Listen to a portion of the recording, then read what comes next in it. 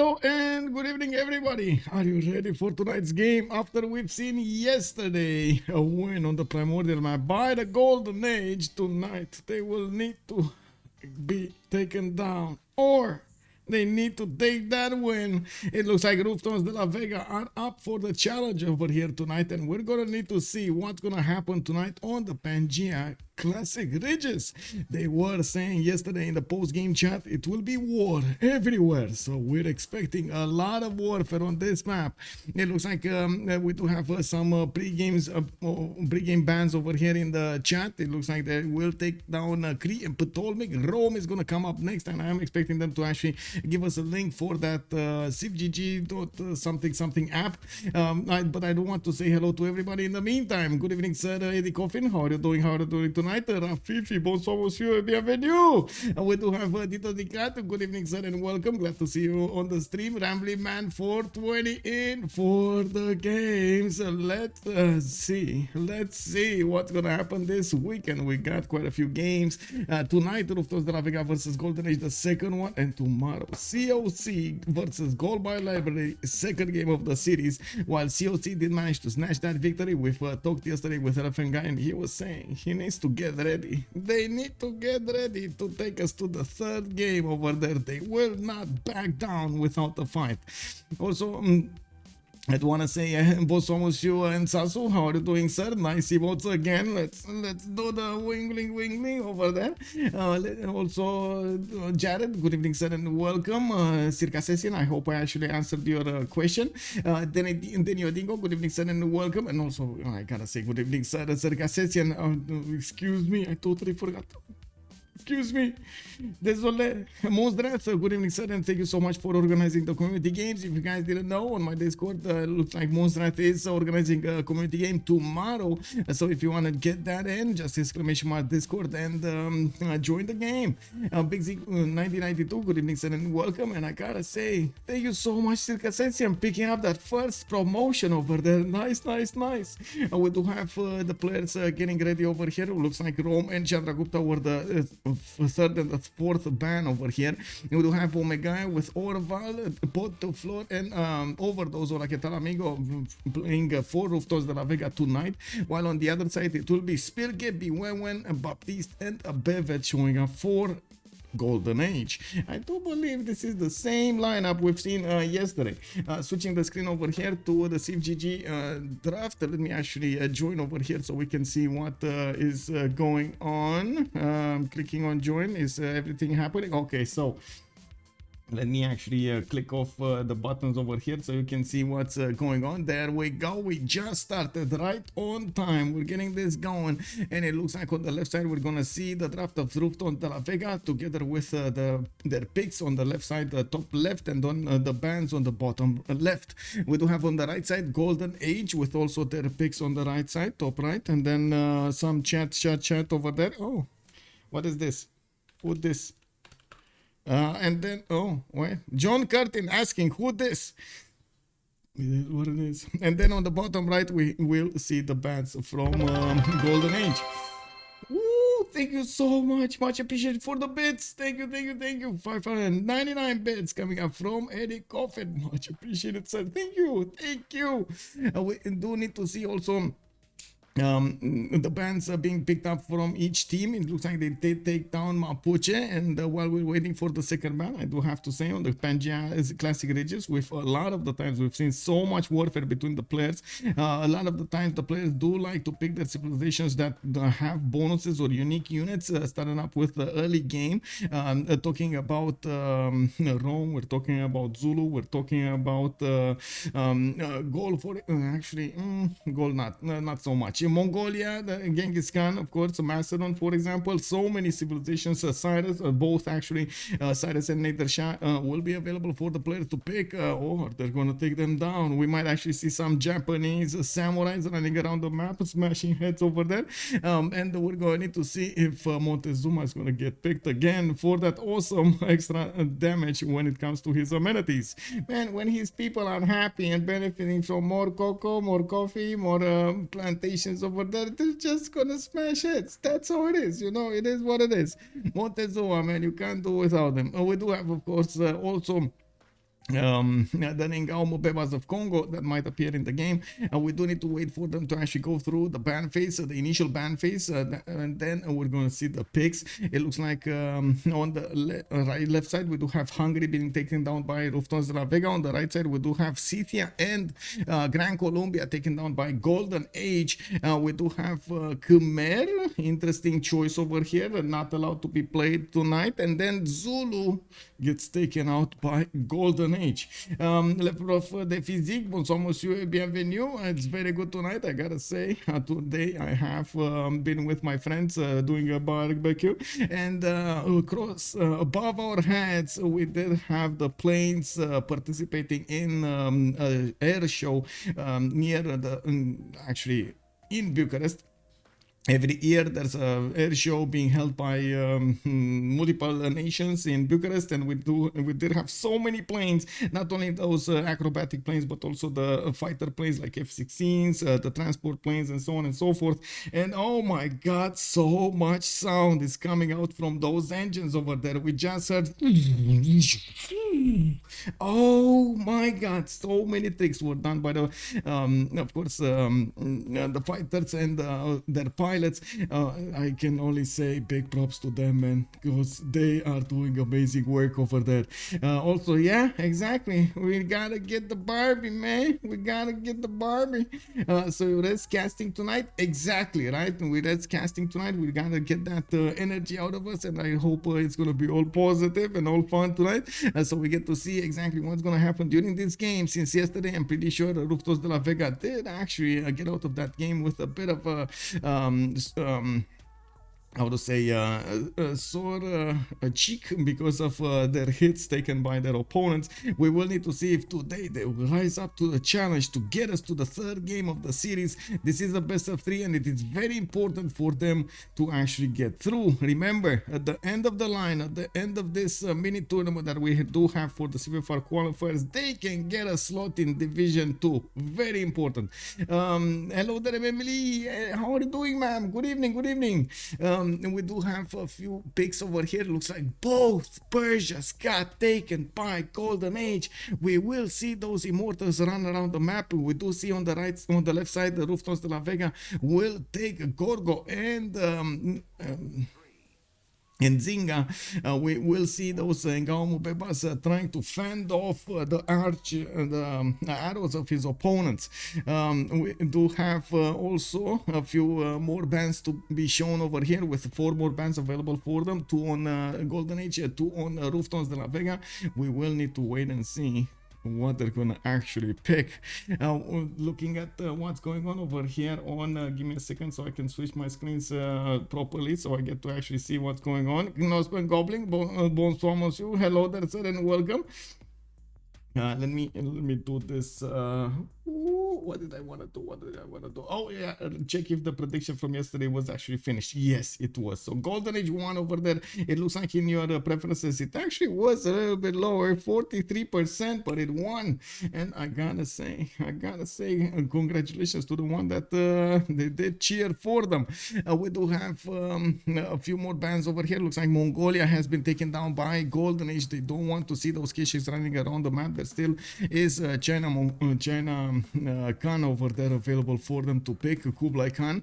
I do see still Macedon available. We do have Amani Torre, even though we haven't seen it in quite some time. Egyptian Cleopatra has been used in the CWC by Ben, for example, multiple times, so that's also, I think, a pretty good option for them to try to go for. But looking at the makeup of their civilizations right now being chosen, it is going to be a hard fight. A hard fight to the end over there to see who's actually going to win this game. I do also want to point out Tamar has been showing up more and more lately in the player preferences with its amazing capsules that it gets relatively early.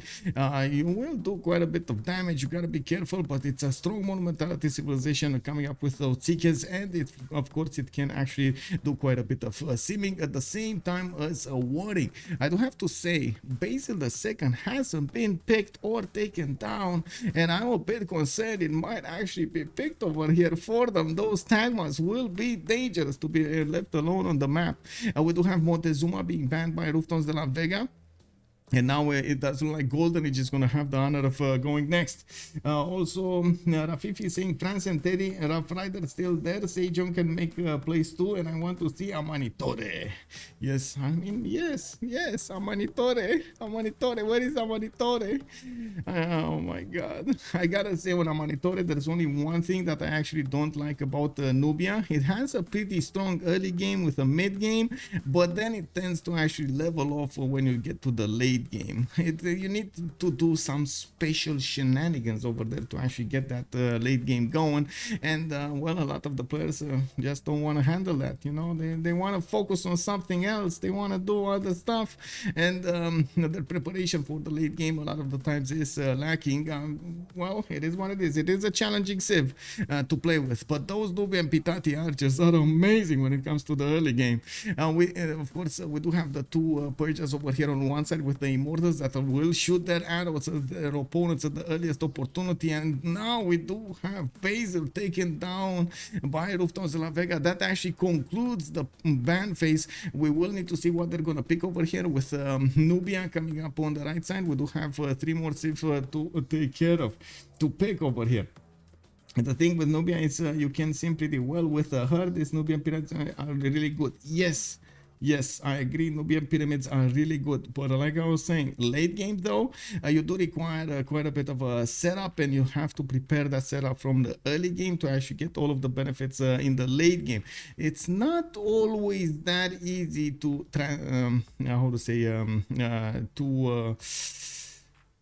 get from the mid game to the late game properly. We do need to see what's gonna be picked, and I gotta say, you called Amaritore. Amaritore shows up. It's in the lobby. It will be played by Golden Age. It looks like they will have 3 civilizations with very powerful ranged units over here. And on the left side, we do have the defender. I'm actually curious. Are they gonna pick Mbande? Are they going to pick Mbande here alongside with Nzinga? Because this definitely seems like it's a counter to all of these civs, especially with the +10 that you get on defense versus ranged units. That kind of seems like it's a, you know, direct counter. We do have Teddy Rough Rider over here coming up on Reuftons de la Vega, and 2 more choices available for them to pick. One on Reuftons, one on Golden Age, and then we're gonna have the final draft. Just a few more moments, a few more minutes, probably 2 minutes to go, and then now we're gonna need to see what is the final pick of big Reuftons de la Vega.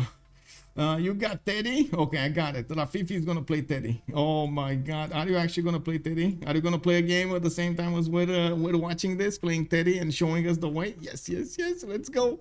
We do need to see also if Vietnam is going to be picked over here multiple times. Vietnam has shown up with a very strong early, mid, and late game. And of course, oh my God, wait, we actually see Tokugawa? Mr. Tokugawa has appeared in the big phase of Reuftons de la Vega. Isn't this a more prone internal civilization rather than an external civilization? I don't know, man. We're gonna need to see. Yeah, they picked Tokugawa. Reuftons de la Vega must know something, because Tokugawa, we haven't seen him in a long time since we actually have Tokugawa in the game over here in the competitive games. We haven't seen him appear at all, especially in the 4v4s, in FFAs, in free-for-alls. That's definitely different. Now, what map is it? We do have Pangea Classic Ridges. It's going to be the Pangea that actually spawns the mountains randomly across the map. So there's choke points for them to go through. And of course, defend behind. And now just a few more seconds, and it looks like the big Gandhi with the nukes is gonna appear on the right side. Gandhi with its amazing Varus. It's gonna take the scene over here, and we do need to check out what player is gonna play what in the game. Looks like Omegaia is gonna want to go Gorgo. We do have them slowly picking their civilizations. OverDozZ is gonna go for Tokugawa. We got Spylke on Gandhi, Potdefleur and Teddy Roosevelt. And let me actually tick off this Discord something. There we go. Take it off and take it off. Woo. Yeah, it was said yesterday already. Yeah, it did. It did. They did say. I didn't see written just under your face. No problem. I mean, yeah, you know, it is what it is, man. My face was shining over there. You know, at least maybe tonight I'm not gonna get how to say, attacked by a wasp. I really hope I'm not gonna get attacked by a wasp tonight, because you know I can't handle 2 wasps each day. Hola, ¿qué tal? Wants his color. Okay. Okay, let me actually send him a message.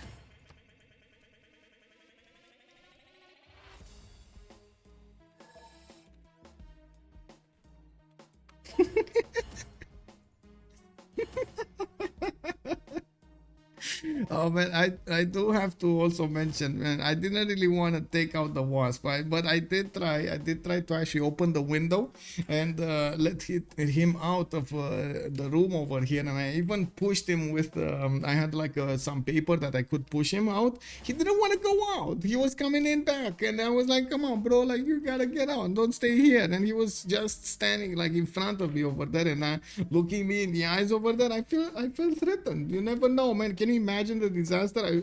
This was only in my head, you know, like in my head it was, oh my god, I'm gonna get stung, and then who knows what's gonna happen. I never actually got stung by a bee, no, bees, yes, in my ears. No, I don't want to remember that day. Talking about wasp, I never got stung by a wasp. I don't want to try that. That's not an experience that I want to try, you know. So I was like, oh no. What happened, bro? You know, they made a nest in the eaves of my house. They kept getting lost and coming in through windows. Yeah, I mean, yeah, they have to go, man. Yeah, I know. I mean, I tried to let him out. He didn't want to. What can I do? I got into an IRL war with a wasp. And I'm sorry I was actually away from the chair over here, from the big chair and the big microphone for a few minutes. I wanted to actually, you know, be taking part of all of the action over there that was unfolding in front of our eyes, with the caravels coming in from the left, from the right, boats. We did have those conquistadors showing up on the map, the coursers trying to bang against their opponents. We had Montezuma with the meta times attacking his opponent, and I was there fighting off wasp left, right, and center. And yeah, I don't know, man. I don't know. It happens. Yeah, it was what it was, man. It was what it was. Do you know we can take out wasp by clapping them quicker and you don't get sting? I mean, yeah, I don't know about that, man. I don't know about that. What is this map? Oh my god. Wait a second. Let me actually put up the remap vote over here, and we're gonna start talking about the map, because otherwise I'm not gonna give you enough time to vote here. Okay, there we go. We got 5 minutes for you to vote for how many remaps we're gonna have during this game. We still have one remap token for each of them. They will get to pause a turn 10, and they're gonna choose if they want to use the remap token or not. Yesterday we have 0 remaps on the primordial map, and it does seem like tonight on the classic Regis Pangea we do have a very weird Pangea. It kind of looks like it's like, I don't know, it's connected to one city state over there. Woo! It's doing the woo! What is this, man? I mean, look at the eyes. These look like eyes. Don't they look like eyes for you? Oh my god, this is a little alien, and he has somebody dragging somebody behind him. I don't know, man. This is weird. Well, you're a physics teacher, not an English teacher. Varigan really said it's Pangea, but good luck.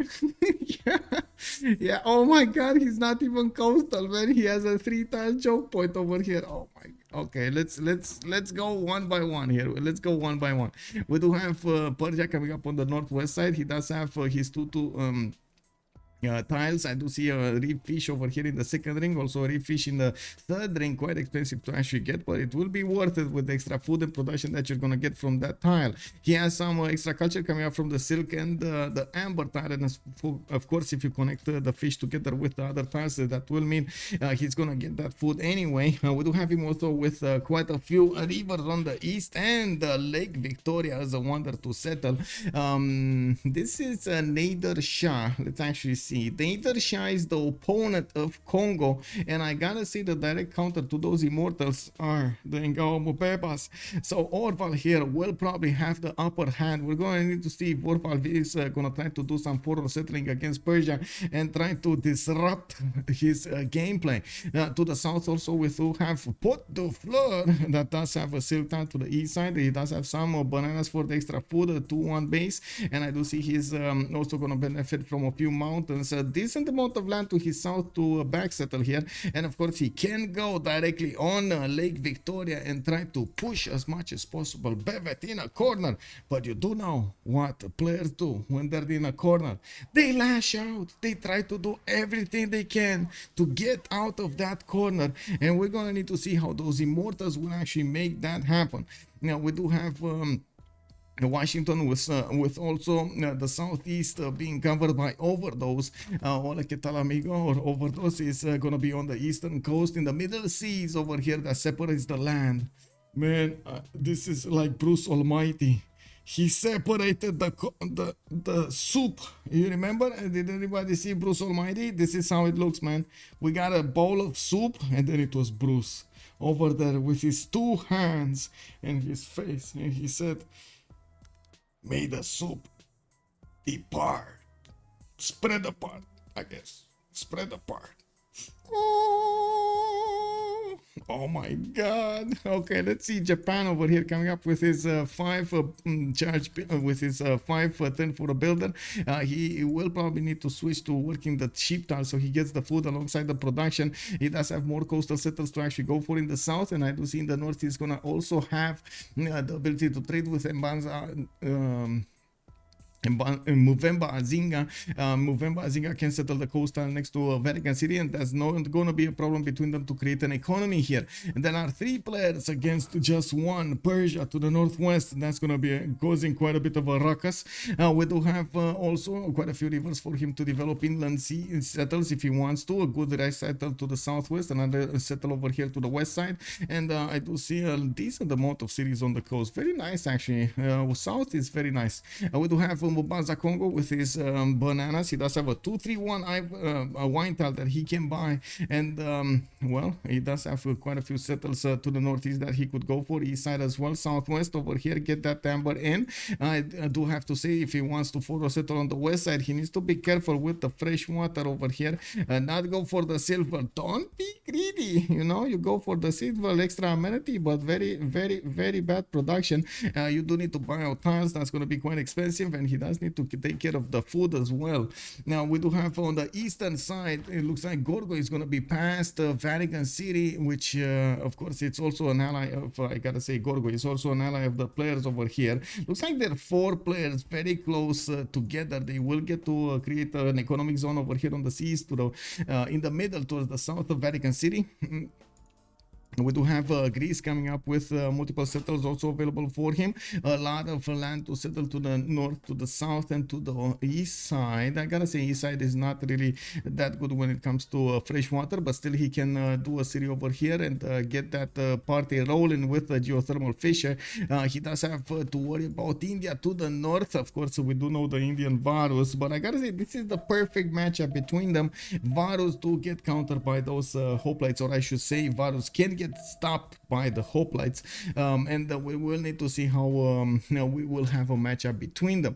Looks like on Delhi we do have a big lack of fresh water over here in his land. To the south, to the east, he's not going to have that much. To the north he has some, and he has coastal settlers on the west side. A decent amount of food coming up from the coastal resources, and a +4 campus on that sheep tile. Not bad, but not ideal. That's what I want to say. We're going to need to see if we're going to have monumentality India, if you're gonna have compassion voice India. What kind of India is it gonna be? You know, we gotta see that.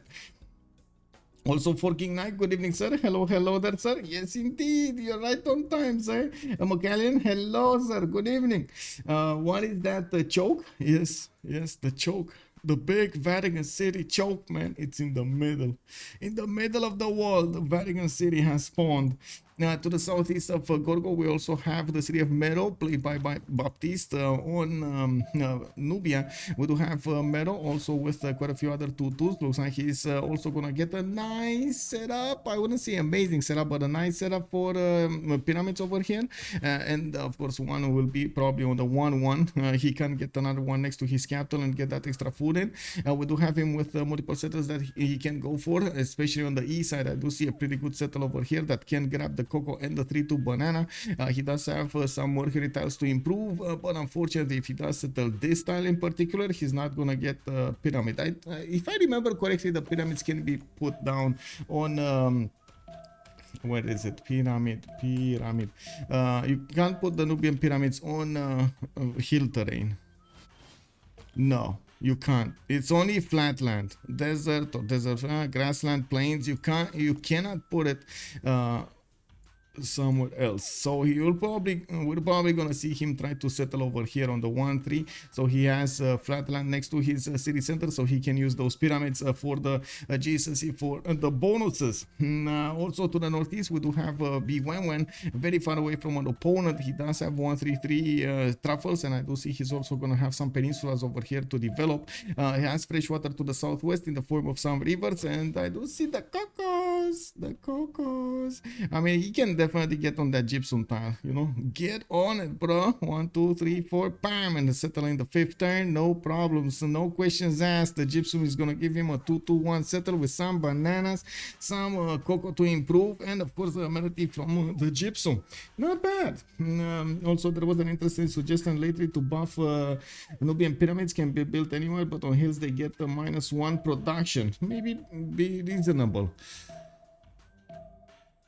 Yeah, I mean, yeah, but do they need that buff? That's, I guess, my main question. Do they actually need that buff? It only takes you a few moments to actually see where you can put your cities. Sure, you need to actually think about your forward looking forward in time, trying to figure out exactly how the districts will look like around the pyramid. You're gonna try to use as many bonuses as possible towards that tile of the pyramid, and a lot of the times your bonuses, or I should say your setup, will be with the Nubian pyramid in the mix. Now that was a lot of the times actually changes a lot your district setup, and that's one of the challenges that Nubia has in front of him. But definitely a strong civ, don't get me wrong, it's a strong civ. I really like it. It's one of my heart civs over here. Oh, we got Greece starting to see the Indian warriors. No, oh my god, they're going around each other. They're just going around each other. They didn't see each other at all, but it looks like India has some extra information over his opponent. He knows that Greece is here. He sees a tile, just a sliver of information, but it's enough, so he knows Omegaia is gonna be against him. Okay, or he's gonna be against Omegaia. Do we have any meetups over here? Yes, we do. Actually, America knows about Persia. Persia does know also about Kongo, and it looks like the settlers are starting to come out of their cities. This is gonna be the turn. They're gonna want to get this remap going, and this is the big question, the remap vote going. We're gonna need to see who's actually gonna choose to remap or not.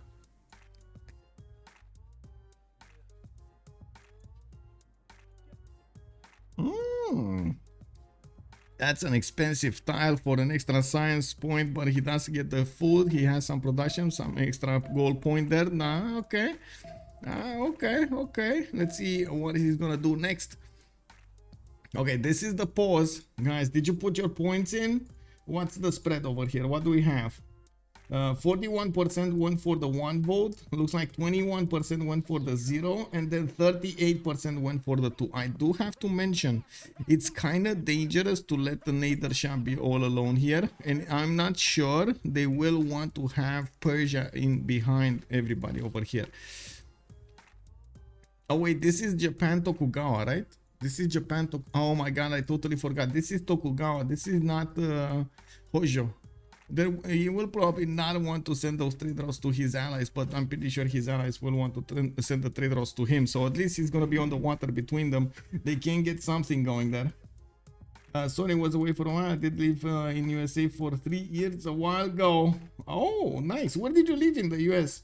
Also, to the cat, I'm not allowed to gamble with the fake internet points in the Netherlands. Whoa, you can't spend fake internet points? Oh my god. Okay. I saw a remap. Somebody wanted to go for a remap. I don't know whom. Guys, did you see who? Because it was just a second over there. Yeah, I understand. I understand. India might rush Artemis. It could be. San Diego, California. Okay. You're living in the sunshine. Very nice, very nice. Did anybody see who did actually remap this? I guess, you know, we're gonna have our answer in the next 10 turns. We're gonna need to see what's going on. We do have the reload of the map. We probably won't see an inland sea like that before again. You know, Bruce Almighty can't be in every game. You know, too many soups to depart over, to separate. How do you call it, by the way? Separating the seas, separating the soups. Oh my god. Man, I swear, this map generator is playing with us, bro. Guys, how is this possible? How is this possible? You pick Pangaea, you are expecting a big clumpy landmass, and you get this to part. He parts the seas. Yes, exactly. He parts the soup, I guess. Yeah. Why not? You know, I guess I'm thinking about too much soup tonight. It is what it is. Oh, got pinged. What is happening? Who pinged me? Oh, I see. Well, good thing I remember to actually turn off my other stuff on the phone over here.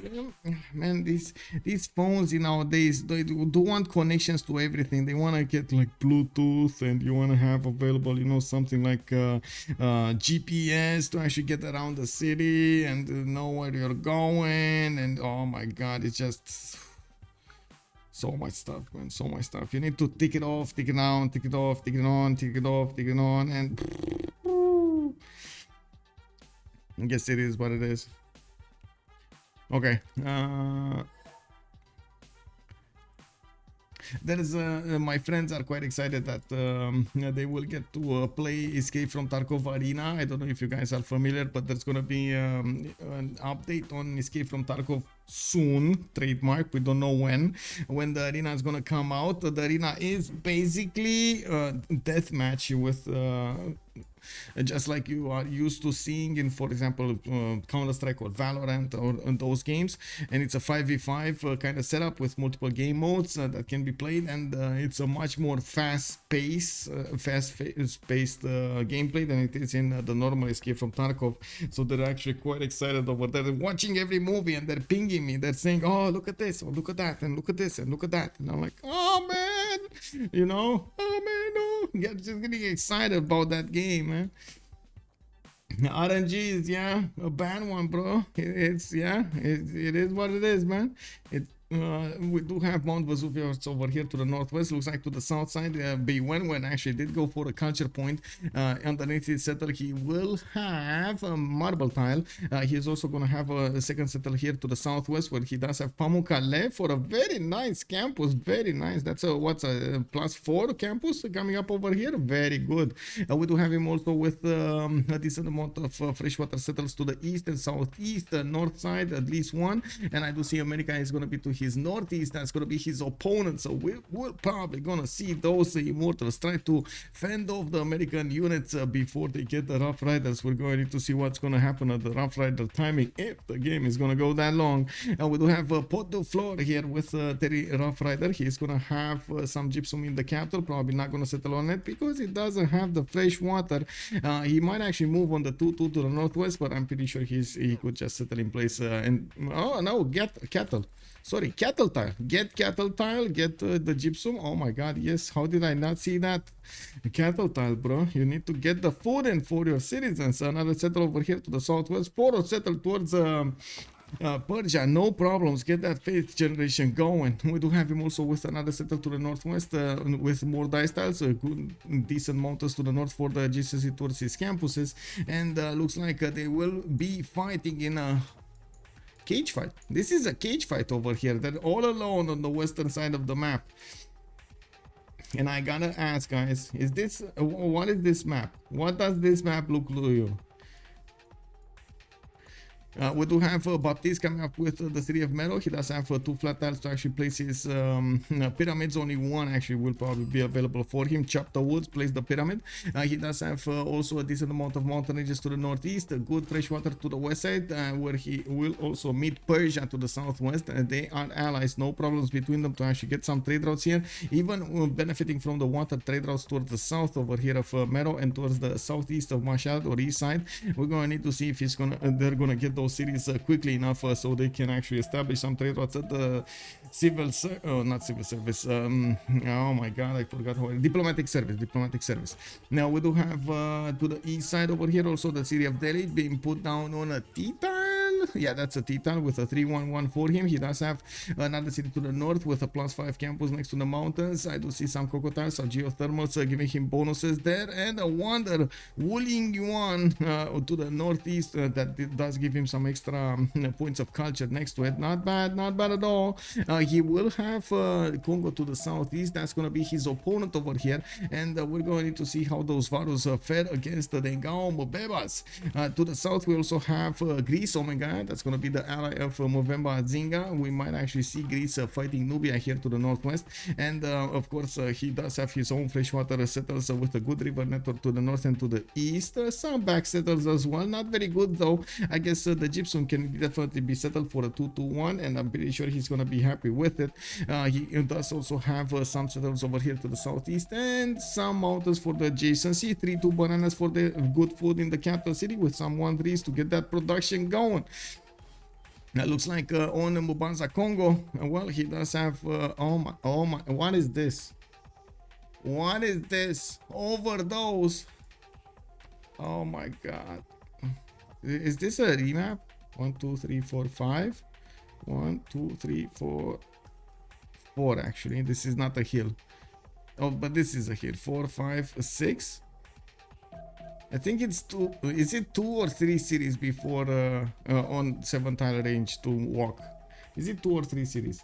But this is very weird, by the way. I know he can keep on settling the southwest over here, but he's gonna start eating into the Kongo placements, and that's not gonna be cool, bro. How did the OverDozZ get his settle like this? Oh my, after yesterday when he went 12 cities, he went massively wide very early with Dido. He couldn't actually help his team out though, and that was quite a bit of a problem. Well, we're going to need to see if they're going to figure out what to do here. Again, same problem with Japan. He's going to want to go internals rather than externals, and I'm pretty sure he would have been happy to actually trade with Kongo, but that's not going to happen. We might actually need to see some extra gold generated somehow. Let's actually see if their vision. Do we have vision over here? No, neither America nor Persia did meet each other. We do have Sparta sending a warrior to the south, not beating his opponent. We might actually see him meet Nubia to the northwest. Nubia also, yeah, he keeps on going to the east side over here, so it's very likely he's actually going to meet Greece. Now we do have India also sending his warrior to the north. He did meet a city state, and now he's sending his scout to the east side. He did find the coast there, and he's going to keep on going to the south. They do have 3 more turns of movement, and we're going to need to see if he actually will find somebody. Yeah, he's going on the planned land, getting as fast as possible through the terrain, trying to reveal as many tiles as possible. Josie06, hello there, sir. Is it 3? So wait, is this a remap? I don't know. I mean, guys, somebody from the CivFR Squadrons, can you tell us what it is on the Pangea map? Classic Riches. This is, you cannot settle 3 series or you cannot settle 2 series. That's a very important question over here, because he definitely cannot settle 3 series. The 3rd series is gonna need to be somewhere around here, or you know, here on this line. Like, to be honest, okay, sure, the spawn is not unplayable. I wouldn't call it unplayable. It's just gonna be a bit hard. Well, he did already get his celestial navigation boost with the fish and the turtles improved. We do have him getting his settler out. It's already 4 pop, definitely higher population than his opponents. India did find out where the borders of Kongo are, and it does look like Kongo at the moment has no idea where India is. We do have also a Greek settler moving towards the northwest. He did meet Nubia, and he is aware he might actually meet that scout on the battlefield here. He needs to be careful not to actually get his settler taken away from him. Does have a settler popping out of his capital. We're turn 10. This is going to be the turn we're going to have the players choose. This is going to be the choice of the game if they want to keep this map or not. CWC rule: if a player cannot settle the third city, including cap within 7 turns of travel from his capital, yeah, but that's the CWC rule. I know there's a bit of a difference in the rules of CPL Premier League and I mean, I hope they're actually the same. But I remember at some point there was some difference between CivFR and CPL. Oh, they will want the remap. Potdefleur, Orval, OverDozZ, and Omegaia, they're not happy with this.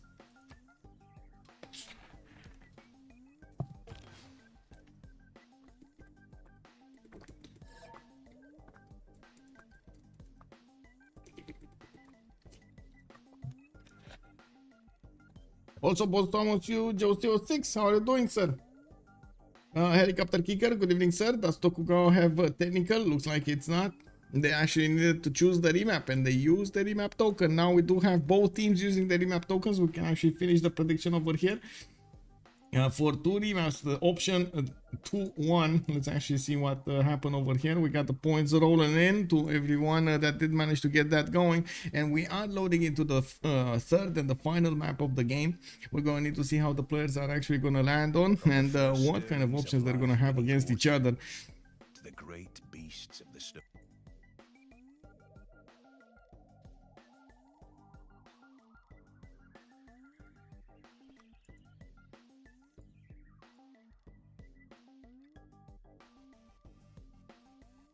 Okay, we're going in. We're going in.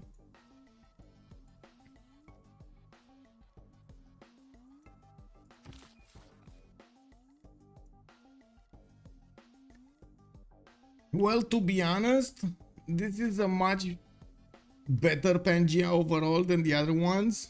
It's a much more like clumped piece of land, but still there are some inner seas to the north and to the south.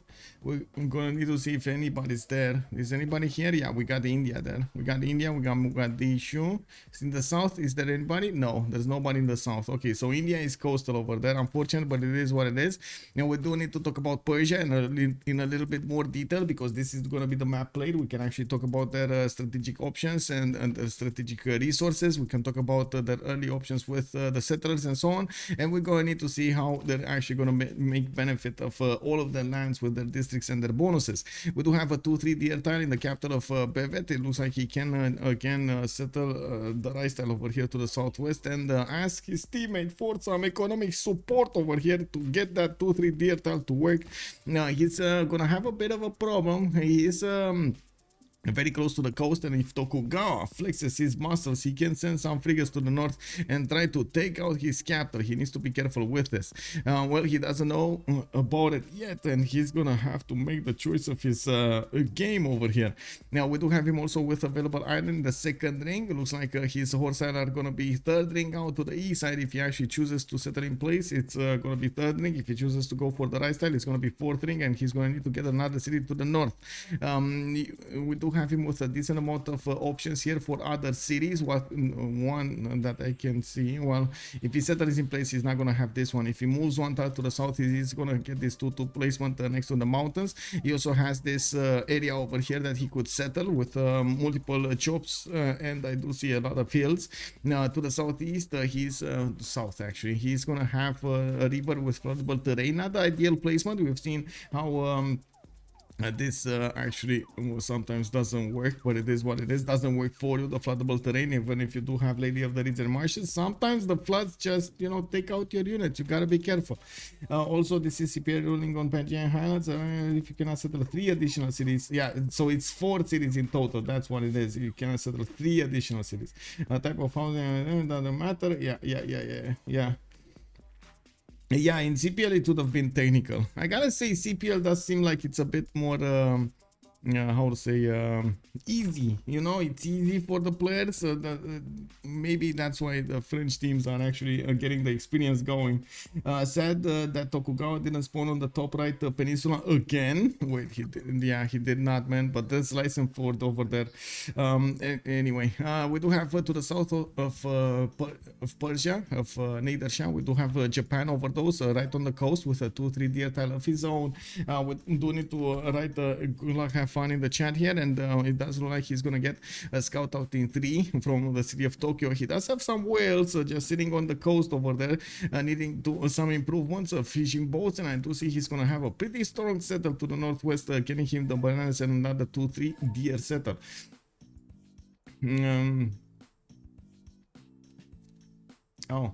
Baptiste is AFK, okay. We do have also him with the fresh water from the lake. Looks like he's gonna be relatively alone. Oh no, he is gonna be alone over here, so it's exactly in his element. He's where he wants to be, you know. We do need to see how this is gonna be taken care of, and how is he gonna try to develop this land. Has iron and the horses in the first ring of his capital. He can get that going, and we do have some mountains also for him to get going on the north. He's on a continent split, or near a continent split, I would say, with some geothermal appearing to the southeast.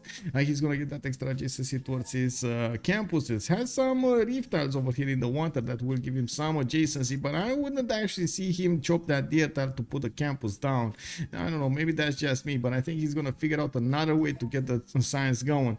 It looks like he's also gonna have 2 city states to the north and the east. A city state that he might take over, the city of Lahore over here to the southeast, and we're going to need to see how much is he gonna want to expand inland. He has some options from the rivers, but I guess we're going to see him prioritize the coast rather than the inland cities. He's also a decent ways away from Persia to the north, so I wouldn't actually say there's going to be an early war between them. We're probably going to see them go for the mid game with ease over here, without that many pokes between each other. We do have also middle of the land over here, Nubia. He does have a lot of bananas to benefit from. He doesn't have a lot of flat tiles around his capital, and he needs to somehow figure out a way to get those pyramids going. He might actually choose to move to the right side, to be honest, to take get moving from the river, get next to those spices and the tutus there, put the pyramids over there, and improve those bananas. Oh my god, can you actually see Nubia go irrigation first? I mean, I wouldn't say that's that bad, to be honest. He has a lot of tiles to improve, spices and bananas to go for. Get some amenities from the diamonds, improve the silk tile, not bad. We do have him also with iron in the first ring of his city center, and I do see his horses are nowhere to be seen. Where are his? Oh, here on the left side, and there are 3 tiles out on the left side. That's actually okay. That's gonna be quite bad if he moves to the east side. Then, well, it is what it is. The good. Well, actually, is it good? Yeah, we do have an ally over here to the east side, so he's probably gonna be free sim for some time now. Has city states to fend him off on the south and the southeast. A lot of cities that he could settle in the area to the north. Some of them are good, some of them do have good hills, but I do have to say not a lot of these hills do have features on them, like forest and rainforest, to actually get some extra production points or food points from. To the northeast, we do have the city of Delhi. Looks like he did settle on something with culture. That is an amber tile that he settled on. He has horses in the first ring, multiple tutus for him to benefit from, plus a 4 campus to the northeast on that deer tile. That is something you want to chop. You want to get that deer tile, you want to chop that. He also has a coastal settled to the north next to those silk tiles, and I do see, of course, he's going to get a decent amount of bonus from the culture there. Now we also have him with fresh water from these rivers. He's gonna be again close to Kongo, his opponent to the southeast, and we definitely need to see how he's gonna take care of him. We do have Spylke with quite a bit of a challenge in front of his game. I do see. Oh, we talked about horses in the capital with iron on the third ring, in the second ring. I mean, second ring. Okay, okay. To the south, we do have Kongo. Orval coming up with his scouting 1. He does have a 2-1 settle with some pigs over here to the northeast. The truffle tile is going to give him the extra gold from the beginning. He's going to get to spend that gold, and I hope it will be wise. We do have a gypsum settle to the east side over here with a possible 2-2-1. Other 2-2s also available to work. Some of them actually needs to be spent some gold in, but no problem. Also a settle on another amenity to the northwest. That's going to be a truffle tile he can go for to benefit from the extra gold from the truffle tile, and at the same time get the food. Well, actually there's not going to be any food because that's a marsh tile, so he's going to destroy the marsh as he settles. We do have him also with some tiki huts available to the southwest, and I do see Pantanal that he might actually want to get. He could settle, oh my god, he could settle 3 amenities: truffle, wine, and gypsum. That is pretty good for Kongo. Look at this triangle of cities that he could get over here. Pretty good for Kongo, I gotta say. Now we do have to the southeast a bit of a problem. We do have Persia over here that is gonna need to try to figure out a way to take down the Kongo units, which I think it's gonna be quite hard for him. Those Mvembas do have an extra +10 strength against the ranged attacks, and as you know, immortals do have a ranged attack, so you gotta be careful how you do try to take out Mvembas. Bewewen is just not gonna have the time of his life over here against Kongo. We do have also Pasakarde quite far away, but in reach of Mount Kilimanjaro to the northeast, which already started exploding and getting those extra points of food in. We're going to see some production being generated over here by that volcanic soil. It looks like to the southwest they're gonna have some mountains. We do have him with geothermal fissures to the east, so this is a continent split. 5 turns for a settler, and I do see he's gonna benefit from horses in the second ring. While he doesn't have iron, no iron, he did move some from somewhere. He probably moved from this tile. The iron tile is just 4 rings out. That's a bit further away than ideal. On Kongo, though, I do have to point out we didn't talk about this these strategic resources. We do have iron in the second ring, and it looks like also horses in the third ring to the southeast. Well, it is what it is. You gotta do what you gotta do and acquire those resources. Maybe that's why the gods of civilizations have decided to give him the truffles to have the gold to pay for everything he needs. We also have Gorgo to the northeast of Yerevan. He is gonna be on top of the map over here on the east side, and it looks like Gorgo is going to have the opportunity to trade with his ally Teddy Roosevelt to the southeast, and he's also going to have the opportunity to move closer to Persia and try to do some attack runs against the cities of Bewewen. We might actually see him take care of it at some point. He does have this river spanning to the southwest, has Sri Pada to the west side, which he can actually settle quite quickly. You see how flat this land is over here. He can move very quickly his settle and get that going with extra food and extra faith. Not bad actually going for it from an early stage of the game. Gorgo over here is getting his settler in 2 turns. He does have 2 horse tiles, 1 in the first ring, 1 in the second ring of the city of Sparta. He also has an iron tile in the third ring to the southeast, and I do see he's going to have a decent amount of mountains that he could settle right in the face of America. Well, we're going to need to see how they're going to try to split this land up and make it viable. We do have Washington also with a settler coming up in 110. He did already acquire the coffee tile to the southwest to get him that extra boost in culture to acquire the city tiles a little bit faster, and of course get the civics faster. Hello sir, how are you doing, Cisco, tonight? Also good morning, Goober Dragon. We do have H-Man Z. Hello guys, how are you doing, sir? We do have also some questions. Look at that insane 322 eel. Yes, let's go. Also, Yorkshire Brit, good evening, sir. Free sim Greece. It kind of looks like that's going to happen over here. Omegaia is going to get a decent amount of time to settle his cities. We do have also Potdefleur trying to get his settlers out. He's going to have multiple settlers, not only on the coast, but also on the northwest and the southwest. I do also want to point out Potdefleur over here is going to be eastern side, so he might actually get at some point to trade with Tokyo across the ocean. That's a long way though. That's a big ocean to actually cover. Oh well, we'll see what's gonna happen. And we do have him with a decent amount of land also to settle, and there's a good amount of distance between him and Persia to make those Rough Riders actually viable. He's gonna have a lot of time to actually develop his cities and get the science up, while I'm pretty sure Persia will need to fight Kongo. This is a dangerous place for Persia to be, I gotta say. Between three of his opponents, all three of them might actually come against him at some point in time and take his cities down. Bewewen is gonna have a challenge in front of him. I do want to also put up the team labels on the screen over here. So we do know on the left side we do have Golden Age, and on the right side we do have bam, RDLV, Reuftons de la Vega. That's the second team of Reuftons de la Vega, by the way, and I hope they are actually getting good advices, getting coached over there by the big boys from Reuftons de la Vega. We do have Persia getting his first settler out, and he's gonna need to start moving. If he did settle in place, he's not gonna have an available option to go for that northeastern settle, but he can definitely choose the south and the east side.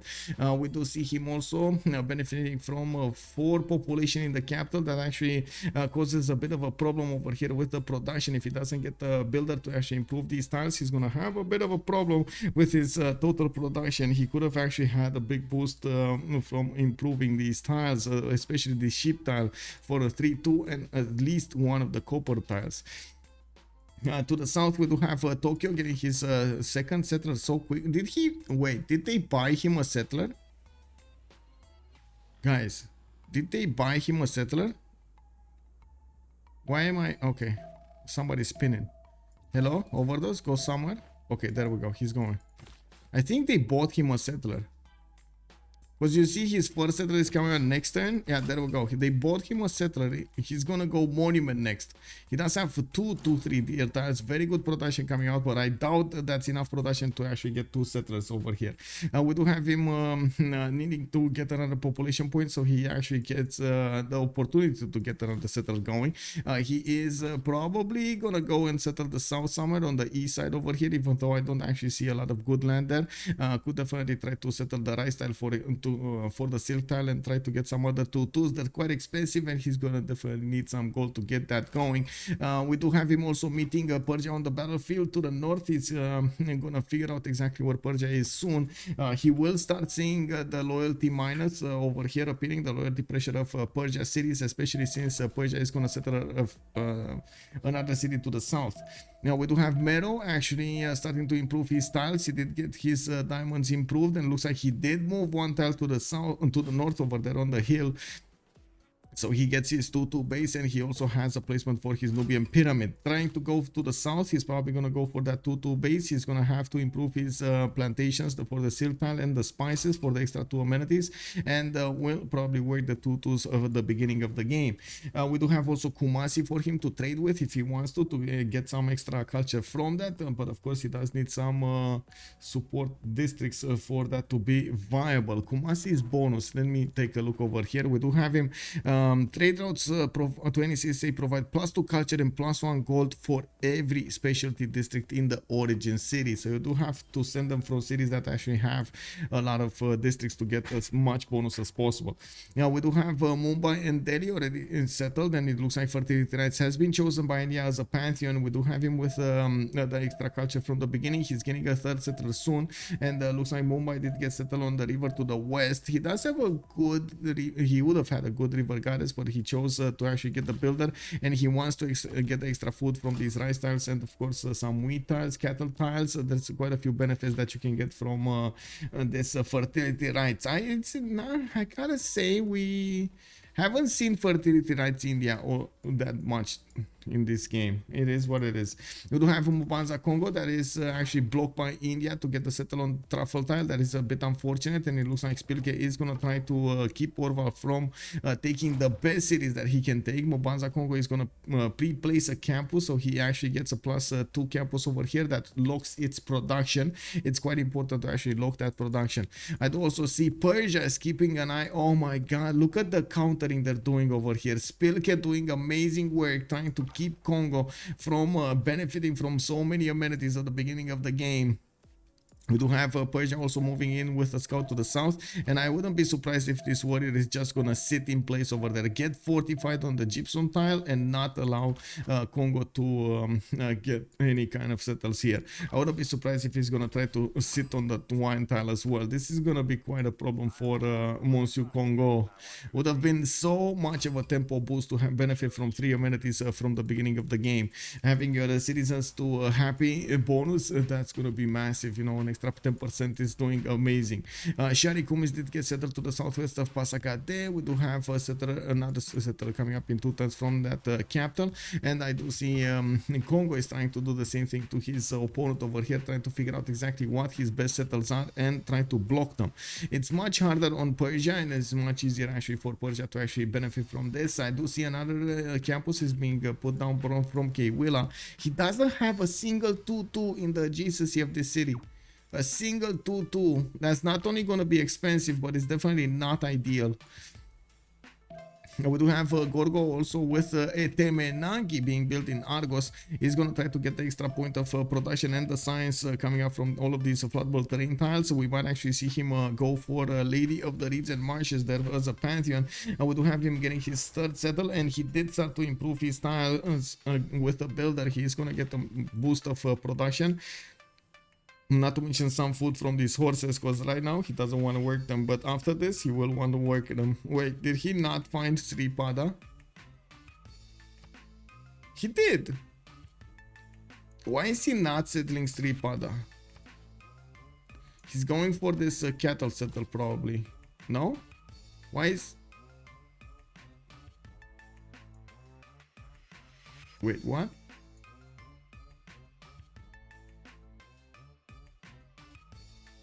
No, that must not be... Okay, yeah, there we go. He's going for the cattle setter. He's going for the cattle setter. Can you imagine if you would have actually went for the Mount Kilimanjaro setter, like 20 tiles of apart? Whoa.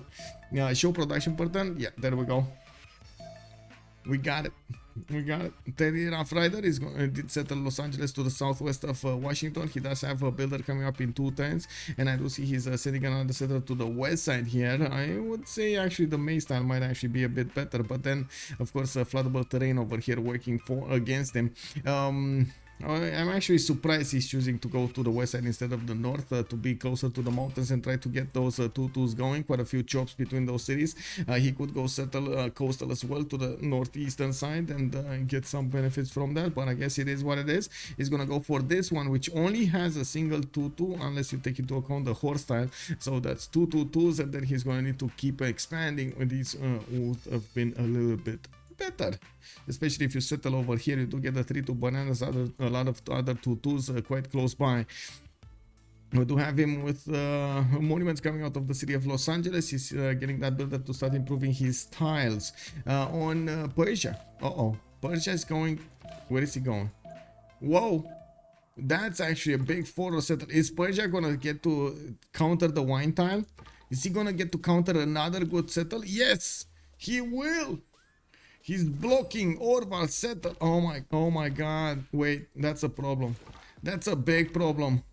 This warrior can actually move to the south over here, can slap that slinger, and you can see the scout has enough movement to slap the slinger as well. Next time we might actually... Orval is in trouble, guys.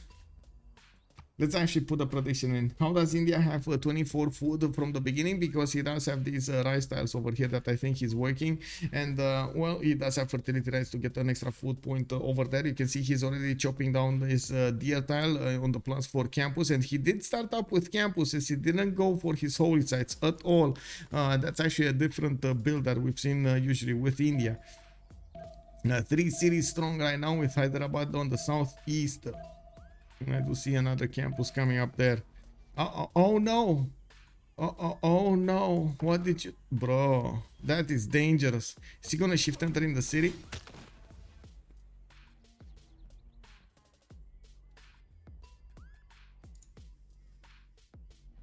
I'm gonna clip that. I don't know about you, but I'm gonna clip that. It's actually a different build that we've seen usually with India, but on the southeast.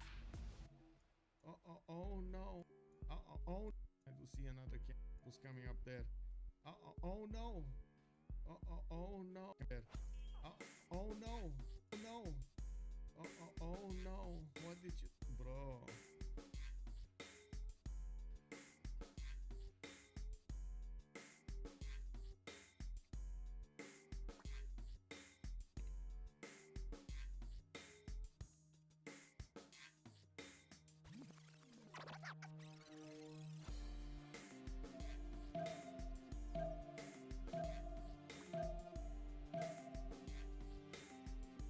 Zimons, good evening, sir. Fin5, hello, sir. Spoon, good evening. Jam the window, calling out the GG early. Wow. Yeah, that's very, that's dangerous, man. That is very dangerous.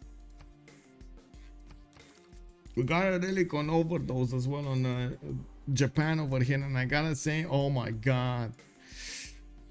Okay, so let's actually go through this, guys. Let's take a step back. Let's go through what happened over here. Okay, so let's be constructive about what happened, and let's actually focus on what could have been done better. First of all, first rule of this game: do not escort with settlers. Please do not escort. Do not escort with the slingers. I mean, do not escort with slingers. The reason you do not escort with slingers is because they have the lowest health and defense when it comes to taking damage. They do a lot of damage, but they have the lowest amount of health. It's 5 milli strength. For example, the scout is double that on 10 milli strength. That's a massive difference, especially when you're talking about early game. Early game is very important, so do not escort with slingers, please. S'il vous plaît. Bonjour, s'il vous plaît. Do not escort with slingers. Scouts, warriors, do anything you want, but not slingers.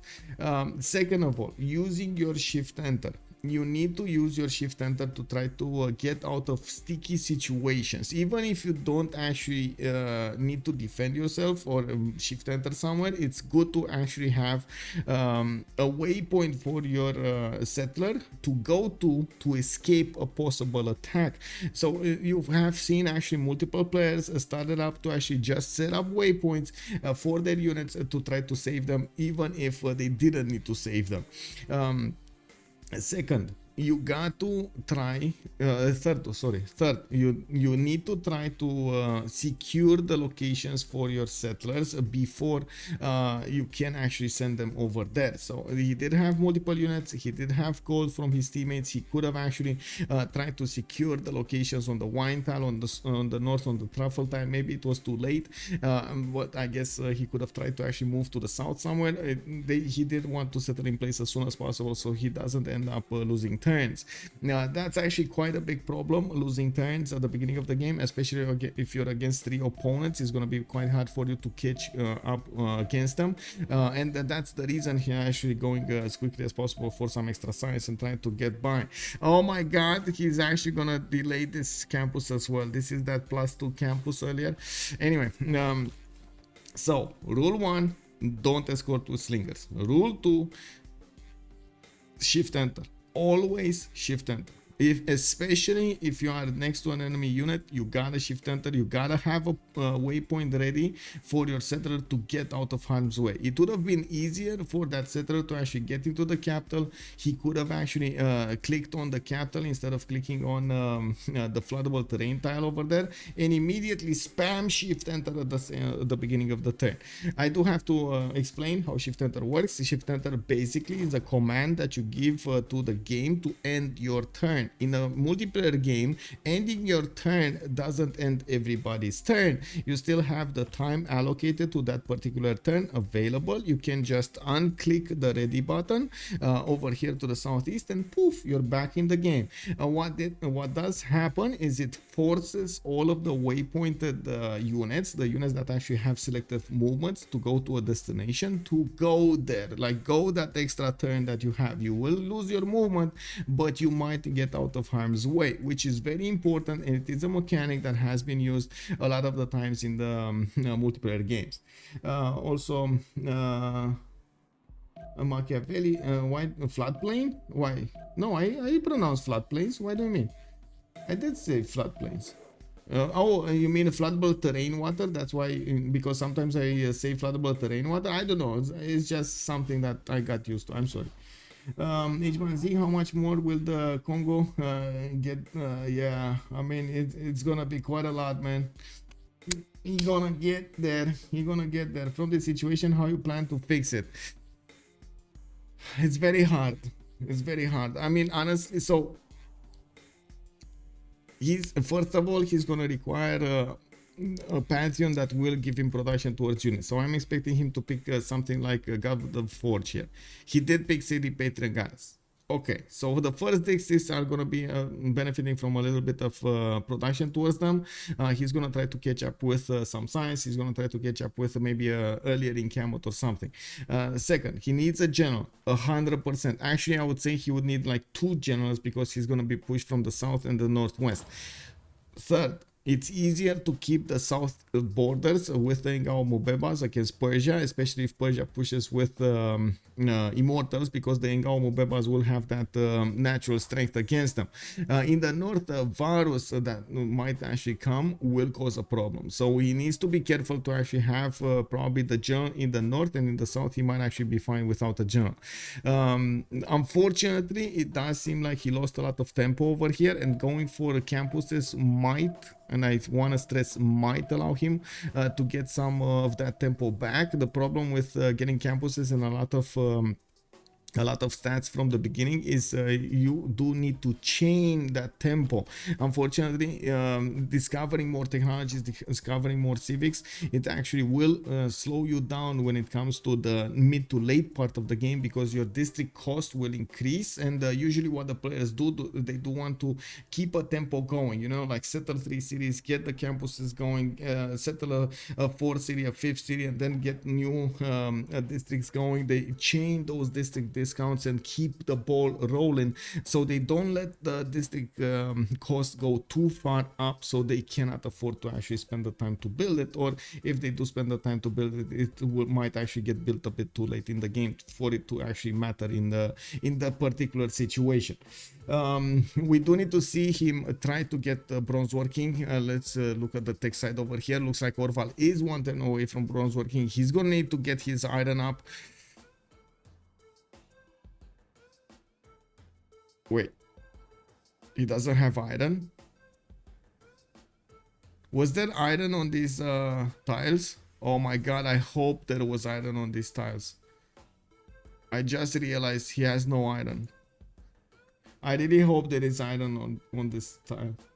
April, good evening, sir. There was iron. Okay, there was iron. Okay, she's fine. But there's another problem actually with settling districts on an iron tile. You have another problem. You can't get yourself the boost to iron working because it requires you to actually improve an iron tile.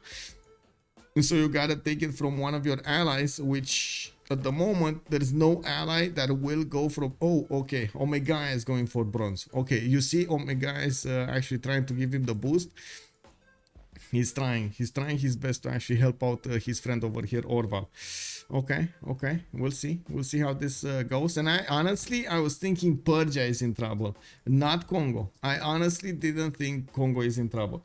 Also Talasta, Bolsomos you, he cannot do inspiration. Yeah, exactly, he cannot do the boost. Iron was on that campus, indeed. And Astrid, good evening, sir.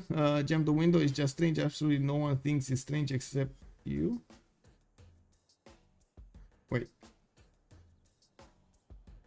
Oh, you're talking about me saying floodable terrain tiles? Oh, okay. Shouldn't have Persia settle on the hill between banana and aluminium and has Kongo. Is that a bad idea? I think actually Persia should settle cities. Well, not as close to the capital. This is too close to his capital. He has a -20 over here, and this city cannot be held.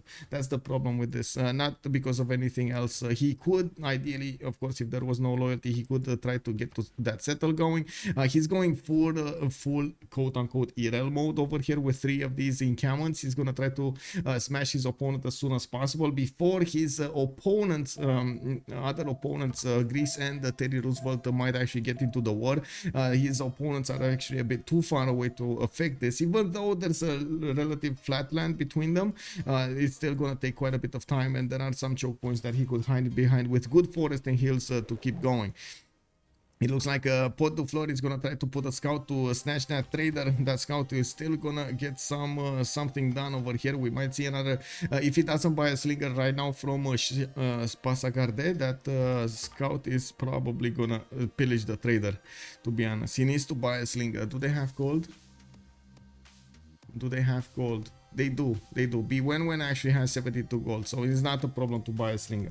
Also, let me catch up with chat. Root for no, yeah, fine. I will be root to. Come on, guys, settle down. There's no reason for that. Settle down, man. The culture win on grids could be a way. Yeah, I'm pretty sure it's gonna be a long way, and we might actually see Kongo over here fall to India and Persia, especially how I do see things evolving right now. It's gonna be a very hard game for him. We do see also Nubia that will need to fight Tokugawa to the southwest, and I don't think that's actually going to be that big of a problem. It's not close by. We do have Persia also starting to get his commercials up, getting those internals, and trying to build up his empire.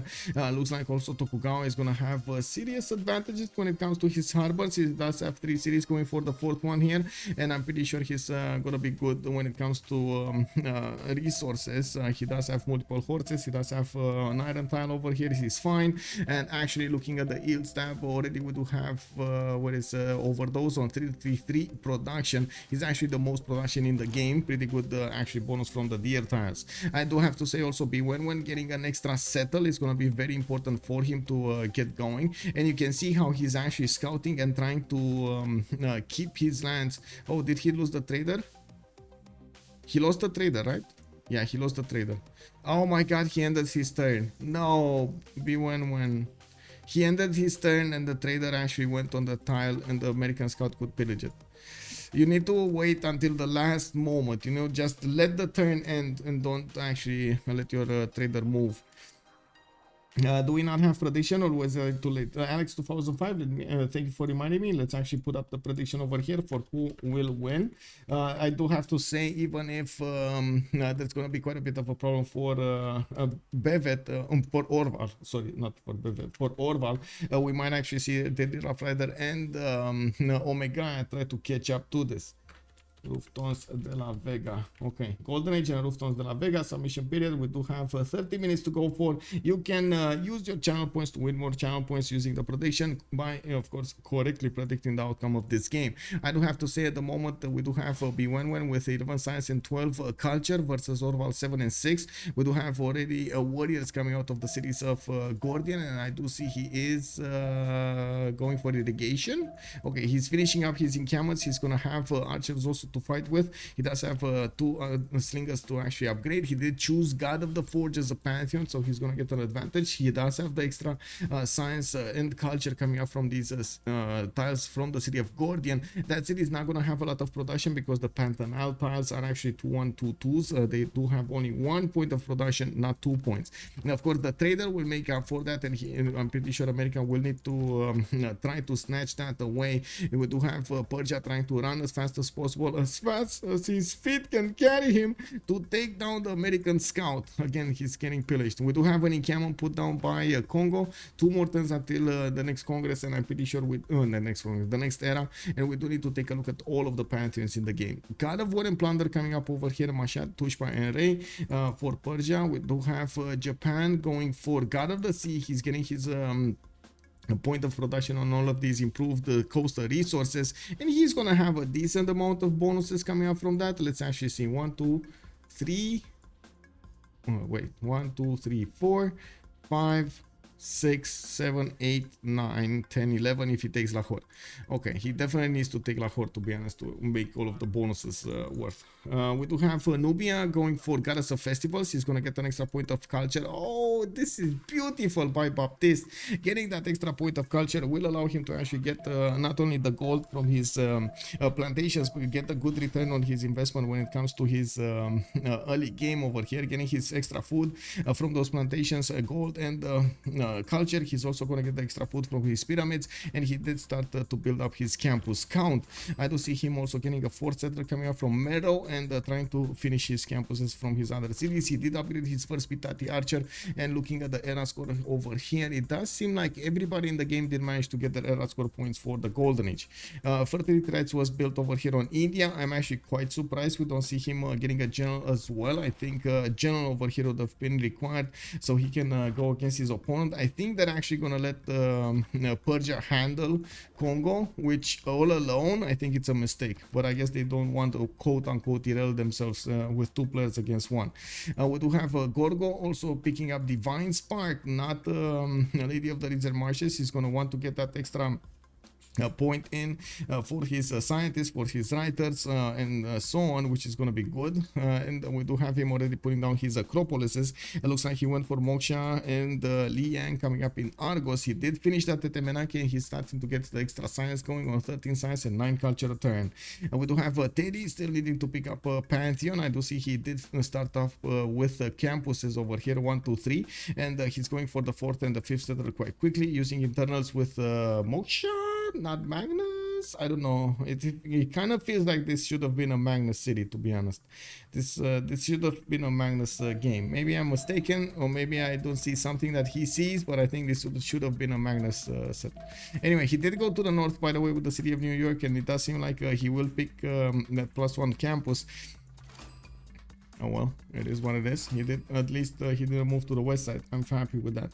4 cities available for Persia. You can see the difference in production over here. We do have 28 and 27, while we do have the 3rd city of Kongo settled on that gypsum tile.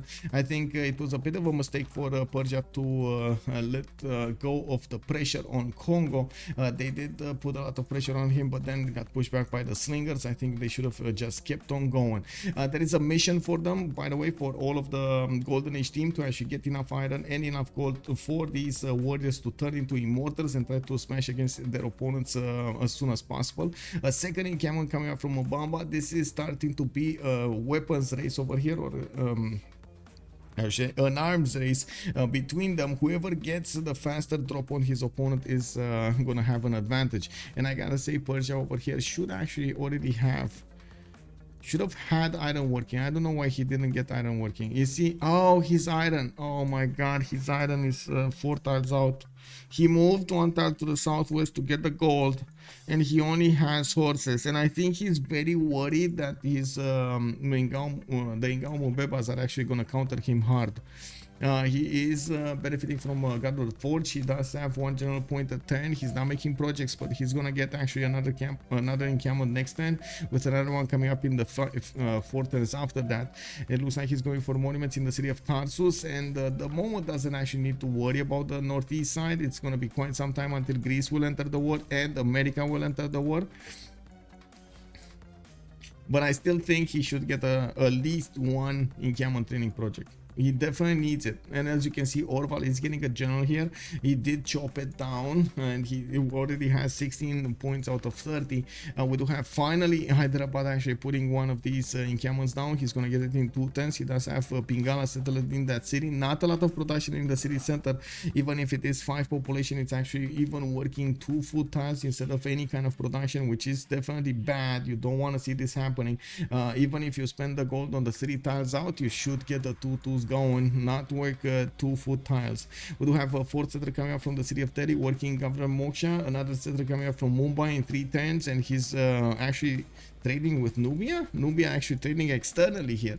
Okay, they are really worried about the gold per turn, but Bevet is making a lot of gold per turn. He's already on 37 gold, and you can see his traders are going internally, 2 of them from the city of Ray and Tushma. He did go for Magnus. I like this, and we do have Governor Plaza being placed down to the south. Already finished his 1, 2, 3 commercials, and started up on his next wave of settlers from the city of Ray and Tushma. We got 1 in 1 turn, 1 in 2 turns, and it does seem like he's putting down his first campuses on Japan over here. We got some lighthouses coming. He does want his extra traders, has only one Magnus internals for him. He's gonna get to pump a lot of production out of these cities. Next turn, Bewewen, when he's gonna get his horseback riding, he does have 16 science with 19 culture, while Orval is still on 10-19. Orval is trying to get iron working, and he's gonna finish it next turn with political philosophy coming up in 1. Got helped out by Omegaia. Omegaia did get him the iron working boost probably. But that was a massive, I gotta say, that was a massive sacrifice from Omegaia to do this, because he opened up an extra district technology, which does actually throw a wrench in his plans. He's gonna have a problem with discounts here.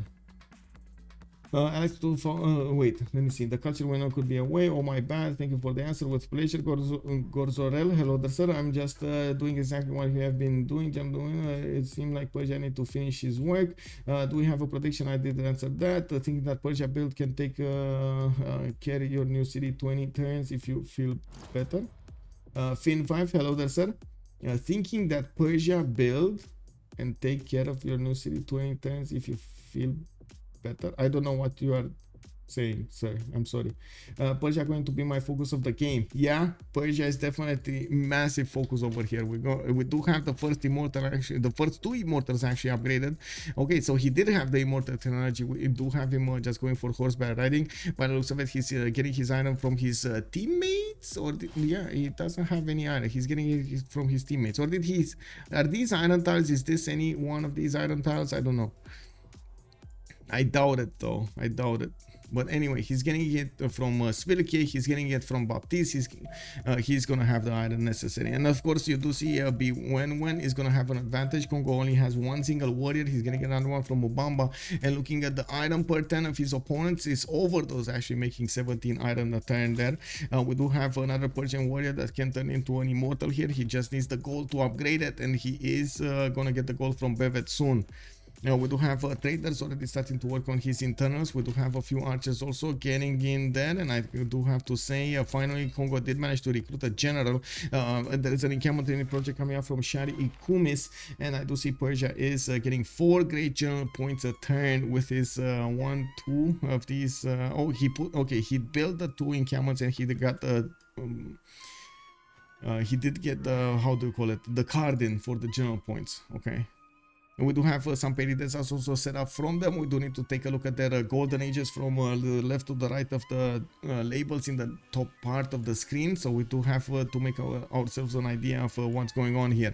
Spylke with a pen brush and voice cold range, still on 3 cities. He's getting his 4th and the 5th one soon, I hope. We do have Varos coming up from Mumbai, a campus research project coming up from Delhi. The first one scientist is going to be Hypatia, so he's going to want that and get the benefits from for the extra science. He's already on 30 science and 28 culture with Moksha capital and the Pingala second city. He's getting a lot of bonus points from that. He's also trying to get an encampment training projects from Hyderabad, so he has general for his Varos to go against the Kwila city. There's a lot of flat terrain over here for those Varos to actually move quickly, especially with a general. He does need to actually focus on getting quite a few of these Varos to actually push through his opponent Kongo. We do have Baptiste also with a pen brush and voice, 26 science and 39 culture. We do have him on 3 cities. He's getting his 4th one soon. I don't see a 5th one actually made from Kerma. Very good bonuses coming up from these pyramids from his campuses, and I do see he's going for Magnus in the city of Kasram Ibrim. An ancestral hall coming up from Mero. He's gonna try to go as wide as possible. Has a lot of cities to settle in the north and quite a few of them in the south, which will put him closer to Japan, but he might not care that much about Japan's power spike. I'm pretty sure Japan over here is gonna have a few problems of his own. Now we do have Bewewen with a pen brush and voice gold range going for writing, and I do see him getting a few builders out of his cities, finishing up in Camo training project next turn, and we can actually see what's going on here. The immortal is 43 damage, and of course the Mvemba is well, you know, having a bit of a problem attacking into the immortal, but with, oh my god, wait. Oh, I think this, I hope this Mvemba is gonna get out of that encampment. I really hope he's gonna get out of the encampment. because okay, let's go, let's finish this and I'm gonna talk about that also. Pen Russian voice coming, Golden Age coming up on Bewewen. We do have Governor Max internals for him. He's getting the extra culture, he's getting the extra gold from all of these internals, also trying to get some horses in the meantime. That is a resource that he has from in abundance. He has a lot of horses available for him to improve. Already improved one, and I'm pretty sure he's gonna get soon another one. We do have Bevet also with 12 science and 17 culture on Nader Shah. He did choose to go for the wait, where did that go? Did he go here? Okay, never mind. At least he got from the income. We do have Bevet benefiting from the 4th and the 5th city soon. He's getting Ancestral Hall in 5 turns, but he's gonna settle at least one city before he's gonna get that. He does need to improve his iron tile here, and I do see he's getting his builders built so he can chop, so he can upgrade stuff. He got his government plaza to improve one of these campuses over here, a +1, and he's probably gonna get another campus soon. Already started working these merchants. Looks like the next one up is Zankian, and he's gonna require 30 points. He did manage to pick up God of War and Plunder, so he's making an extra point of merchants for each of these co-merchants, which is giving him these 8 merchant points a turn. Very, very nice, actually, coupled with the markets he has built in the cities. He's also gonna get his extra traders to work for more cities. Now we do have also OverDozZ on the other side with 11 science and 23 culture. Looks like he is started up on his fourth cities. No 5th city yet. A wave of builders coming up from his city centers, and he did manage to make a 50 production over here, pretty good. Getting the next wave of builders will allow him to improve his tiles and get a little bit of a boost in tempo. He did get his traders, or I should say he should start on his traders, because he did start finishing up extra lighthouses in his harbors, which do unlock next traders. Actually, he has 2 extra traders that he could build. I think one did already get built, and that's it, right? He could get for another one, and I think it would be much more valuable than a builder, for example, in the city of Tokyo. We do have Potdefleur on 16 science and 27 culture. We do have him on 35 production. Pen Russian voice Golden Age on 3 cities. He's going for the 4th one here and a 5th one. Looks like he's expanding quite nicely. 5 cities going. A Lady of the Region marches, so he can actually get this city with a bit more production. Can plug in Liang for an extra point, and he has a lot of food to grow that city faster. Put his government plaza between 3 possible cities over here: New York, Washington, and this next one up on the west side. We do have to take care of the damage over here. Kongo is gonna have the offense. He's getting the tempo going, and it looks like we do have Persia with a bit of a separated attack, which is a problem. He doesn't have, he cannot do a lot of damage against these Mvembas with the range attack, but he can try to defend against them. We do need to see also if Persia is gonna get more units. He definitely needs to chop some, so he gets enough as Kongo. I'm a bit surprised he didn't actually focus as much as possible on Kongo, especially since he knew he put his opponent in a corner. This is something that you really need to be careful about, especially when somebody is like I was saying, in a corner. It tends to lash out whenever somebody's gonna, he's just not gonna sit there, you know, he sit and take the punches. He wants to come out, he wants to get himself some advantages, he wants to get revenge on that city that has been taken away from him. Now we do have Potdefleur to talk about. Omegaia on 20 science and 45 culture. We do have him on 4 cities. He did upgrade most of the tiles next to the city of Argos with the Temenaki bonuses. His Acropolis next to Argos, for example, a +4 over here. Very nice culture production. His government plaza got placed to the south that could give bonuses to commercials, or maybe he's gonna try to set up some industrial zones over there. We do have him with more builders coming around. A 5th settler also coming from Sparta. And I do see him not working those internals, not working his Governor Magnus. And I gotta say, this feels like a mistake, not working Governor Magnus when you know you're gonna have the culture from the Acropolises anyway. You shouldn't actually go as far as you want on the culture, as far as possible on the culture. This is a problem. Okay, there we go. Bewewen moving away his immortal. He did put a horse over here that will withstand the damage of these Mvembas for some time. We do have archers trying to get into the lines of defense, but this horse cannot be attacked. You can see on the river over here there are 2 hills in between the archers and the horse, so they cannot shoot above these hills. They cannot see the target. We do have a few more horses coming from the south. We do, yeah, there we go. He started up on his horse production. We do have Bewewen also with quite a few chops available for him. A few more potential bigger chops, actually significantly bigger chops than Kongo, that does benefit from, because Kongo has a more rainforest than forest. While over here we do have Persia benefiting from a lot of forest. These are a lot of chops. Oh, please don't make walls. Please don't make walls. Oh my god, for the love of God, please don't make walls. You need to build units, man. Like, even if they're archers, you need to build units. A lot of them. Just get a lot of them. Anyway, we do have Orval with 13 science and 23 culture. Penbash and Voice Golden Age. He's getting more Engao Bebas. He did manage to secure his southern border, even tried to push against Persia over here, and we might actually see if this horse will die.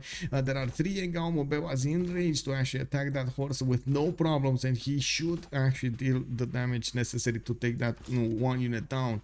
He should also, he could actually move also forward his archers if he wants to, and we do have Immortals defending the Persian cities, and there we go. We got the first attack. Bam, bam, bam. The horse is low in HP. We do have a takedown of a unit over here to the east side, which actually puts the Engao Mvemba in an exposed position. 2 Immortals can slash at it, and we might actually see it taken down. The horse did manage to recover. He went to the south side. I gotta say, these archers might be doomed over here in the forest, in the flatland.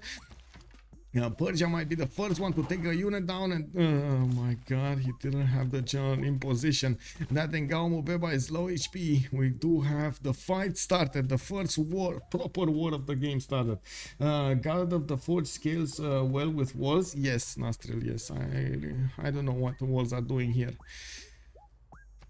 The 5 turns that he is spending to get ancient walls could have been spent to just get like 2 archers, or even 3 archers, 2 horses, or a builder to improve the tiles, or like so many other stuff. Anyway, we do have the first Varus coming out from the cities of India. We do have encampment training projects from Hyderabad. The second one, he's 13.8 points. He's only making 2.3 points a turn, so he should actually get another general soon. It looks like Persia is gonna try to get the secondary general over here. Hannibal, oh well, I mean, he's getting a lot of passives anyway, right? He's getting what, 4 general points a turn, or 3? Wait, is he on 5? 5 actually. Oh no, he's still working the card. Why is he working the card? Is he wanting to deny general over here? Because it doesn't look like Kongo is wanting another general. It's just India that wants another general. Anyway, yeah, he should tick off the card. Maybe he forgot about it. I hope so. Let me see. Yeah, he's still working Strategos. This should, oh no. Why bastions? Okay, this is a defensive position. This is a defensive strategy, a purely defensive strategy, which you shouldn't have, especially if you have the edge like this. You should be able to build units. You should be able to take down units. I get massive boost over there, but anyway, I think one Engao Mvemba died, at least one. Okay, so that one over there died. This immortal has some damage over him. Okay, it has a promotion, I mean. This one, oh, this actually can be taken down. Oh no, Kongo, hello. This Engao Mvemba of yours is kind of in an awkward position over here. Okay. So let me explain what is Bastion's gonna do over here for him. So you can see Bewewen did go for a full defensive position. First of all, Strategos doesn't give him any bonuses right now. He already got his general. Yes, he might actually want a second one to deny a second one from Nzinga, so he doesn't defend his north as well as his south, which in theory is good, but you gotta be careful if your opponent is actually gonna try to get some extra encampment training projects or not. You gotta take a look over there, a really good look at how the points are changing, and if you don't see him actually wanting to do that, you shouldn't actually spend the extra other bonuses, because that's what you're doing. You're spending this wildcard policy for something that doesn't actually give you any kind of return. In the military policy slots, bastions only only activates when the walls are up. There's no extra strength on the cities if you do not have walls, and that is a major problem over here. Yes, he's gonna get it next turn, but for the 5 turns that he had bastions on, he didn't get any bonus. These little bonuses actually add up a lot over time, and it does actually change your tempo considerably if you do not use your cards properly at the correct moment in time. It's very you might not think that it's very important, but it actually is very important. It adds up so much, like 1 point there, 2 points there, 3 points there, 1 point there, it's half a point there, and so on. At the end of the game, at turn 80, turn 100, there's going to be a massive difference between you and your opponent. We do have Limes, which I understand he wants to build the walls faster, so this I can't say anything about it. But in the military policies, if he would have had maneuver, for example, he would have been able to output the horses he wanted, or more immortals on the battlefield, or more archers, or whatever unit to actually use against your opponent to counterattack his military.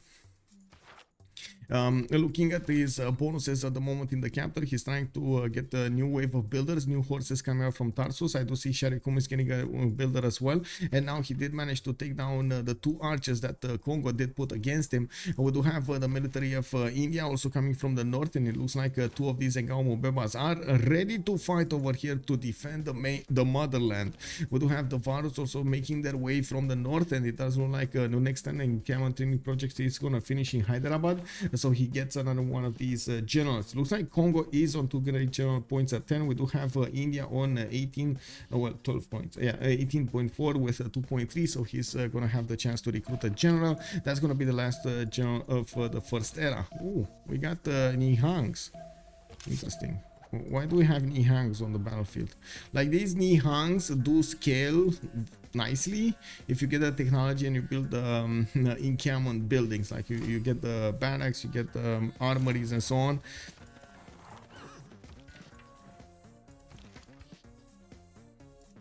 Oh, this should be dead. This like these Mvembas should be dead.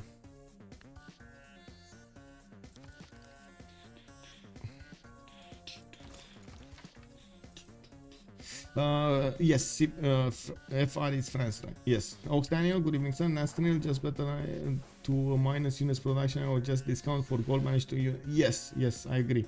Pokemon can only be taken down if the immortal uses melee attack and not ranged attack. Yes, and it does look like Kongo is starting to not believe in his attack anymore.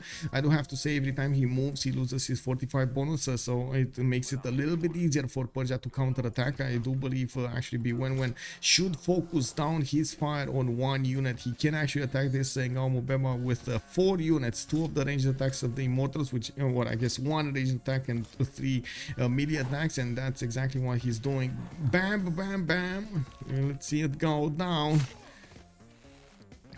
And boom, he did. He got one. He got one. And another one falls. We do have the second general starting to move towards the battlefield with a horse, and he does still have available production in that city of Tarsus. Looks like he didn't actually buy that 2-2 deer tile for a second 2-2. He's working the copper mines, the copper tiles, not even mines, to the northwest, and I do see him still struggling to actually get all of his traders going. We do have Spylke going for castles in 4 turns. He's going to be very quick on civil service, which will allow him to actually get a military alliance with whomever is gonna get civil service alongside him. We do have for example Bewewen with 39 culture. They could actually get silver service together, getting an extra +5 on their units, which is going to be a massive improvement against Kongo's defenses. We do have the Varus also making their way to the south. Kongo will not have another general to deploy to the north, and I did mention at the beginning of the game the major advantages of Kongo will be in the south, not in the north. So this general over here should be actually deployed in Kewila to counteract the Varus' ability to -5 the Kongo units. Varus are going to be extremely deadly against the Mvembas if they get close to them. Gonna be deadly, not extremely. Anyway, we do have Persia starting to sim away. 5 cities, 6 cities soon. We do have him getting a lot of builders out, and I think they actually achieved the feudalism timing quite nicely. Drama and poetry coming out from Bevet. I do not see. Yeah, he does have feudalism. Yeah, he does have 7th city. 2, 4, 5, 6, 7. Yeah, 7 city coming up soon. I do see him building up his campuses next to the mountains. Very nice use of course of these mountains to get the bonuses. We do have a few +3s of +4 to the north of Bakhtri. He's using his Peridelas to get that extra culture going, and of course making good use of that. We still have a major difference in the culture between Orval and Bewewen, while the science is also going to be a problem. OverDozZ is trying to make up for it in the south of Persia, and we do have him also getting his extra settlers going. 1, 2, 3 over here coming up from his cities. He's going to be on 7 quite soon. Governor Plaza in a place that at the moment doesn't actually help him at all. I'm a bit worried about this Governor Plaza placement, but I guess we're going to have to see how this evolves.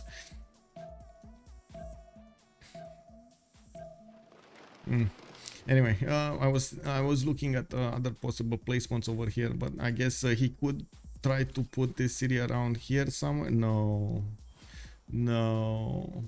wait, the spy style, right? The spy style or this one. Okay, I just don't see the benefits of this Governor Plaza. Wait, what? Okay, I mean that can work as well. Aqueduct here, okay, sure. Industrial zones, campus, harbor, sure, okay. He wants to see the city of Kyoto big, get healthy. And we do have Omegaia getting his St. Louis city to the northwest. He's benefiting from that extra food and production. We do have Governor Liang settled, and as you can see, he started to improve his tiles here. He's going for watermill, and I do see him also building the Temple of Artemis, getting a few horses as well. And I do have to point out that at the moment, Pasacarte did not manage to push properly into the Congonian defenses, so they cannot. He will need to fight the east as well. We might actually see Potdefleur try to apply a courser attack against his opponent. But he does need a general to do that, to be fast on his hoofs towards his opponent's cities. We do have a Governor Magnus established here in Los Angeles. He's not working internals here towards that Governor Magnus city, so he's not benefiting from that extra production. I'm a bit surprised about this. Yes, he is 171 production at the moment, but he could have been like 90 production. That's the difference between him and what he has right now. Yes, a little bit less culture, but I don't think it would have mattered that much, especially since Moksha could have established in Los Angeles and give him the points of culture from that city, not the other one. It would have just been at the beginning of the game a bit of culture loss, which I think it's definitely workable. We do have a forest fire to the west of Mero. We do have 2, 4, 6, 8 cities already for Nubia, which will be placed in locations that does allow him to actually use his pyramids. And I do see a diplomatic quarter coming up from Kava. Congolese for Congo.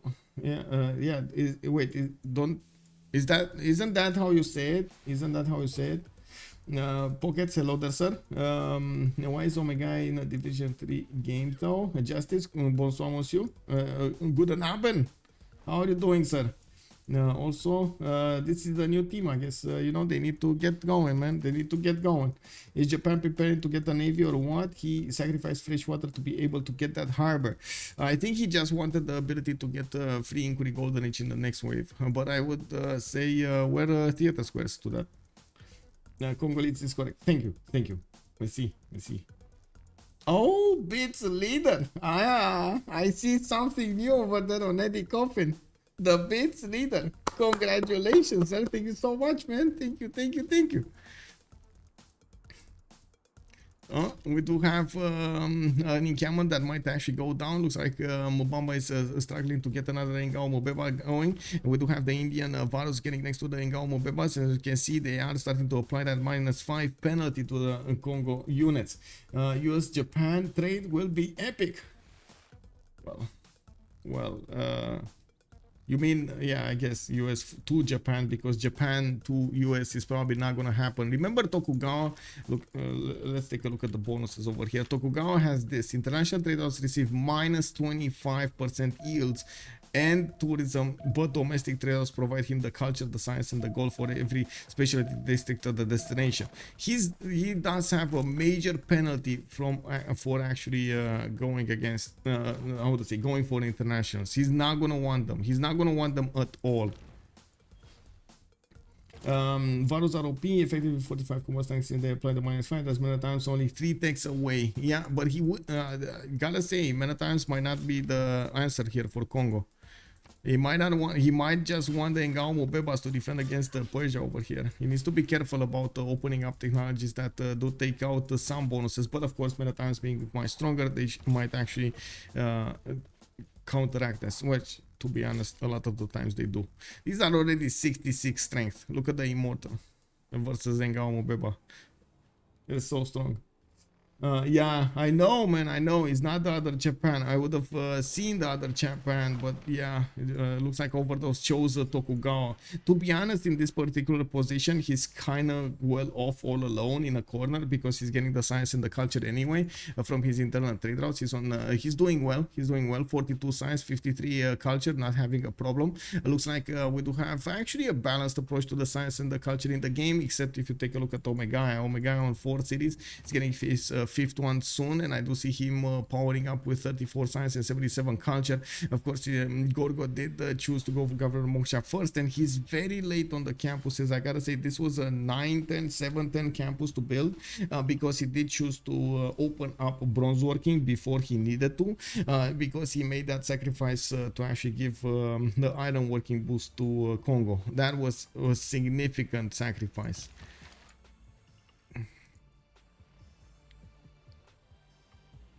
I'm very confused why we don't have more units coming up here. Is he gonna try to take Granada? Why are these horses staying here? What are they doing? Why? Well, I guess it is what it is. One encampment got taken down. Kongo can push back against the horse, but I guess he didn't want to spend that movement. What is happening over here in the city of Gordian? Okay. Oh, he's going against cities. I mean, not bad. That city is 3 hits away. And this Ngao Beba, instead of going into the city, well, he's just standing there. Builder moving to chop. Does he have masonry? Well, yes. What a stupid question. He actually has ancient walls, right? So he has masonry. Just chop it out. Chop it out. Chop it like it's hot. Chop it like it's hot. When the walls are getting built, what you gonna do? Chopping like the hot. Chopping like it hot. Anyway, we do have courses coming out from India. Looks like he's getting his audience chamber going. Another city got placed. Another 2 cities got placed to the northwest. Persia getting collaterals around there somewhere and trying to figure out what's going on there and trying to take a trip in the Indian territory. We do have 4 turns for builders to come out from Bangalore, and by the looks of it, in the southeast, we do have also America starting to get Geneva, getting forward city towards Persia. This is a nice staging location for him to actually try to hit Persia with his courser attack. That's going to be quite a powerful attack. Actually, Teddy Rough Rider will have that extra damage to go against his opponent here quite nicely with +3 already. He's probably going to get the +4 anyway. And looking at his tech side, he's going for Masonry and Divine Right. We don't have that much time until the next era, and when we're going to have also the first World Congress of the game. And there we go, the walls have been chopped in the city of Mvemba, but I gotta say, at least one of the Ngao Bebas will fall here on the battlefield. I'm very worried these horses are not doing anything. Why are they not doing anything? They could have taken this encampment down. I have no idea what this is. What? Okay, this is, so these horses, sure, they're getting some heals popping off, but they could have been on the battlefield getting heals from actually attacking into their opponents and getting the promotions instead of just standing by. We got the catapults coming up from Gordian. Still a lot of chops available, and we have, so these chops are actually extremely valuable. There are a lot of builders. I think he should have actually used these chops to actually get the units with. I'm a bit surprised we don't see this happening. A lot of the times in a lot of the games, you have seen now the players actually do the chops very, very quickly. They do upgrade their lands afterwards with mines, and they do get a massive boost in their tempo because of that.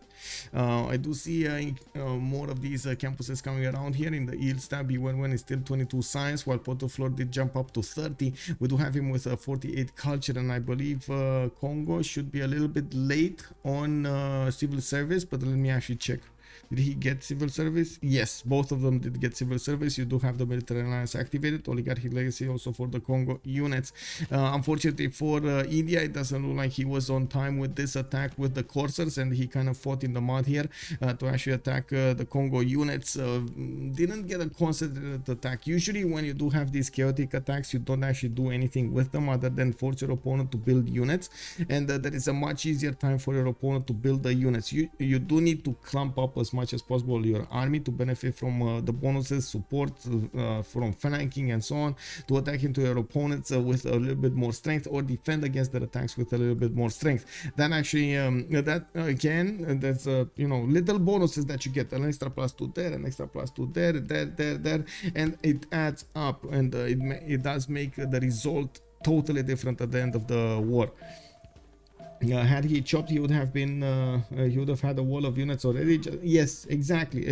Timing is everything in this. If you do manage to overwhelm your opponent with units, just throw units at the wall there and take him down.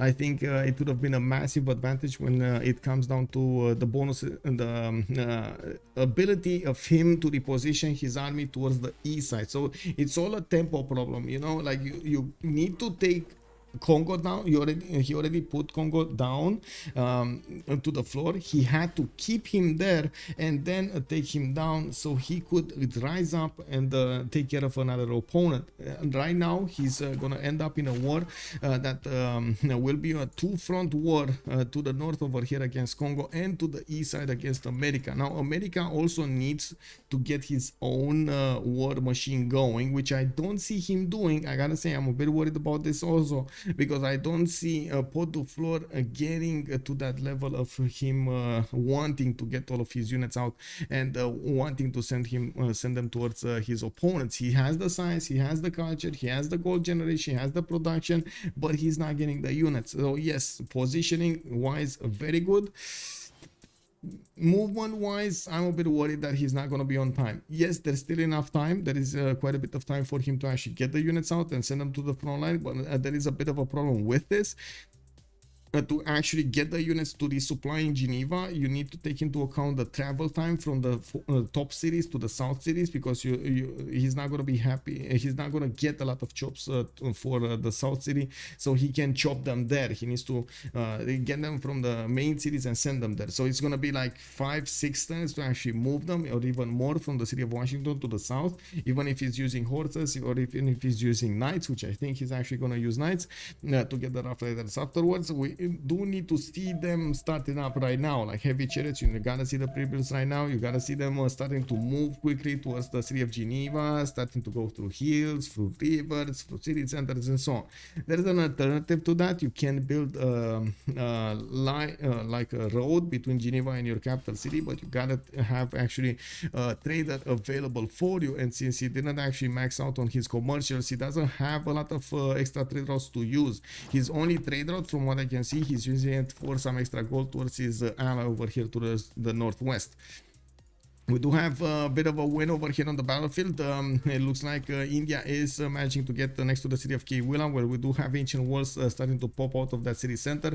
No follow-up attack, and his general got pushed back. This was a major win also for Kongo to push back the general. You can see how Kongo did feel the problem of the pressure of India and reposition his general towards the weaker spot, which is of course the city of Bewewen, where those units of India are coming from. There's no more Varo on the battlefield to apply the -5 on these Kongo units, so they will well, I guess we're going to need to see if this is going to be going well or not. We do have 3 turns for an ancient wall. It looks like these coursers can actually attack into that city center, but they don't have movement now. This one actually can attack. This one can attack? I think so. But is it enough? I don't think it's enough. And this one doesn't die. I was thinking maybe there's a possibility for him to actually sacrifice that courser against the city's defenses to take it down quickly, but it doesn't look like that's an option. I also have to say, keeping the Mvemba with a very low HP in the city center, yes, it does save the Mvemba, but it doesn't help the city defense. Okay. Nader in Cameroon has been taken down, this time from Mvemba, Kongo, the capital city of Congo. And yes, finally the Persian army did manage to take that down. This should have happened a little bit earlier, like 4 turns earlier. We do have the horses coming around here and getting back into their borders to get some support help. We do have follow-up heavy chariots coming up from a few cities of Persia. And looking at the tech side over here, we do have Orval getting machinery in 1 turn with mercenaries in 3. He's gonna get the upgrade ability on these archers to actually turn into crossbows, which he will turn them deadly. Don't get me wrong, this is good for him. We need to see if that's actually gonna turn into a significant advantage to defend his territory. I believe it will, and because we don't have very powerful units from his opponents attacking right now. And there we go, we got the first crossbow here. It can do massive amounts of damage against that corsair, especially since it is defending in march style. Alex 2005, sorry, Persia seems to not be committing to this war. Yes. And Omegaia couldn't go into the city because of zone of control. Yes, that is correct. What is Persia doing? Why are they simming? There is a war going on. Wake up. Courses for India. Yeah, courses for India. Let's go. Had to chop. He was America is building hanging gardens. Is Congo the only one that realizes that war is happening? I mean, there's always oh, Althea has been defeated. Where was that city and why was it taken down? Oh, wow, Persia not taking any prisoners over here. Okay, we do have the samurais up on the field over here from Japan. It looks like Bevet did take down the city-state from his opponents. We do have a Samarkand with Mogadishu available for the trade bonuses in the city-states. Kumasi is the only one left for culture. We do have Gandhi, Yerevan, Vatican City, La Venta, and Nazca for the religious bonuses. Granada and Lahore coming up for the military. I do have to point something out.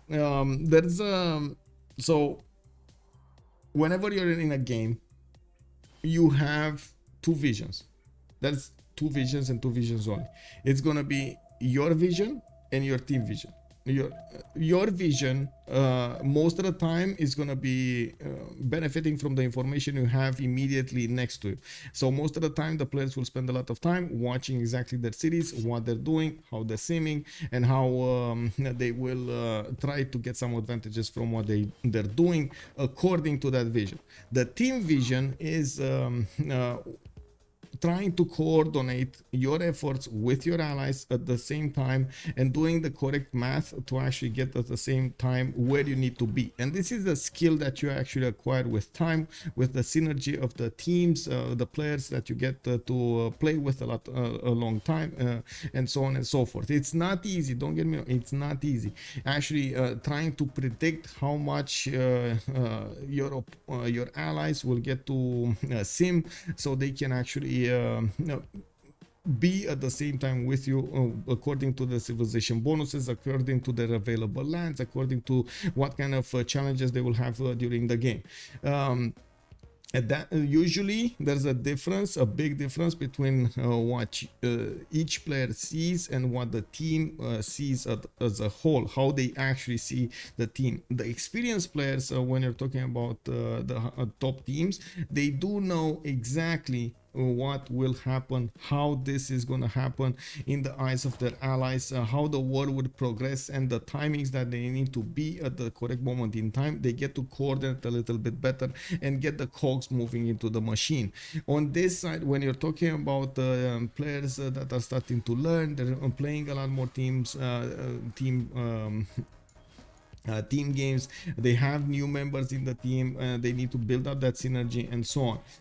This usually causes a little bit of a time of adjustment always between them, so they start to get to acquire both their knowledge of the game and both their team vision of the game, how they should actually play it out. A lot of communication needs to be spent at the beginning of the game, actually I should say at the beginning of the team's formation, so you can actually start learning from alliance resources, what you want to do, what they want to do, how they will apply this, and so on and so forth, and try to figure out exactly what is important to actually communicate and what is not that important to communicate. Communication is key in this warfare, so in the overall gameplay, knowing exactly what you need to ask for your teammates and knowing what to tell them you can give them, or you can make in the game, like attacking into an opponent, you can state what kind of resources you're gonna need, what kind of bonuses you're gonna need, and how you're gonna apply those bonuses against the opponent at what kind of timing. If you do require help, a lot of the time you can see the players are asking for help in their team comms, so they can actually apply the same concentrated vision against their opponent's team, so they can actually be on time with that. Hello there, Gonzakimbo. Good evening, sir. And I'm sorry I went on a rant over here, but yes. But the problem is that they aren't coordinated. It's just that neither of them were building units. India had like 5 units. That's not a war effort. Yes, they didn't commit. Yes, I agree. Bet big. Nastril, good evening, sir. Persia also don't benefit much from the stolen settler. He brought it back to his cities in like 10-15 turns. No, it didn't take that long. Let me actually see. 1, 2, 3, 4, 5, 6, 7, 8, 9, 10 turns. 10 turns. Yeah, it did take 10 turns to actually settle the city of Tarsus. Okay, we do have defense over here on the east side being built up with multiple horses. Like you said, Yerevan did get levied, and I believe that's actually for the Golden Age. We do have 40 more seconds, and we're gonna have a pause for 2 minutes, and we're gonna need to wait and see what happens in the Congress. We do have actually a caster for the to coordinate LDK over here tonight. Okay, so we do have upcoming courses coming up from Persia. Okay, so I think India. Okay, I'm gonna wait for this, and I'm gonna structure my thoughts and relay what I think happened according to what I saw, trying to figure out exactly what happened in their team communication, and we're gonna actually ask them at the end of the game, how did this communication go. Maybe I predict correctly, maybe I'm gonna be wrong. We're gonna find out at the end of the game.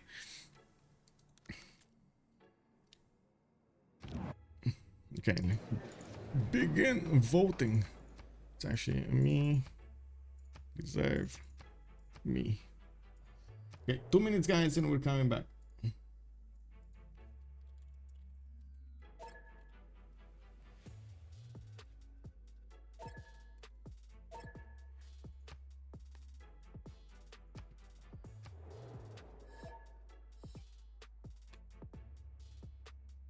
Be right back.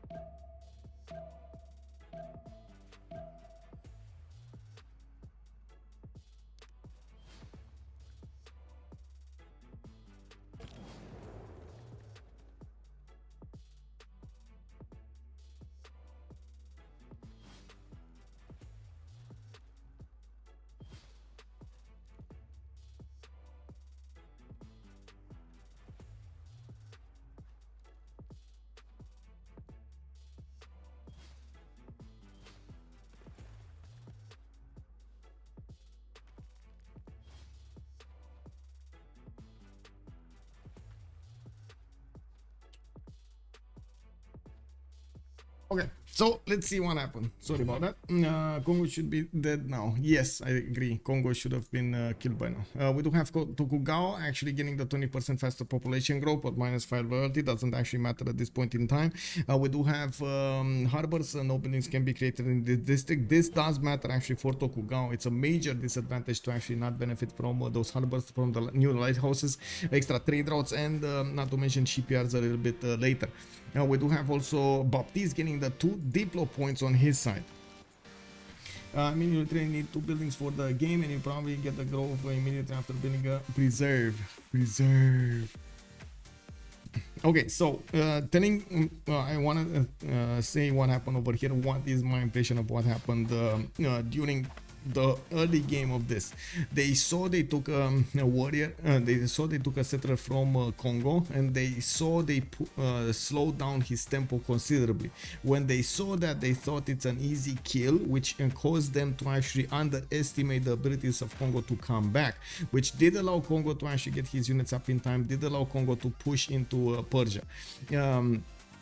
But also, I believe in their communication. They already thought Persia is going to need to go war and will actually go against his opponent over here with his full force. Now, Persia did underestimate how much effort he's going to need to put against Kongo, and because of that, he actually got pushed, and he realized that he might actually need to put some more effort into this, and unfortunately, that actually just snowballed into the fight. Now, from the north, India was expecting to sim a little bit more than actually war, and he got caught off guard by the by what happened in the south, thinking that it's gonna be an easy kill on Kongo. Well, it happened. He did actually get surprised that it's not gonna be that easy as a kill on Kongo. So he got forced to get some Varus out, build them very hard, send them to the front line, and delay everything else over there, which caused again the snowball effect of penalties when it comes to the tempo. Now, talking about the golden ages, we do have a golden dark age for Mvemba Zinga, which, to be honest, is not that bad because he can use the extra +5 card in his territory for the middle units, making these Mvembas actually quite strong as the courses on the defense. We do have a World of Strong coming up from Cape Willa in the Kongo territory, in the Kongo city of in the Kongo territory. Spylke going pen brush and voice, a second one, looks like he's on 60 science and 50 culture. He definitely has an advantage on Orval, and he will get a stronger units to attack into his opponent. We do have him also getting converted by his ally over here by Nubia, which did manage to get a religion, which is Zen meditation and stewardship, getting the advantages for the campuses and commercials. Very nice use of the bonuses of religion, and of course Nubia over here is gonna do wonders in the territory of India. Baptiste did arrive at 80 science with 77 culture. He does have 44 faith, 77 gold, and 154 production. You can actually see his empire is fully built to actually get a lot of late game going, mid to late game going. We do have also Bewewen with Burn Brush and Voice Golden Age, 41 science and 50 culture. Looks like he stayed on 4 cities, didn't get the 5th one out, nor did he actually have time to get the 5th one out, but now he's applying his full force against his opponent Mbanza Kongo. Unfortunately for him, Kongo did manage to get to crossbows, so it is going to take quite a bit more effort for him to actually attack into his opponent and win. We do have him attacking with courses. He did get his catapults to attack into the city center with a much better force, and we do have him with upcoming knights coming up from the heavy chariots that are moving right now towards the city of Gordian. He did manage to establish a defensive line to the east side, thinking that America will attack into him, which is not happening. We just have now some heavy chariots coming out from America. Potdefleur is probably thinking of the Rough Rider timing and not the Knight or Corsair timing against his opponent. Bevet with 71 science and 68 culture has 117 gold a turn. We do have 147 production on his side, and looks like he did manage to get 2, 4, 6, 8 cities together with the city of Ayutthaya that was a city state. He's also starting to fight the Japanese units on the battlefield here towards the southwest and putting down in camels, so he has access to some generals. He's going to need to do quite a few of them or get quite a few projects to actually get those going. And of course we do have Japan over here. OverDozZ with 156 science and 57 culture. He switched to a free inquiry golden age, getting massive bonuses from his harbors in the water, plus 14 harbor over here. We do have another plus 12 over here and another plus 12 over here, and you can imagine this actually allows him to get a massive advantage against Bevet with more than double the amount of science that can carry into a lot of bonuses when it comes to technologies. You do have Potdefleur with 65 science and 71 culture on the east side with Rough Rider. He did manage to get 2, 4, 6, 8 cities, and I do see him getting a few heavy chariots, not a lot of them, and I would have definitely thought he's gonna get a lot more, but I do like the fact that he has chopped most of his territory, and he did improve most of his territory, and this is actually how he is starting to get his tempo going. Did build Temple of Artemis, did build hanging gardens in the city of Los Angeles, getting that extra growth in all of his cities, not to mention some housing and so on. We do have Omegaia, 63 science and 152 culture on 100 production. He does only have 11 gold per turn. This is a bit of a problem in the total gold per turn they're benefiting from, with OverDozZ actually making the most gold over here. We do have Omegaia also with Colosseum finished in the city of Sparta. He did manage to get that wonder going, so he can benefit from the extra amenities in all of these cities. He does have +6 happiness level here, +6 here, +3 here, +3 here, and I do see Mycenae on +6. All of these 5 cities are benefiting from those bonuses. He can actually settle another city to the northwest, but I think he's a bit worried about India, which I think he shouldn't, but sure. Okay, we got some sneaky Corsair that did try to attack into a crossbow and die. Okay, I mean this Mvemba could have died as well. Whoa, immortal. Immortal. Well, they're gonna put the names to the test over here. Also, probably he was setting up a free inquiry golden. Yeah. Catapults, I guess. Tompet, hello there, sir. Bonsoir, monsieur. Also, just cost 1 chop, and if it allows you to have 3 apples, yeah. Serious, I will take 2 horses over that 1 boost every time. If you're the only one in your team boosting bottom 3, you better boost the things yourself. That is true. That is true.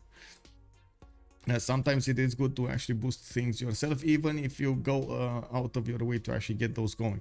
We do have also Orval, by the way, with 23 science and 19 culture. He's definitely in a pickle over here with only 3 cities. He's trying to stand the test of time, being picked apart by his opponents, being pushed back multiple times, and of course you can see here right now Persia is the only one attacking into him. We do have a new Varu, which I don't know what he's doing over here. He's just trying to put more pressure on Kongo to force him to deploy an army to the north and try to defend against something, but I'm pretty sure in the score screen here Orval can actually see that Spylke doesn't have a lot of military. He's only benefiting from 119 military strength, which is basically right now only a few units.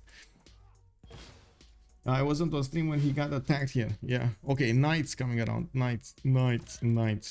These knights, man, can do quite a bit of damage, especially if the Kongo and Mvembas are gonna defend in the floodable terrain.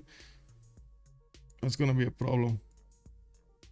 Also, immortals were called immortals because of how strong they are, but because when one died, they could be replaced immediately. So Persia needs more units.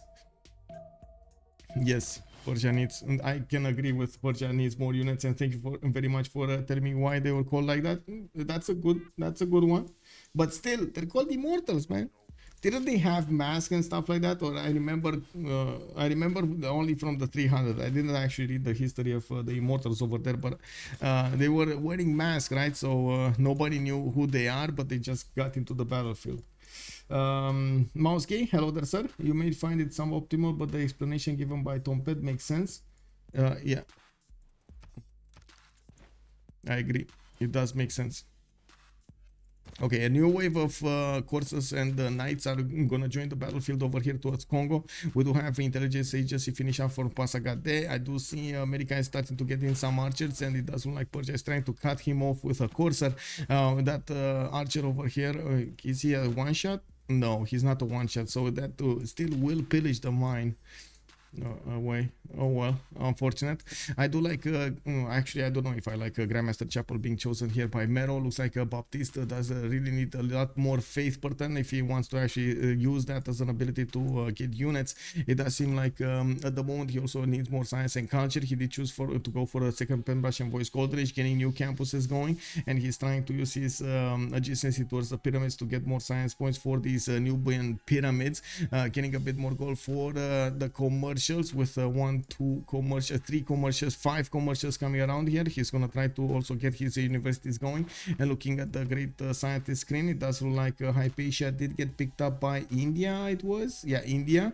And then we do have no Newton yet. I do see Nader Shah did manage to get 2 of these great merchants. Did he get the third one? Let's actually see. Yes, he got all 3 of the merchants that give you the extra trade routes.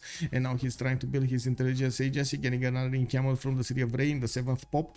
And I do see he pushed back the Japanese army. Japan is at the moment is not that worried, because he knows he's gonna have the science advantage against his opponent, getting printing for an extra point of diplomatic visibility, and at the same time he's gonna have the ability to get to cuirassiers much faster, or military science, so he can get his calves going upgraded from these coursers. Very low production though, very low production, I gotta say, in some of his cities. He's on 190 production in some of his cities. It does look like Nader Shah is keeping up with the production points on 170, and we do have him trying to get some campus research projects. Okay, interesting. He did put down another industrial zone over here. Okay, not bad setup, by the way, not bad setup. I like this. I like how he's using his 3 cities, the government plaza, to actually get the most out of the line of development he chose to go for. A little bit different than what I thought, but it's still good. So, you know, that's the beauty of this game, man. That's the beauty. You can have actually multiple ways of achieving your how to say, victory condition. Tokugawa didn't get the great merchants. No, he did not. He could have used them to boost the production. Yes, indeed. Maybe this is a better. I was kidding about 300. Oh, okay. The ship that could. Good evening, sir. They didn't wear masks. This was just the movie making them look like the bad guys, because you couldn't see. They didn't wear masks. Okay. Let me see. Persian. I mean, I don't know. Can we get like Persian immortals?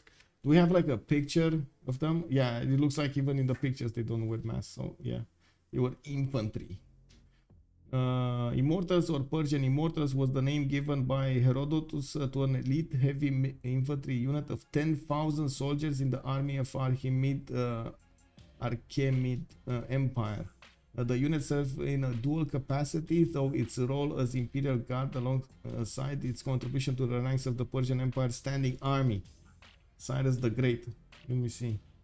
The Immortals force was also included in Midis and Alamidis. Essential question regarding the historic unit history. Let me see. There is.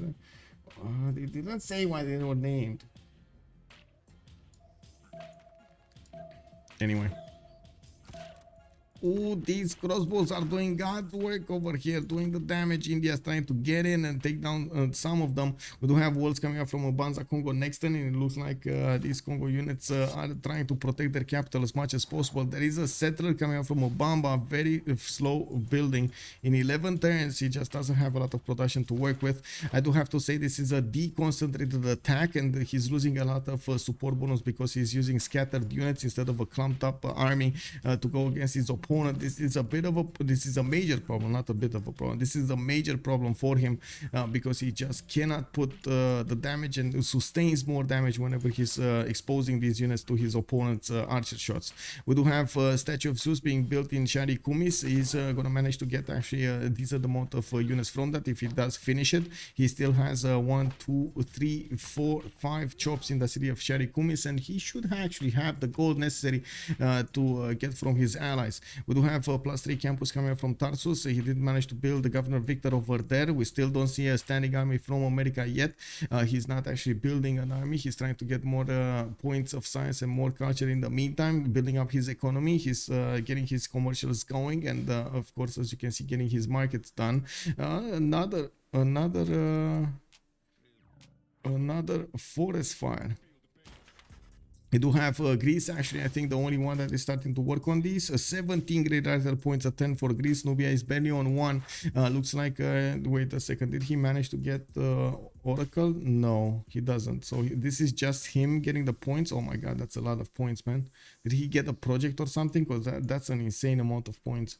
Oh wait, he has Divine Spark. That's why he has Divine Spark. Oh yeah, that makes sense now. The Immortal Regiment was always consistent of exactly 10,000 warriors, no more, no less. That's why whenever in a battle one died, another one from another regiment would take his place. I see, okay. This low division difference between pro players and good players is the regularity. Okay. I mean, you know, to be honest, guys, we all started somewhere, and it is important for the players to get this experience going. It is also important for them to benefit from a stream, so they can actually see what happened in the game, what they could have done differently, what were the impacts of their action more than what they can see in the game, because it does give you the third perspective or the fourth perspective, depending on how you see it, and that is actually extremely valuable information that you receive. If I can actually help with some advices or giving different opinions about what could happen better, what could have done better according to my experience in the game and watching the games unfold, I think that's also added benefit, and I do believe this actually helps grow the community a little bit faster, and it does also help grow the players much faster to get to their desired skill level. Of course, in the end game, it's still up to the players to actually want to get to improve, want to get to think differently about their moves, want to get exactly what they need to be doing in the games. Yeah, also mine surrounding a fire in certain Japanese city. Wait, there is. Oh, this one? Yeah, there's a fire over here. And look at the builder, man. He's just standing in the fire. Oh my god, look at this image. Woo, woo. Look at this image, man.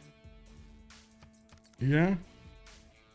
I wish I could actually I would say screenshot this, but I can't. Fireproof builder right there. Yeah, this is Twitter, this is Reddit content, guys. This is exactly right here. This is Reddit content. This is what Reddit wants. They don't want to improve. They don't want to hear anything better. They just want to see stuff that, you know, well, it is what it is. I'm not gonna say it. The ancient fireman. Yeah, this is fine. Exactly, man. This is fine.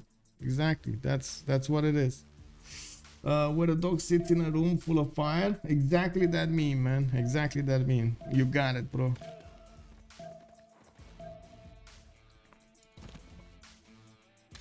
Oh, Persian Corsair does manage to slip in through. It does the damage against that encampment again. Looks like he's not gonna allow him to build it. We do have the counter attack coming out from the crossbows, and it looks like that Corsair might die. No, it's not gonna die. You know, we do have some Corsairs that will take this Mvemba that went a little bit too far into his opponent territory. He wanted to take down that catapult that already moved to the south. You know, we do have a spy deployed in the city of Mvemba, and it does seem like Persia is gonna try to get the catapult in range of that city's defenses to take them down. And while there is a Kongo settler built over here in Mvemba, he's gonna need to get out of there, try to get to safety before his cities fall. You know, we do have new varus coming up from Mumbai.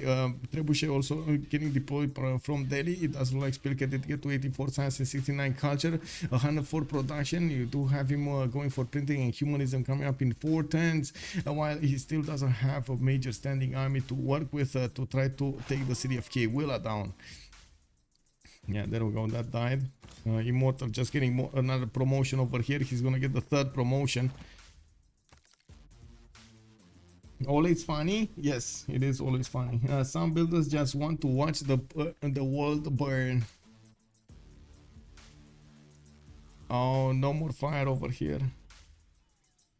Man, the fire went out and the builder is still there.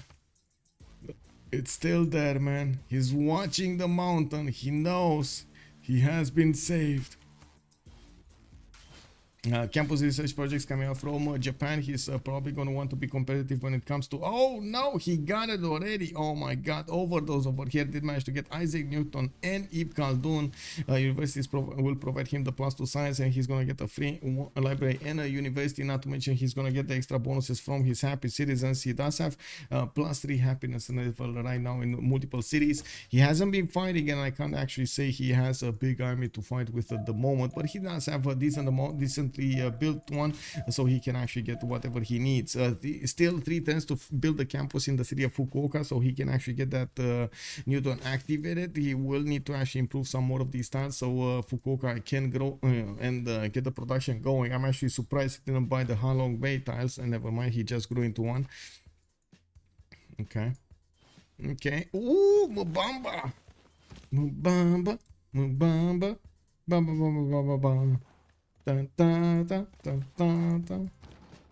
Bamboleo. It is what it is. Can you share CSUs? Yes, sir. Let's actually see. OverDozZ has Kumasi, Bewewen on Samarkand. We got Omegaia on Mogadishu. Looks like Potdefleur on Yerevan. We got Spylke on Vatican City, Potdefleur on Granada, Bewewen on La Veta, Potdefleur on Nazca, and Orval on Lahore. Okay, more settlers coming out finally from the cities of Persia. He's 2 turns out from finishing up his statue of Zeus to get an influx of units over here. I do also notice the Kongo settler at the moment doesn't actually have an escort with him on the tile. We might actually see the courser trying to get around and take that settler down. Oh, there's a courser coming in directly from the east side. We do have a problem for Kongo. We do have this Mvemba trying to get next to that settler, and as you can see over here, he will need to cross that river. He does have the waypoint set, and he is not gonna make the same mistake twice. I gotta say, this city should be taken down, should be dead. This city should be dead. We do have spearmen coming out from Congo, multiple spearmen. We do have Persia also redeploying his army, trying to put some back in his city centers so he can repair them, heal them, and get some health back. We do have him getting some barracks, and I do see him building spearmen. We still do have a standing army from America, even though he did lose a lot of cities. He didn't actually get to upgrade them. We do have builders coming out. I do see armories coming out, industrial zones coming out from Washington. Didn't get the aqueducts ready for this, but he did manage to get from St. Louis 1 aqueduct for this plus 12 industrial zone. New York should well, could actually chop the banana tile over there to get another one.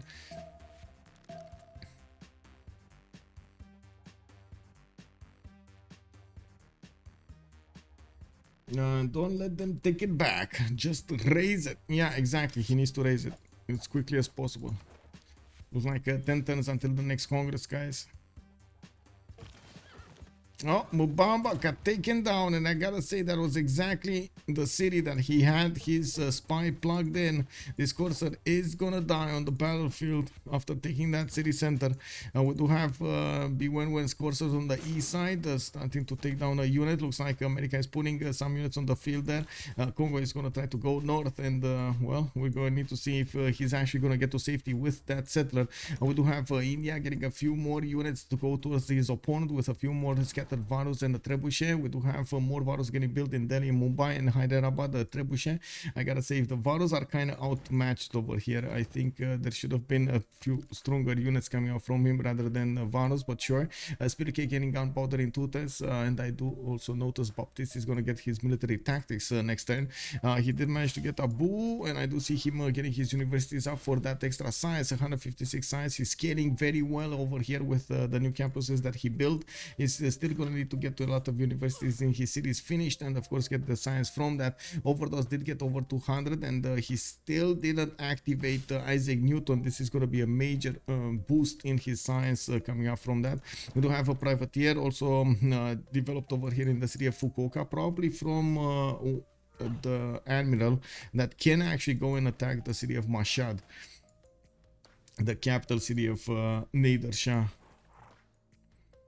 Okay, Persia. Persia. America is getting quite big on the east side. He still needs a lot more science and a lot more culture to work with. I'm pretty sure we might actually see him, yeah, there we go, getting nationalism in 2 turns, and I'm pretty sure he's gonna try to get to his Rough Rider soon to try to attack into his opponent into Bewenwen's territory. Bewenwen will need to be careful with this. He's gonna need not only pikemen but probably piking shots. One of the reasons he's actually getting the statue of Zeus, knowing that he's gonna get attacked by those Rough Riders from the east side. Now I do have to to point out, Omegaia did manage to get a lot of tourism as well. 64 tourism, a turn 64, 75 science with 188 culture. He's putting quite a bit of pressure on his opponents, but I also think Baptiste is ready to defend this. Now we do have Baptiste with 34 domestics at the moment, and no tourists acquired from Omegaia. It's a little bit too less tourist for him. You do have India still needing to move all of that machinery, all of that military hardware towards the city of Kewilla with the trebuchet. He's gonna probably one-shot the city's defenses, while he's gonna need to deploy that as soon as possible to the hills, so he gets the vision on the city of Kewilla. Probably with the Varus, he's gonna try to get in, and we might actually see some Excalibur type scenes over here. Do you guys see Excalibur? The movie, or is that actually what it's called? Excalibur, I believe it was, right? The movie.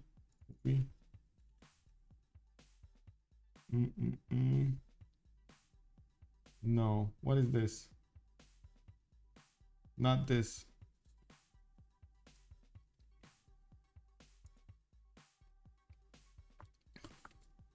Yeah. Hola, Seafood, good evening, sir. Yeah, not all of them, Matrix, not all of them. Orval didn't get his golden age. He went into a dark age and he got the +5 card. King Arthur, yes, Daniel Dingo knows. There we go, my man. King Arthur, yes, this one. Legend of the Sword, or whatever it was called. Amazing. Legend of the Sword, man. Amazing movie. What was it? Guy Ritchie that made it? Or something? What was it? Yeah, Guy Ritchie. Amazing, man. Yeah, amazing. That first scene, man. That first scene with the elephants, the big elephants holding all of the armies over there with the sorcerers and so on. Oh my god, man, what a scene. And him with the sword of fire. Yeah, that's the new version. Yeah. It is the new version. It's pretty good one, man.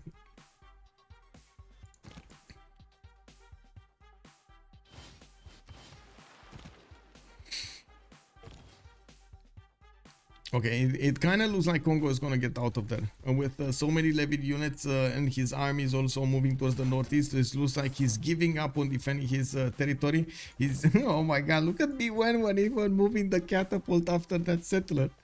What? Really, bro? Okay, I mean, sure, if you wanna do that. It looks like Kewilla and Mubanza Kongo are getting some Warlord's Throne and the Pieman coming out from that city center. We do have Bewewen getting a settler, and I'm actually quite curious where is he gonna go and settle. Is he gonna go for the wine tile? He might. He's getting a new wave of catapults to attack his opponents. He did manage to get Statue of Zeus to actually get that extra bonus going. And looking at well, his science at the moment, he's still slacking. 46 science with 58 culture. We do have Baptiste managing to get to 173 and 117 culture. He didn't actually quite put theater squares down, not a lot of them. I do see one over here in the city of Kermat, but that's about it. He definitely needs a lot more if he wants to be defending the culture victory, and he knows that he's getting a theater square here from Fanas, where he did build a entertainment complex, so he gets more bonuses. He's going to use also the bonuses for his Nubian pyramids. I do see another setter coming up from Napata. He's also converting his ally city to the west side, trying to give him that extra bonus in the commercials and in the campuses. Major boost over here for OverDozZ. He's already on 263 science and 75 culture, 300 production coming up for him in a free inquiry golden age, working on intelligence agency for his capital city, and getting the aqueduct built in Kyoto that will boost that industrial zone. He's also discovering electronics factories and building them in his territory. He did manage to get the industrialization going with with the extra point of production and showing up on all of his mines now. He did manage to also put down Forbidden City in the city of Takasaki, where there is a spy deployed by Persia. We do need to see if Bevet over here is going to manage to keep up with him. It doesn't seem so. Bevet over here does manage to get 200 production of his own, and he's definitely not in industrialization. We do have him with gunpowder coming up in 110, getting a wave of universities built over here from his cities this time. 3 of them gonna develop, but still on 156 science, just 156 science. Oh, look at this. India courser. We got the courser over here from Persia. We do have a knight that's going to go down. Another knight moving, and that Mvemba won the battlefield. He's getting, oh my god, look at the sacrificial lambs over here coming from America and Greece. He's sending that to safety.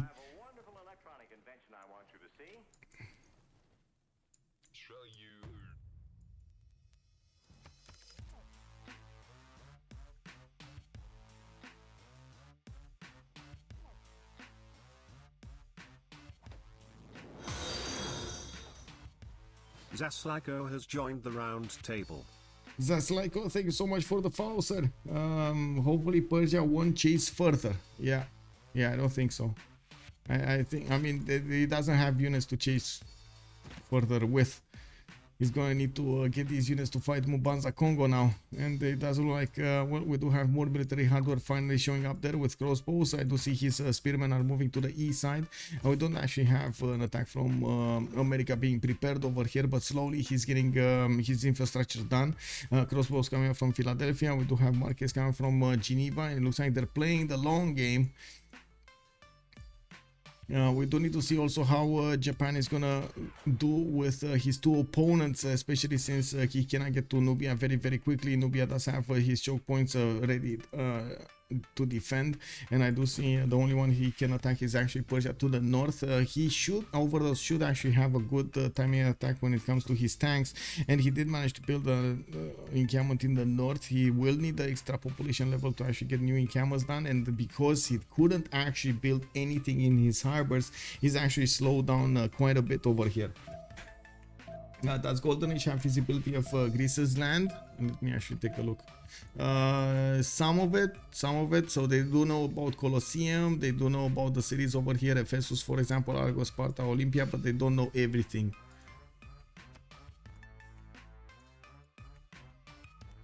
Kongo is having a great time just being, yeah, I mean, he is.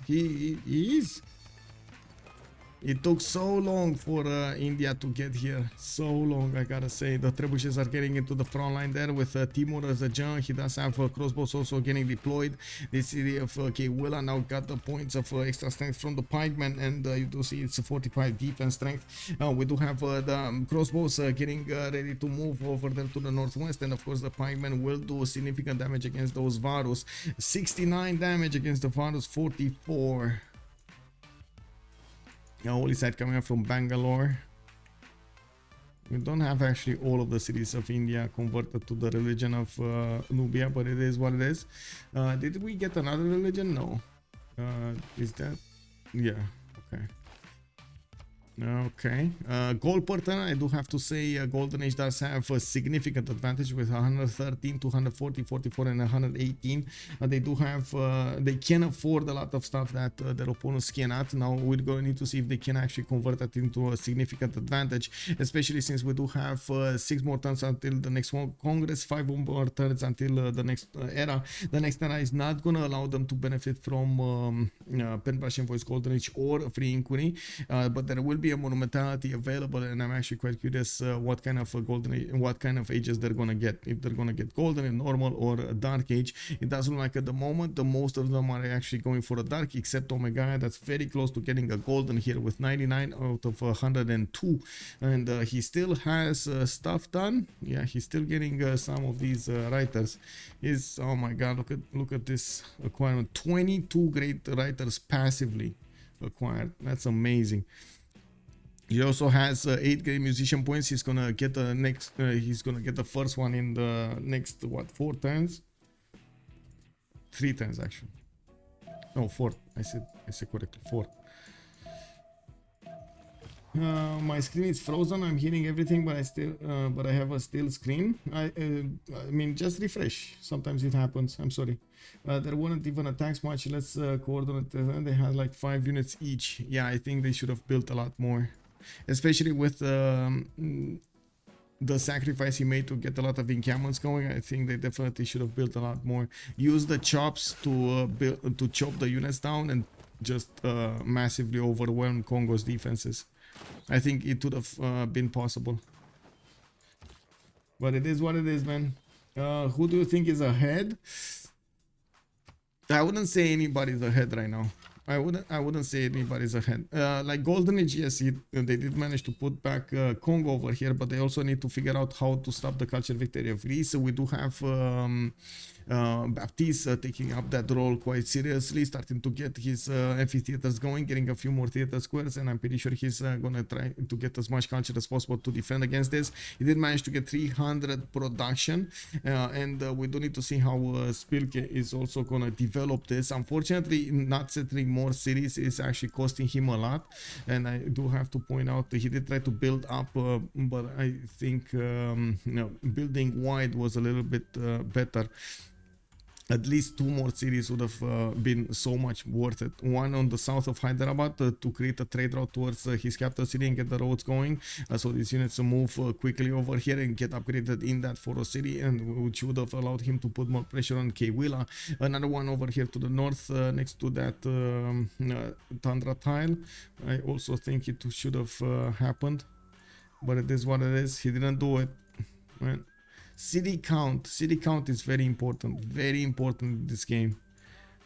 Production centers, capabilities, new districts, population, it's like so many points. The only drawback of city count is amenities. If you don't have enough amenities for your citizens to at least be at the content level, you're gonna start gathering penalties. Oh, OverDozZ is actually greening out labs, while we do have Persia upgrading line infantry and calves right in his face. Oh, this is gonna be a problem.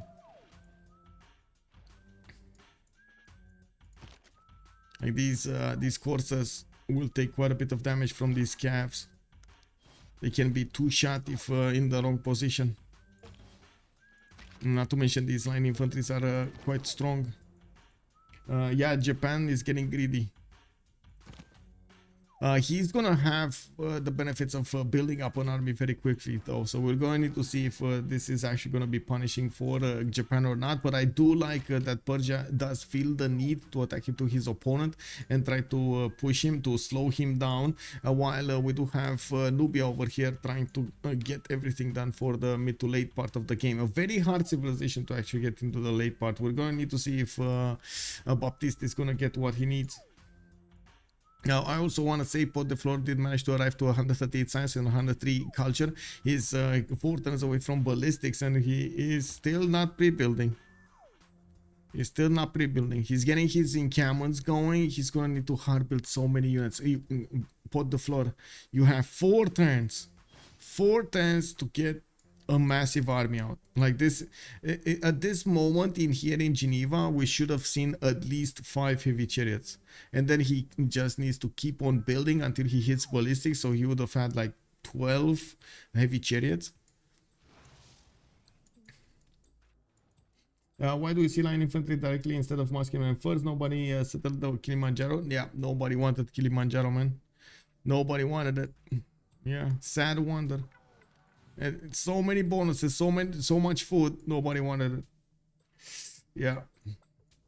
Okay, Kwila's walls are down. The defenses have been taken down by the trebuchets, and it looks like crossbow is over there, also shooting it down. Timur is giving the extra bonus from the general, and the Varu is waiting to actually walk into that city and take it over triumphantly. We do have Persia also pushing towards the city of Mvemba, Kongo, where there are maritimes available. We do have trebuchets also coming in to do the damage against the city walls. We do need to see them with a coordinated effort to actually take that city down, and it does seem like at the moment again Persia is applying scattered attacks instead of going forward. It looks like also Persia is trying to get a safety settler. This is his safety settler. He already in his mind lost the war against America, which I think it's a bit of a problem, as in usually if it's good to be preemptive against something, try to predict what's gonna happen, but if you already set your mindset that you lost, you're definitely gonna lose. If you set your mindset to do as much damage and hold as much as possible, that actually might be the difference between your team winning the game and your team losing the game. We'll see. We shall see what's gonna happen over here. Like Persia, for example, getting another 3 cities over here would have managed to make a significant difference. Getting 1, 2, 3 more cities. Yeah, 3 more cities. Able to build up an army on the east side. He has the production capability, the extra production that he could use to build up his pikemen. He could actually get a significant defense against his opponent with pikemen and slow him down. This is his job. Slow him down. The more time he buys for his team, the better Nubia is gonna be. Okay, we got major attacks coming up from Persia against the cities of Japan. Looks like Japan at the moment. Wait, why is he building Oxford University? Why is he building a spy? Corsairs coming up from Nagano. I mean, the Corsairs are not doing anything against the camp. Where is his tech side? 2 turns for calves, okay. 2 turns for calves. At least that. 420 production. He has an insane amount of production, yes. Yeah. And India don't derail himself too. If Persia commit more to war, Kongo would be dead 30 turns and he got his cities and can he send back to defend America. Yes, I agree. Yeah, I agree. I went on to a rant about this like, I don't know, half an hour ago. I think I explained it as much as I could in detail, but if you guys want, I can go more into detail, but I hope not because it will take me too long. Yorkshire bit. Good evening, sir. How far is Kongo going to be able to before these cities are taken? He may have to settle on the coast. I mean, he is over here, Mubanza Sundi. He got worried that he's not gonna hold his cities for too long. Kewila is probably gonna go down next turn, and then Mubanza Kongo is gonna fall next. We do have trebuchets shooting at that city center, and probably gonna take down the walls next turn. While corsairs are appearing, knights are appearing. We got some crossbows also able to do the damage against the defending men at arms and the crossbows. And it does seem like Persia is still moving his settler. Where is his settler going? Why doesn't he have a escort? Oh, he sent his courser back, that's why. Okay, there's a frigate here in Nagano that can do damage against the camps, man. You know, he's holding strong. Oh my god, is that city? That city is not gonna fall, right? Or is it? Is that city gonna fall? How much movement? 1, so he can attack the city center. Oh, kick W, man. He should definitely take down the encampment if he can.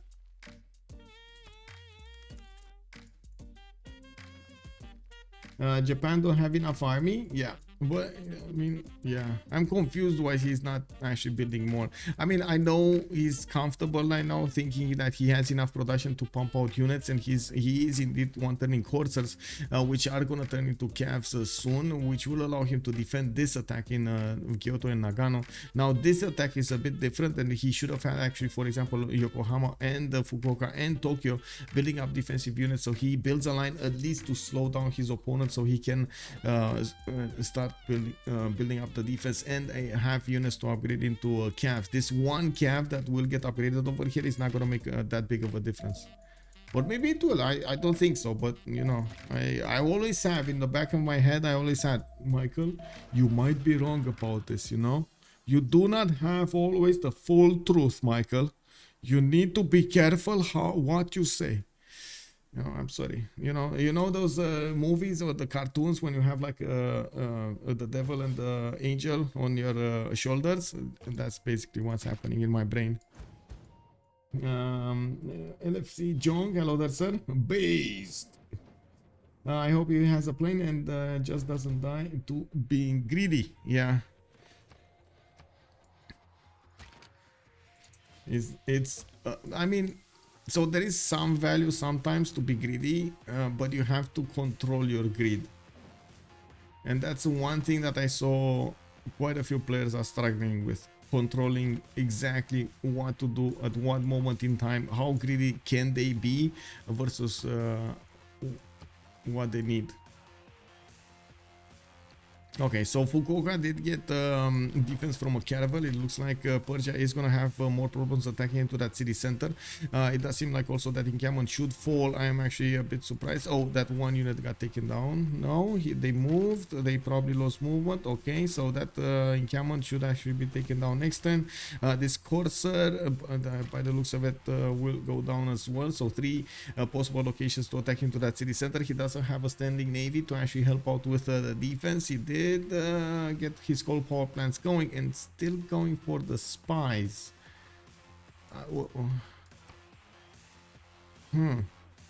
Military science coming out next turn here. Okay. Persia has 5 and +5 to the city. Machiavelli, don't lie, don't have a devil. It's 2 angels instead. I hope so, man. I hope so, Machiavelli. I hope I actually have 2 angels. I hope so, man. I hope Japan Persia has a +5 to city. Okay, it did. Oh yeah, that city has Halong Bay defense. No, it doesn't. No, it doesn't. Actually, the Halong Bay only gives defense to the units inside of it. Inside Halong Bay, I mean. It doesn't help at all on the city center. Yeah, it looks like Fukuoka will fall. It looks like. We'll see. Okay, 2 minutes as a pause, and we're gonna come back to see what happened in the Congress and what the players will do in the next one. Let's actually see. Me. Okay, so 2 minutes, guys, and we're gonna come back.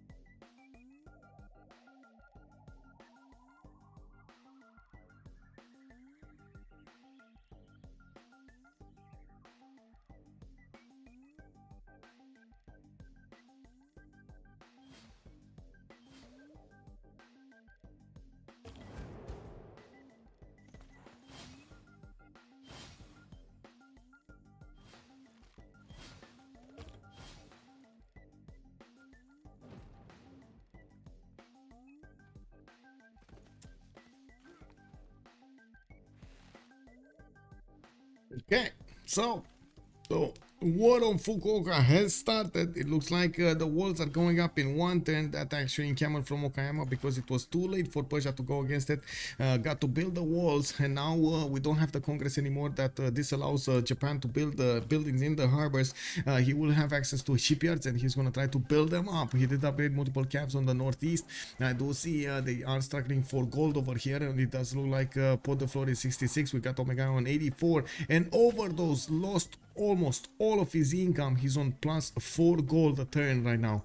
We do have on the other side major gold income. Spylke 84, we got Baptiste on 230, Bewewen 27, and Bevet on 80. Looks like in the Congress, Omegaia did get the trade sent to the player with +4 gold to the sender. That only helps actually America. 20% faster population growth on Omegaia, and Baptiste gained the 2 diplo points. It does look like Baptiste over here is trying to get the points in for the Diplo victory, 8 out of 20. He's also going to need a city over here in the north so he can build up his Statue of Liberty. And I do see he's moving somewhere. Where is he going? Is he actually going to try to build it? No, I hope not. And I really hope he's not going there. Anyway, he's getting theater squares, he's getting his factories going, he got industrialization, he has a lot of production going, and we do need to see from one player to the other exactly what's going on. Multiple shipyards are getting into the production queues. Fukuoka is gonna get the walls up, and it looks like the city is being put into half defense. The line infantries did get the full damage against that city center, and it does seem like it's not enough. The trebuchet will have to make its magic against the walls to take it down. Spylke, Dark Age, we got Baptiste, Normal Age, we got Bewewen, Dark Age, Bevet, Dark Age. We do have OverDozZ on still 260 science with a Golden Age, Monumentality, Golden Age for him. It looks like he's making only 10 faith a turn, but at least he's gonna have the extra movement on his builders to be able to move faster throughout his territory and repair and or improve what he needs. We do have Potdefleur also with Dark Age, 300 production coming up on America. Looks like the walls did get taken halfway down. And this line infantry is getting a promotion. Oh no! Bevet wasn't fast enough. He wasn't fast enough to save that unit. Luna Raya has joined the round table. Luna Raya, thank you so much for the follow, sir. Much appreciated. I don't know about building walls with trebuchet right there. I mean, it's delaying his the takeover of the city, but you do have to follow up with units if you actually want to save that city center. So this wall was very valuable if there were like 3 calves coming around from Kyoto, Okayama, and Tokyo. And I'm pretty sure he would have one-turned them, and he could have saved this city. I'm pretty sure. I'm 100% sure he could have saved this city. We do have also Omegaia, 126 science with 215 culture. I did notice he did manage to get to acquire 7 out of 49 domestics over here, tourists I should say. In the culture victory screen, he did manage to get 130 tourism per turn. He did manage to get the first oh my god, the first musician, and started working on those. It looks like also India did manage to get to cuirassiers, and we do see his army starting to deploy towards Mbanza and Sundi, where there aren't that many units available for Greece to defend with. He did have the levied units from Mogadishu, but he doesn't have any units of his own being deployed towards the northwest side. It looks like he does have Mogadishu in the bag, while these units do have 5 more turns for them to be de-levied. We do have Omegaia going for metal casting, and he does have the well, he doesn't have the upgrade button, does he? Wait a second, does he have the upgrade? I don't see. If he has like muskets at least will hold on, or line infantry.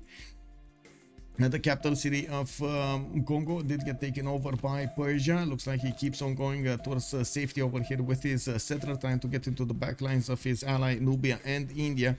So he puts it as far away from the eyes, from the American eyes as possible. America finally starting to build up knights, but it's slowly getting there. He's one-turning knights, and by the looks of it, he is managing to get them onto the southwest.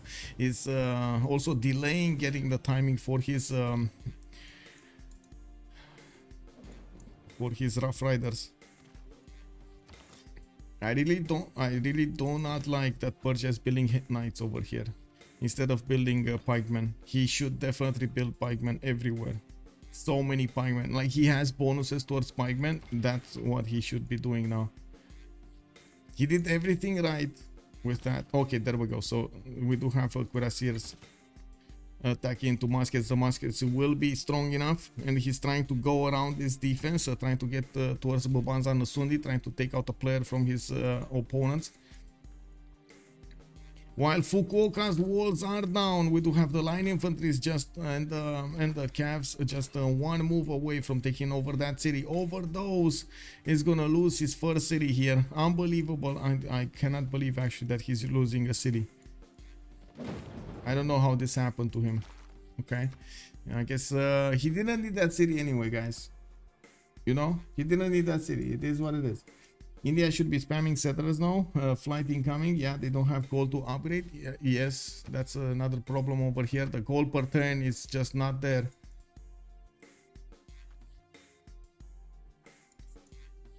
I do have to mention somehow Baptiste managed to get more production than OverDozZ. And this is with shipyards in all of his territory. He's getting another electronics factory in Kyoto, and I do see it does have James of St. George for extra defenses there. The 150 fortification health is appearing in the city of Kyoto and Nagano.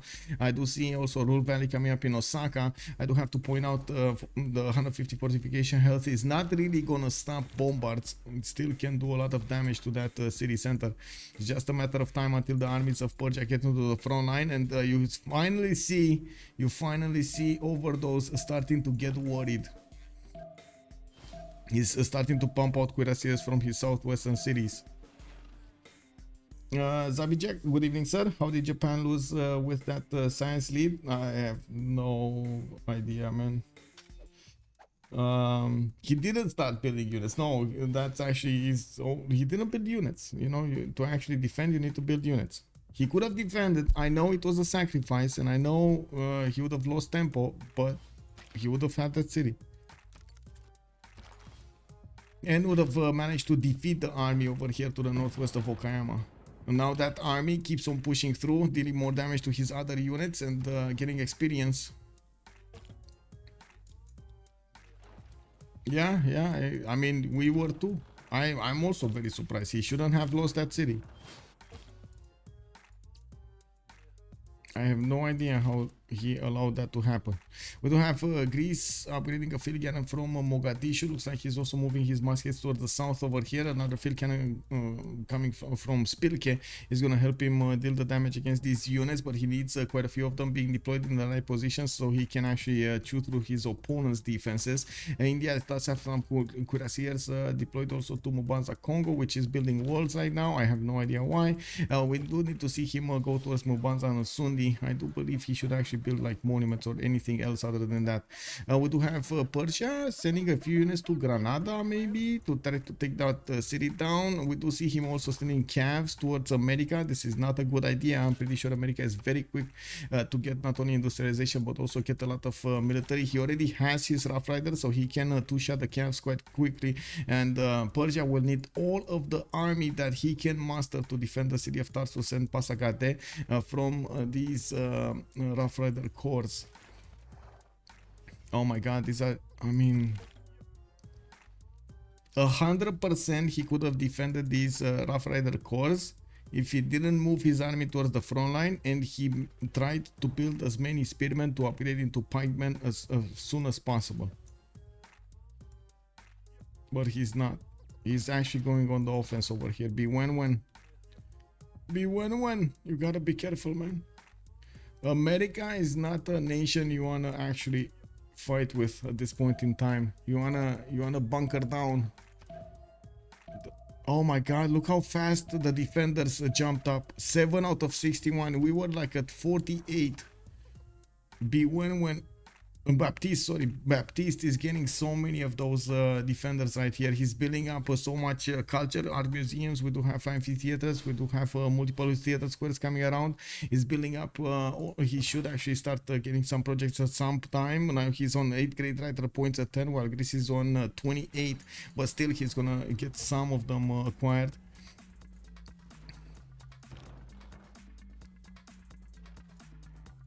Okay, Trebuchet starting to work on the encampment of Okayama. The calves are starting to get in. They're gonna find the cuirassiers on the battlefield, though. That's gonna be a hard problem for them. The Filkan doing massive work here. Okay. Mashad. This privateer fleet is just sitting there. Kick. Okay. I guess he's just getting promotion points because why not?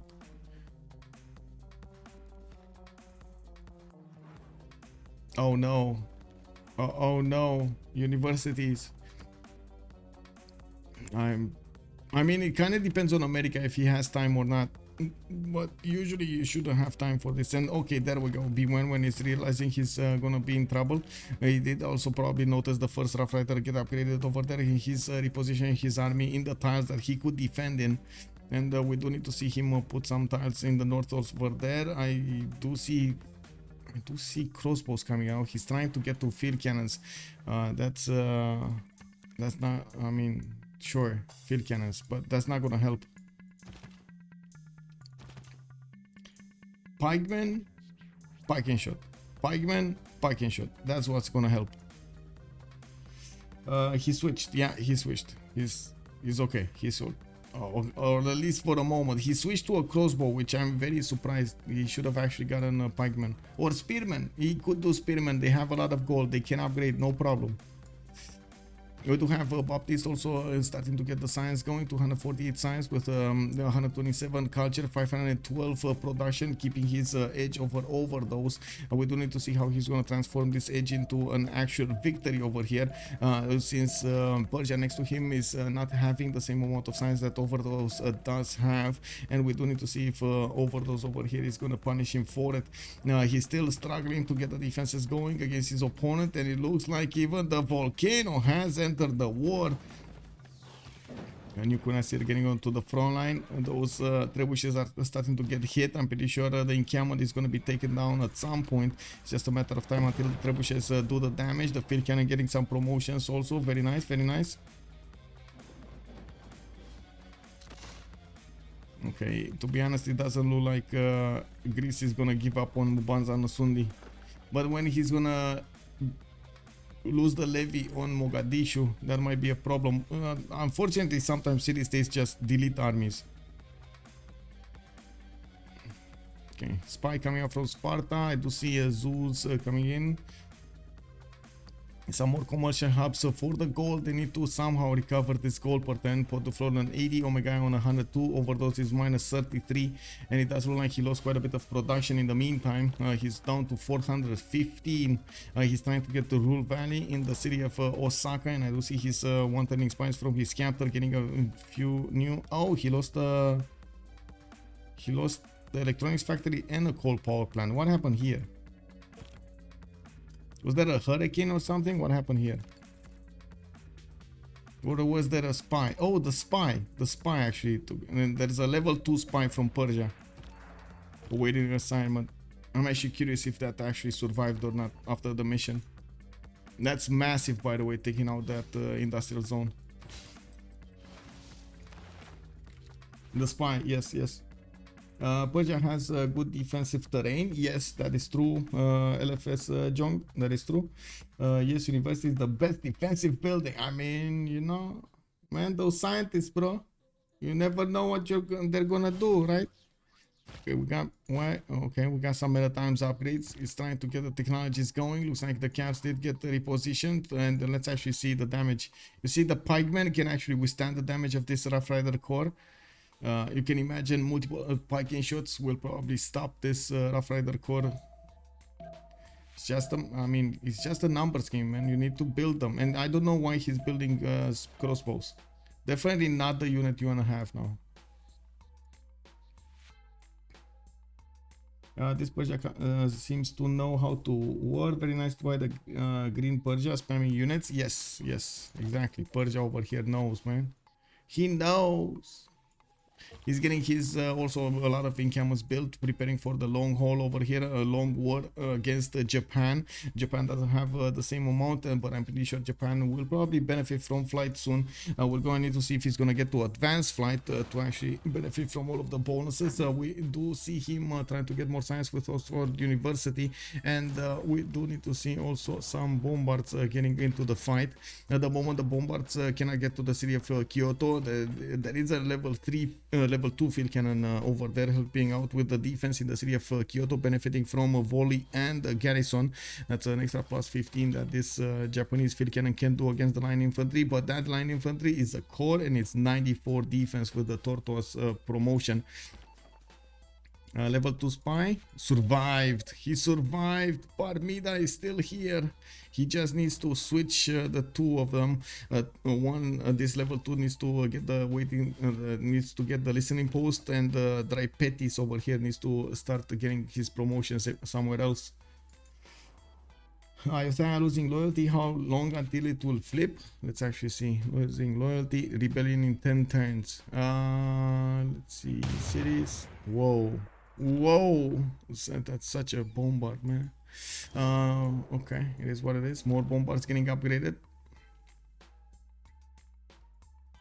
Okay, D-Levy coming up over here. It looks like Mogadishu actually did sell quite a few units, and there aren't that many units defending Mubanza and Suli right here. We do have a hoplite that will die quite painfully to one of these cuirassier cores, and we do have another one cored up over here. It looks like the bombard is also moving to the front line, while Spylke lost the movement at the moment. He's going to start attacking next, and yes, there are some spearmen that will just be fodder, and we do need to see if they do have the gold to levy another time. It's 610 gold to levy.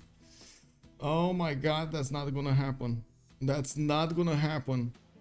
This is not gonna happen. 610? No, that's not gonna happen. Rule Valley Japan is a problem? Yes. Is it that big of a problem? Because at the moment Baptiste is ahead with production. Baptiste is just defending the culture victory, getting the production over Japan, Tokugawa in major internal. That's quite a feat. On Nubia, by the way.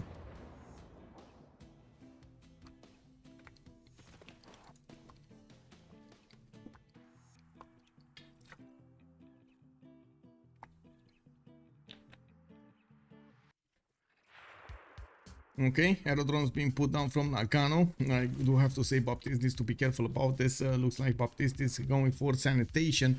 He's also wanting those labs going, and he didn't go for flight. And we do have OverDozZ also going for steel walls. We got Lifeline coming up in 1, so he's not going for his advanced flight. He's just putting down aerodromes and probably going to want to build up his aluminium count before he does anything else. We do have a cuirassier course being built up over here by Bevet. Bevet is going for steel in 3, and he is going to try to get to tanks very quickly. Well, very quickly, as much as his science can carry him on 151 science and 88 culture. We got OverDozZ 251 science and 96 culture at the moment.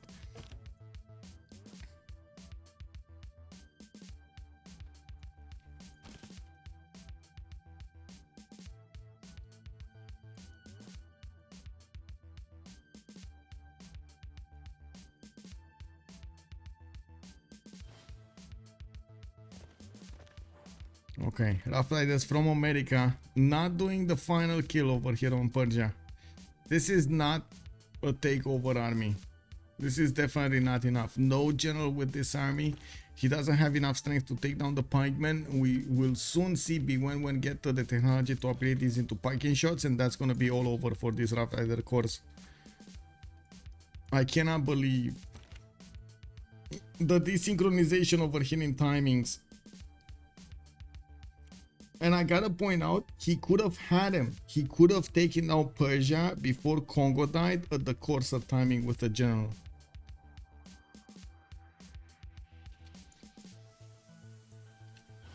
We got theater squares coming up from St. Louis. We do have markets coming up from Cincinnati and factories in Los Angeles. It looks like coal power plants. He's industrializing as much as possible, and we will need to see Potdefleur get that production going. Scientific theory coming up in 1. He's also trying to get to labs. Now we do have military engineers creating the pathways over here. Very interesting for India to connect his cities with his western side. Aerodromes finishing. We do have Persia tooth and steel. Okay, and getting so many of these encampments built. This is massive all-out war from Bevet. This is how you do it. To be honest, this is how you do it when you want to go against a war, to war against somebody. You build up your infrastructure, and then you use it against your opponents like this. We do need to see if the aerodromes are actually gonna give a bonus, a good bonus to OverDozZ. It's going replaceable parts right now. Civil engineering in 3. And he's, to be honest, he's all over the place with his technologies. Going up, going top 3, going bottom 3, going top 3, going bottom 3. Like, okay, sure. You gotta do what you gotta do.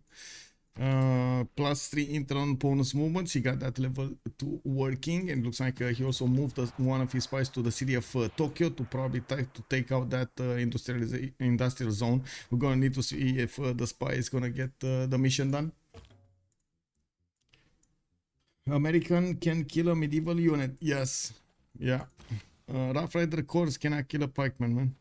I mean, they do benefit from like the garrison commander. They do benefit from the military alliance, the ideal terrain, the +10 against scams, the general, oligarchic legacy, support bonus. Like this is how you should do it, right?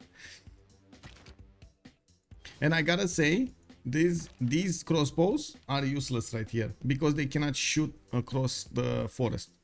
These are useless. They're not doing anything. Pikemen, much better. Japan is getting attacked and is building wonders. This is what Golden Age needs to win. Tank artilleries will kill anyone who isn't ready. It's a huge spike in terms of warfare. Yes, I agree. Hey, hello there, sir.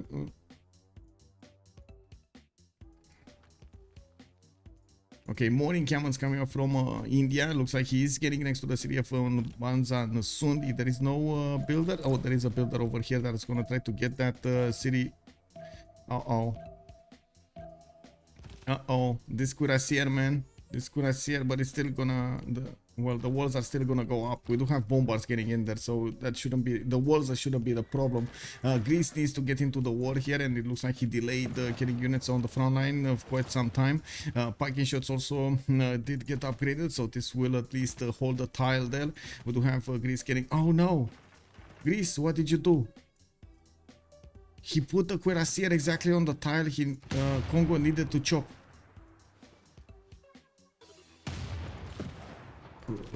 Okay.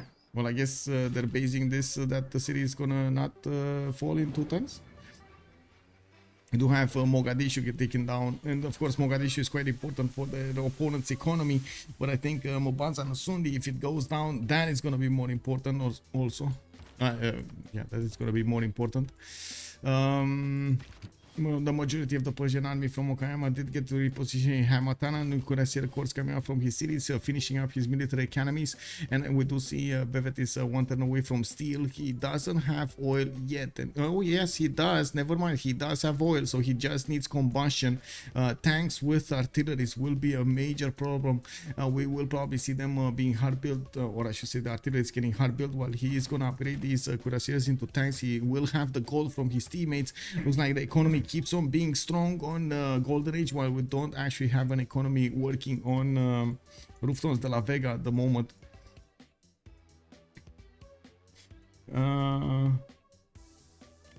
Looks to me like Reuftons have woken up and gone up from the wrong leg. Let's see. Let's see if they did manage to do that. Omegaia is on the 148 tourism. He did stagnate quite a bit in the tourism screen. Didn't manage to get Apadana going in one of his cities, so he can actually work the second music work over here from Megara, while his opponent is starting to get a lot more of these defensive tourists. Joined the round table. Hey, thank you so much for the follow, sir. Nubia has 650 gold. No, he's on 243, but he has 600 production, man. He's in the score screen. He has 653 in the bank. You keep the bonus even if the city he was used on dies. Wait, I think India is just going to kill Mogadishu and then go for Kongo without them being able to get an escape settler. There isn't much need to rush it. Any units Greece built hurt their culture victory even more. Yeah, I mean, I can't disagree. If Greece needs to enter the war, this is going to be a major problem. The culture victory is going to be delayed more and more, and Nubia will just have the time to build up his military.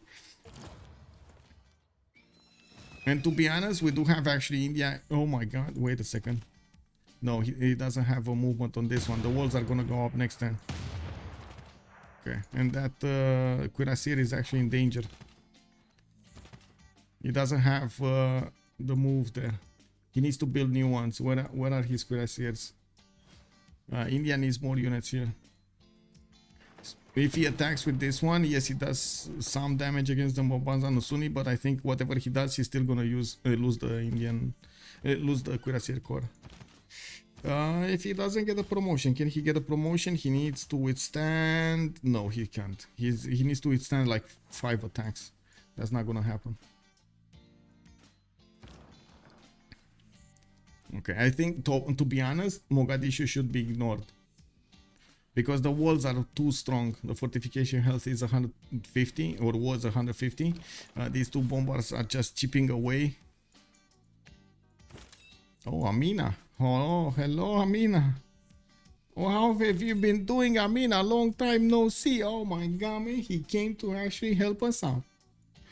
I meant the Newton bonuses. You keep them. Yes, yes. Oh, the Newton bonuses. Yes, I was actually confused about what you're talking about. But yes, you once activated, you keep the Newton bonuses. But you did lose that free library in university because you know you don't have the campus anymore. And that actually hurt OverDozZ quite a bit. 268 science with 118 culture. He's trying to get the aerodromes done, and by the looks of it, his tech side, he's going for sanitation. We do have Bevet actually getting combustion in 5 turns, while Baptiste is already on the radio. He's getting his aerodromes, also his aerodromes down, and he might actually get to help with the attack with some bombers and fighters against Japan. He's gonna get to play air cover over here for his ally. We do have the first artillery is getting upgraded, and it looks like he's gonna start chewing through the Japanese defenses with them, while he's still gonna need to wait to build up some cuirassier corps from his main city, so he can get the tank corps going against his opponent. Bevet is slowly getting a massive military to work with. And this attack, man, this attack, let's see. Oh, parking shots got in. This parking shots. I don't know why we have crossbows here. Crossbows barely tickle the Rough Rider course. Tickle, tickle, tickle, tickle, tickle. Tickle, tickle, tickle, tickle, tickle. Anyway, America trying to get some bombards on the way there. We do have to see if Persia is going to get an influx of gold from his teammates, so he can actually get that going. Looks like India, yeah, did lose actually 2 cuirassiers. Lost the cuirassier corps and the cuirassier to the south. Yeah, whatever he did, he would have lost that. We do have him getting industrial zones here, and it does look like at the moment Spylke is content to just make his opponent build up a military and not actually taking him Mubanza Nusundi down. Oh, there's another settler coming up. He chopped it. Orval chopped it.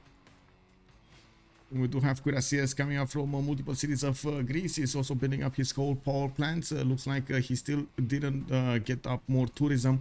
He's industrializing as much as possible, and he's getting some amphitheaters going.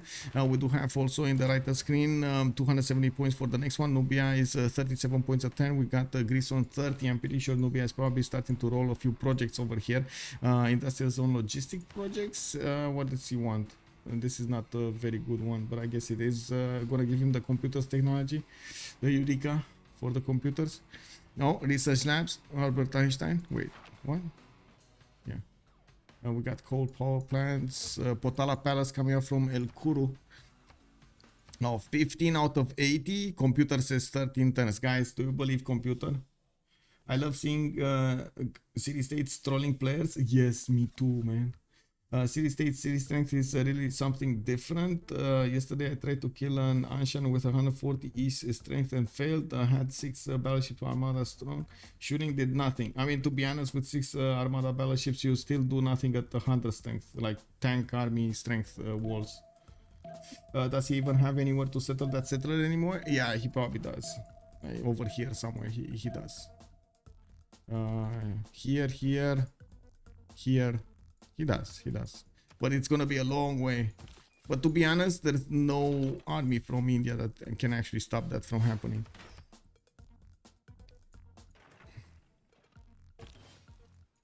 Let's see. First biplanes getting out. We don't have we do have biplanes actually from Japan. Did we just hear one move? I heard. Oh yeah, there was a Nubian biplane already built. Kick W, man. Oh man, we got the planes rolling, and it looks like these artillery are actually doing massive amounts of damage against the caps of Japan. Japan will be. Oh my God, he's gridding out labs. Oh no, he's gonna grid out labs, boys. Oh no, no. So labs are good, but they're a major investment when it comes to science, and you can't really use them to get back into the game when you're already getting pushed, because you need time to build them, you need time to acquire the science, to get to the technologies that you actually need to defend yourself with. And well, in this case, biplanes are just not gonna cut it. What is he gonna try to do is plug the chokes with biplanes, which I can understand somewhat. But those biplanes are just gonna die to Baptiste getting advanced flight. I don't know, man. Maybe he saw too many games of FFA players, you know. Maybe he's actually listening too much to that meme, Click Labs, you know. When in doubt, click Labs.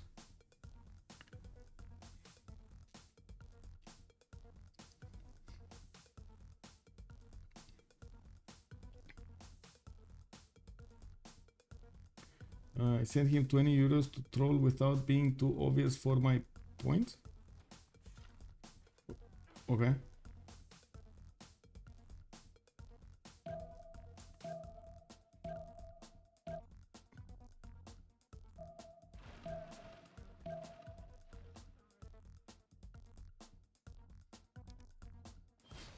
Okay. I do have to say they will require a lot of gold to give to Bevet over here to upgrade the tanks. And Iotha has been taken down. Oh my god, this is actually 20. Wait, what? 20 garrison defense strength? Are you for real? And it's 300 fortification? What? Lol. 20 strength. Am I seeing this correctly? No, this can't be. He has line infantry. This cannot be. This number cannot be real. Like, no, for real. This cannot be real.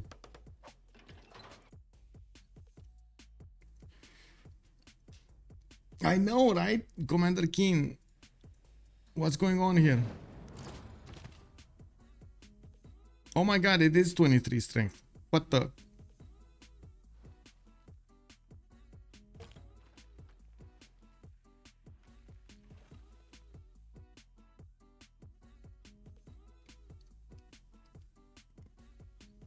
I think the game just pooped itself. Oh, there we go. Yeah, I don't know. I mean, clip it. Clip it, bro. Clip it. Click that clip button. Let's go. There is no way that's meant to happen. Yeah, I know, right? I mean, these artilleries are just gonna make quick work of it if they didn't attack it, but they did attack. They did keep on shooting Japan.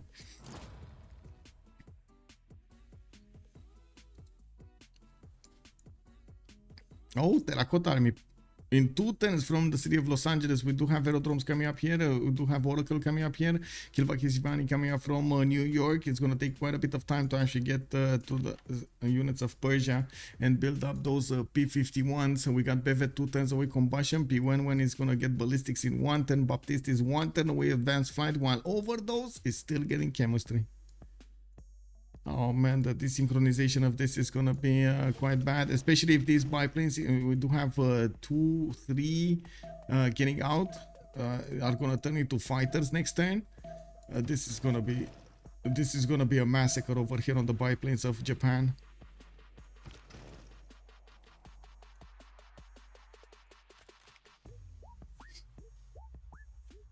Why faith on farms in America? Wait, where? Oh, here. Great Bath here. He has Great Bath.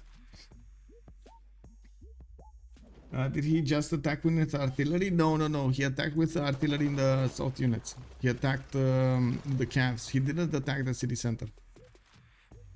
The artillery. Oh my god, it's 18 strength. How is this possible? That was a cav. There we go. 1 artillery shot, man. Look at that. 1 artillery shot and the walls went down.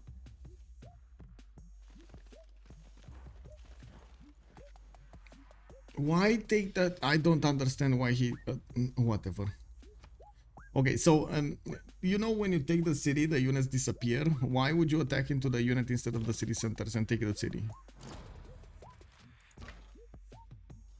It is what it is, boys. It is what it is. We got the fighters coming up here from Nubia. Oh, they're gonna find this biplane all alone. They're gonna find the biplane all alone. OverDozZ is trying to get the radio, but he's probably gonna lose a few biplanes in the meantime. He's trying to build new ones. He's also one-turning labs over here. 290 science, 124 culture, minus 21 gold. I also want to point out another thing about the research labs over here. If you take a look at this. Base cost maintenance, 3 gold, right? Every time he builds one, he goes lower in the economy. They don't have that much of an economy to begin with. He certainly doesn't have.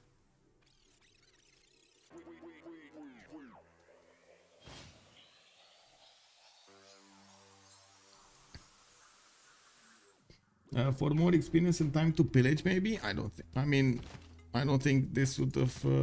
He also lost, so he gave health away for experience, while these units would have been turned into tanks anyway, and now they're gonna need to repair. He's 1 turn away from combustion, so this army over here, for at least this cuirassier and this cuirassier, are not gonna be as useful on the front line because he did that. Well, at least I do have to point out, man, Bevet actually getting a massive military and getting an infrastructure done is exactly what he needed to do. He got his military academies, he got his oil per turn, he got his artillery, he got back his city of Ayutthaya, and it looks like he's gonna have air superiority from Nubia. That's one single biplane down. Okay, there we go, another fighter getting up. Oh, okay. Artilleries can actually finally attack into the south, and yeah, there we go. He's building a line of biplanes so that would get fighters soon. He's 2 turns away from getting advanced flight, while Baptiste is going back to sanitation. Rifling coming up from Cyrus. Looks like Bevet did finish his combustion and starting to hard build his tank cores from his cities. He's going to require quite a bit of gold from his teammates to upgrade the first tanks, and he's also going to push over here Japan with tanks. You can imagine even now his cuirassier cores are much stronger than the Japanese units. This is going to not go his opponent's way. He has Rani Lakshmibai as a great general, while we don't have Japan with a great general at all. This is a one-shot tank core against cuirassier, one shot.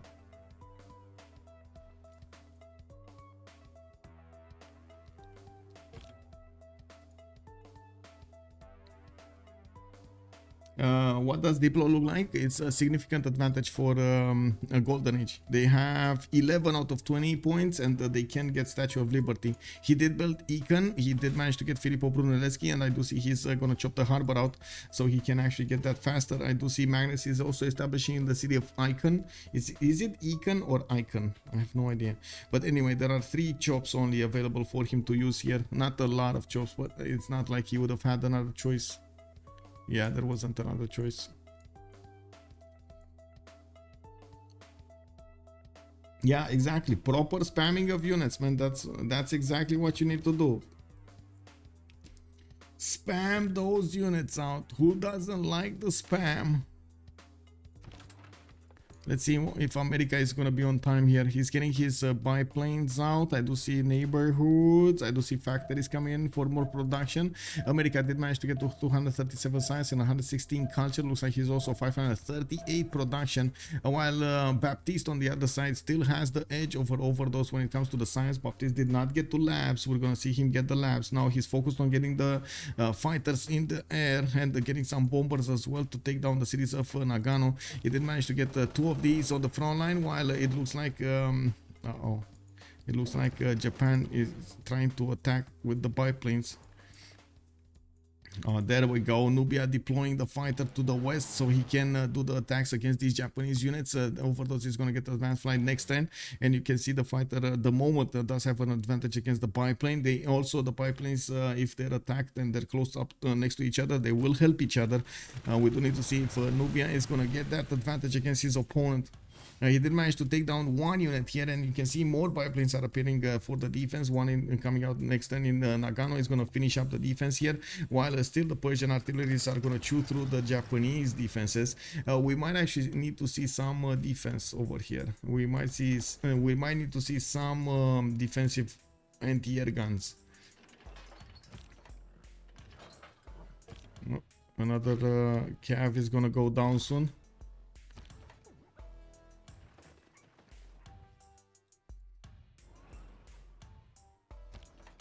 Oh, there we go. First tank war on the battlefield here.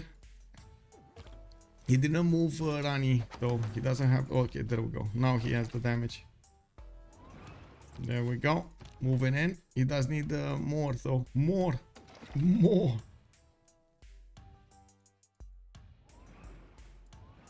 Nubia and Green Persia are really good. Yeah, I agree. They're playing this beautifully.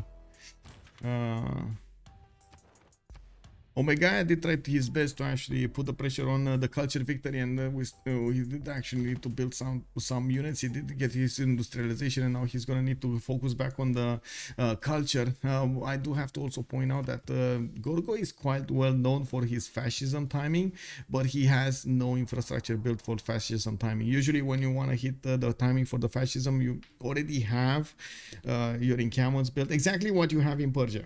Exactly what you have in Persia, you need to have in Greece territory. So you can spam those units out, hard building them. We got the Rough Rider armies here that can do the damage against the pike shots, but they're not as many as you think. And the Bewewen over here is just getting encampment training projects so he can get a general for those units. We do have Napoleon Bonaparte, the next one up, and it looks like he's gonna need at least 3 projects to get it. Oh, I guess he's getting 3 projects. Yeah, he's getting 3 projects. Okay, another oil side is going down. That's 2 biplanes taken down. Oh no, before they got into fighters. 3 biplanes. 3 biplanes got taken down. Wait, where is that? Did one fighter die? Okay. No, it's here. Okay, never mind. It got somehow it got moved. Was that because of Iotha flipping? Lord. Cuppick has joined the round table. Cuppick, thank you so much for the follow, sir, and welcome. Much appreciated.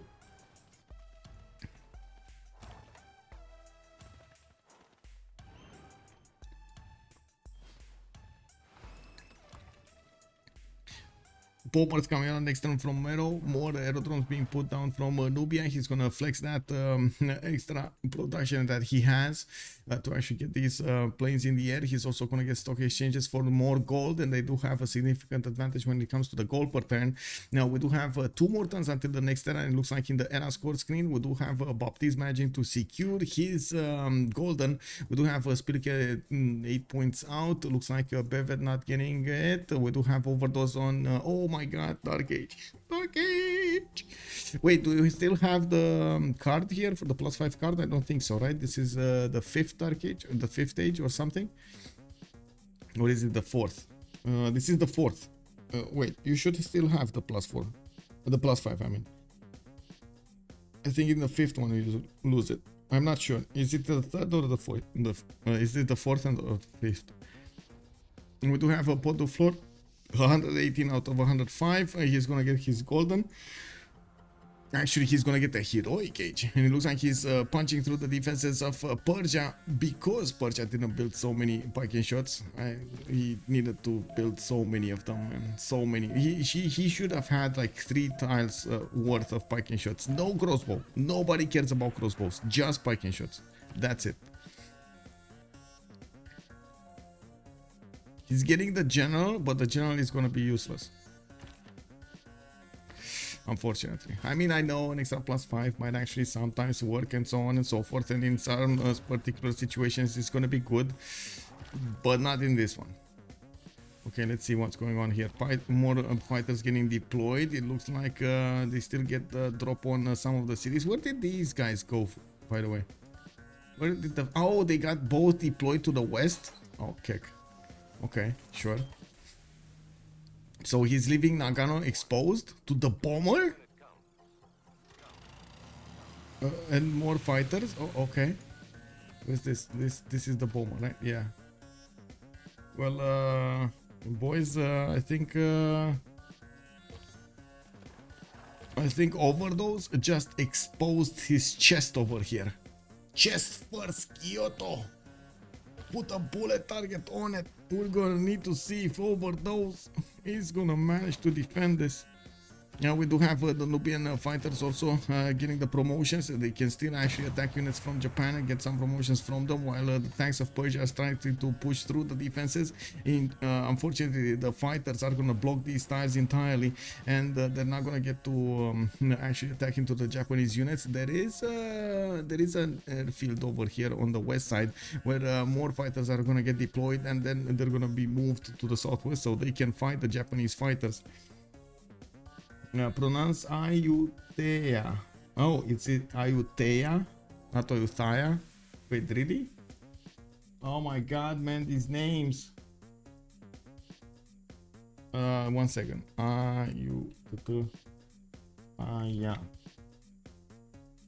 Is it Japanese? Wait, is it? Ayutthaya. Ayutthaya. That's how it reads. I don't know. Ayutthaya. Ayutthaya. Anyway, Japan is still building labs. Yes, he really likes his labs. 600 production, 339 science. He did manage at least to get over Baptiste, but that cultural turn meant 247. Fascism Baptiste coming out soon. Ideology in 4 turns. While we do have OverDozZ barely getting to mobilization. 3 turns left on walls. You know, it's Thailand. Oh, Thailand. Okay, let me see. Wait, I don't think there is Thailandese. Well, what land? Oh, Thai. Never mind, Thai. Ayutthaya. Ayutthaya. Oh, Ayutthaya. Why do you have this long? I guess it is what it is. Don't ask questions, Michael. Just do what you need to do. What happened to Kava? Guys, what happened to this city?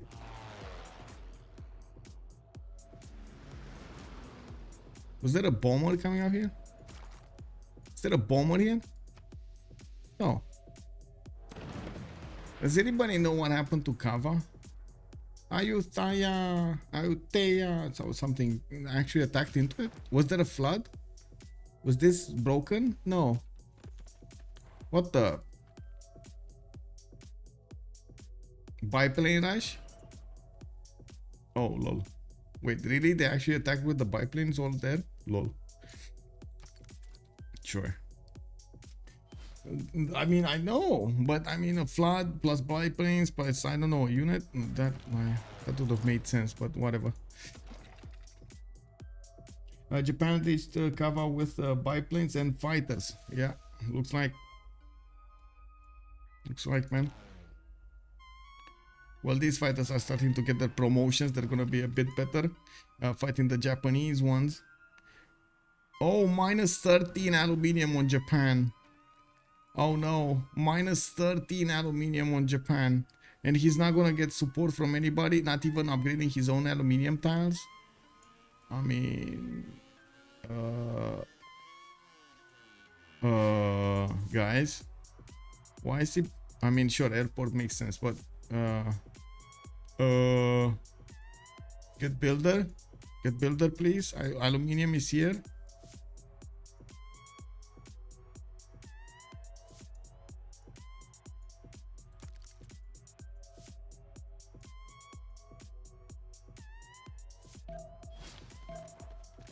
Yeah, no wall plus low city strength. Well, he's gonna get the engine walls next turn, and it looks like Persia is trying to stop any kind of incursion from Japan, and we're gonna have the 2 minutes pause.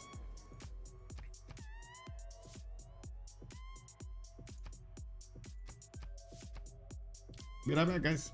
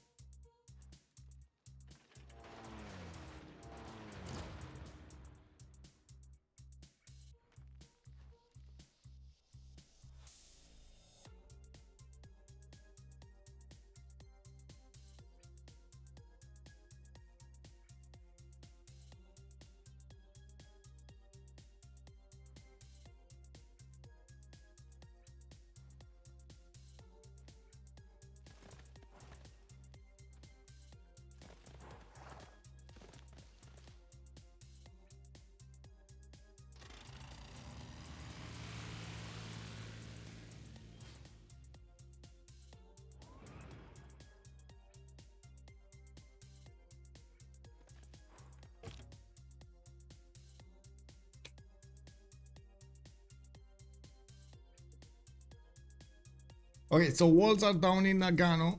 It looks like Kappa did manage to get the walls up. But I'm sorry, there's a major discussion going on in YouTube about algorithm and stuff like that, and I really needed to take the time to respond. I'm sorry about that. If you guys, I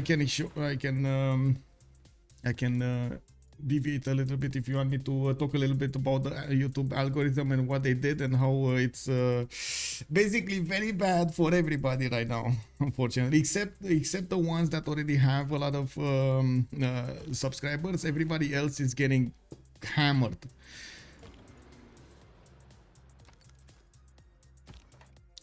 Well, anyway, I get it.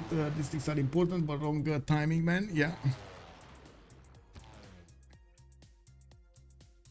West City was getting pushed hard by units, so it will be interesting to see that.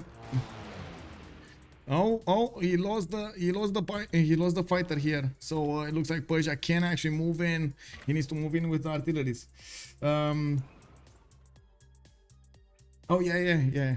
Who's winning? Well, it looks like at the moment it's actually Golden Age winning. We do have an army pushing from India into Kongo. It looks like he did manage to take down this one. Omegaia, new sticks. Okay, get a culture bomb. Minus 50 production towards nuclear devices. We do have a monitor. Baptiste gaining his 2 diplo points. And actually, let's take a look at the overall tab over here. He is 2 points away from getting the win, and he did build the Statue of Liberty. Oh my god, so close to get the win. Natural History Museum coming up from Greece is still trying to focus on those efforts of getting the culture victory, while we do have a secondary city from Congo. We do have also India starting to push in through the Greek units, and I totally get it. By the way, Alex, I just ask if you want to talk, if you guys want me to talk a little bit, I'm gonna do it. If not, it's fine. Golden Age showed how prepared they were even in game 1. Yeah. We do have Persia getting in, and he's gonna start taking cities away from Japan. Looks like Nubia over here getting this fighter superiority, or I should say air superiority against his opponent. Is managing to win the war. Persia did focus everything on the land warfare, and he's starting to get some air guns, so he can actually push through without the fear of these Japanese counterattacks with the fighters. We don't have that many Japanese units. He's barely building his air ports over here. Still didn't upgrade that aluminium tile in the south, and it does seem like only one fighter is available for Okayama to use to defend himself. The fighter does have minus 13 insufficient aluminium penalty, which is a major problem. We do have the artillery starting to get in towards the borders of Kyoto, and Nagano is gonna be the first city that is gonna be taken out in this skirmish. The first one of the war was actually to the northwest of Okayama. I totally forgot what that name was. Let's go Diplo. Yeah, Nula, hello there, sir. Quite a surprise. Yeah, no, Persia, please don't attack. Let Nubia get Diplo. Kek. Okay, so Bomber started actually attacking into Kyoto. They know Nagano is going down, so no points in getting that. It looks like also Nubia has a cav core there. He might actually take the city of Nagano. Persia might actually try to feed Nubia over here some cities, so he can well, he can feed himself actually cities. There we go. So he can get some more culture going. We do have actually, let's take a look over here. Reform the coinage for Amaritore. He is right now on 319 gold a turn. We do have Spylke on 126, Bewewen on 3, and I gotta say Bewewen is also going to start to lose cities over here. His army is in shambles, and these American units are starting to get in. We do have the P-51 Mustangs on the battlefield here, but it might be too late. While they will lose another player, we're going to need to see if Japan over here is going to withstand the test of time against his opponent. It looks like Persia will move in to take the Japanese city of Okayama. Kyoto is already bombed, and we do need to see more bombers appearing on the front line. We do have a massive army coming up from Persia moving into the Japanese cities, while there is a bit of a push over here in the city of Kongo. We do have the tanks actually appearing in the Greek city, so he forces Greece over here to get the defense. Such a great game by Baptiste. Yes, unbelievable, man. He did it with Nubia. This is such a hard task to do, by the way, with Nubia. This is such a hard task to do. Okay, more tanks getting in. He's securing the way in. More movement for these units. Very nice. He could actually get with the tank to the south of Okayama, forcing the cuirassier to move out, or move to the east, to the west, somewhere. A single artillery is gonna be available to attack into that city center and still needs the movement. We do have anti-air guns coming in, and it does look like he's starting to build up his calf core cow, so he goes for his helicopters. We got synthetic materials coming up in 6 turns. OverDozZ is on combustion in 1 turn, but he doesn't have that many tanks available for him. Kyoto getting attacked, and it does seem like these 2 tanks might actually take that city down. We do have new bombers being directly bought in that city center of Nagano in the new aerodrome that he got from Japan. He's gonna start bombing the city of Tokyo before that anti-air gun is gonna get out. Osaka is also getting anti-air guns. Now, while I do expect Baptiste to try to go as soon as possible towards jet bombers, he's getting a fascism coming up in 2 turns here, and it looks like another city has fallen. Kyoto is taken down. This Japanese empire is falling faster than predicted.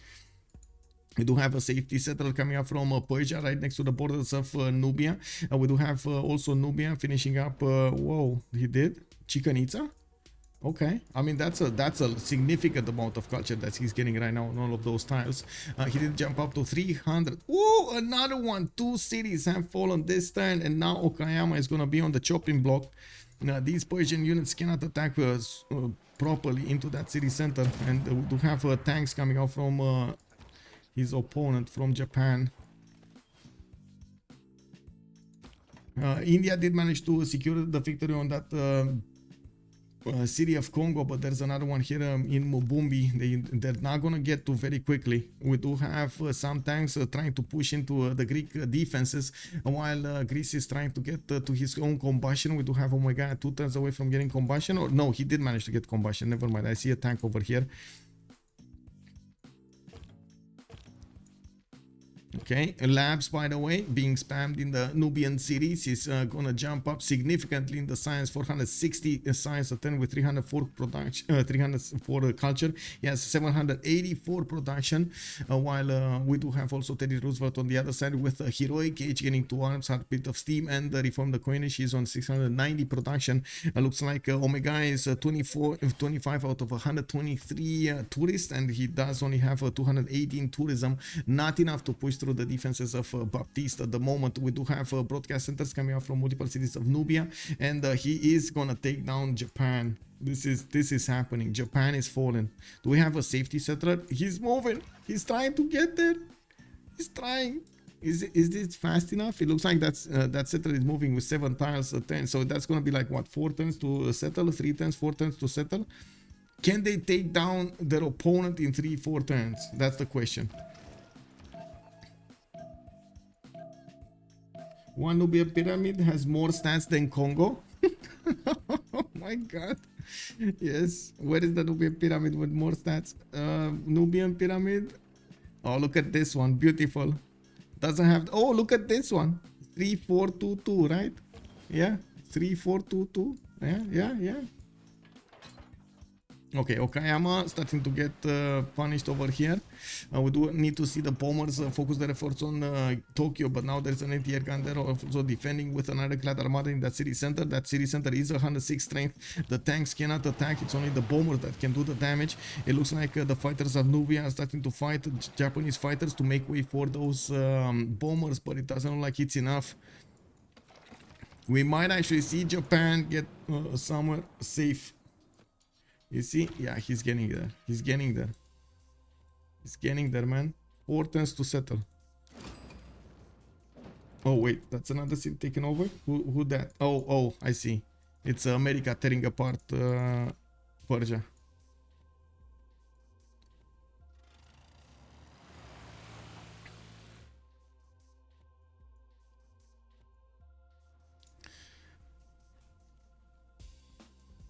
If they do manage to take down Japan, that's gonna secure them the Diplo victory. If you look at that score screen, oh my god, no. Oh yeah, no. So in the next World Congress, there's a significant chance that we will see minus Diplo on Nubia. There's a significant amount of Diplo favor available for Reuftons de la Vega.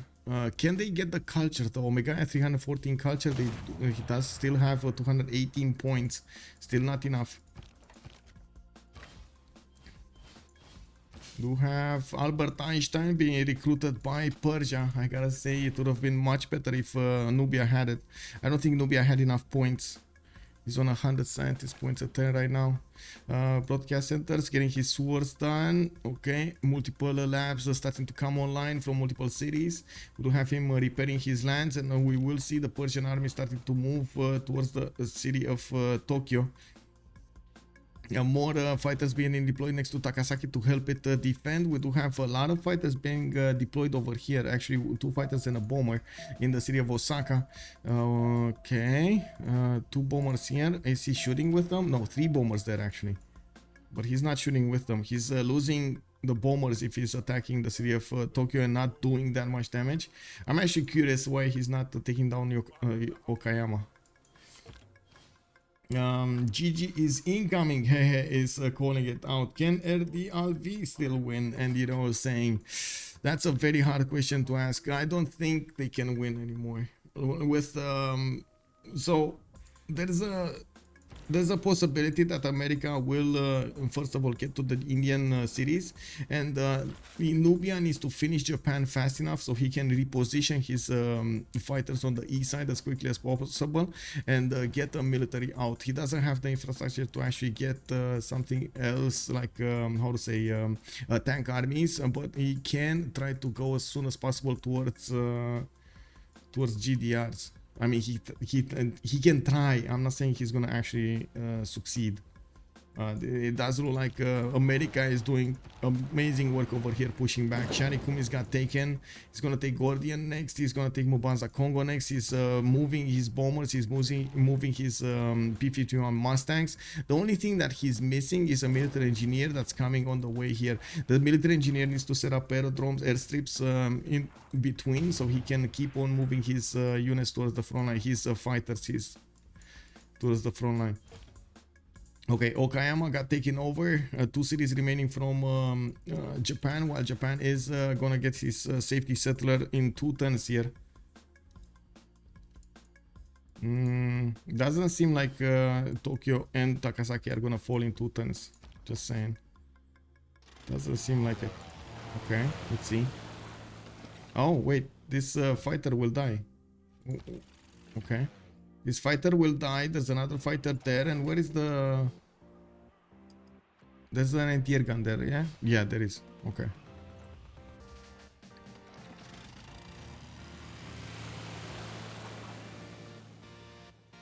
Okay, they're thinking about what to do. I'm pretty sure they're thinking about how to approach this war against Tokyo. Persia can just move their own tank armies to the Nubian lands, while Nubia provides cover with planes and eventually nukes. Yes, basically that's what will happen. Japan dirt.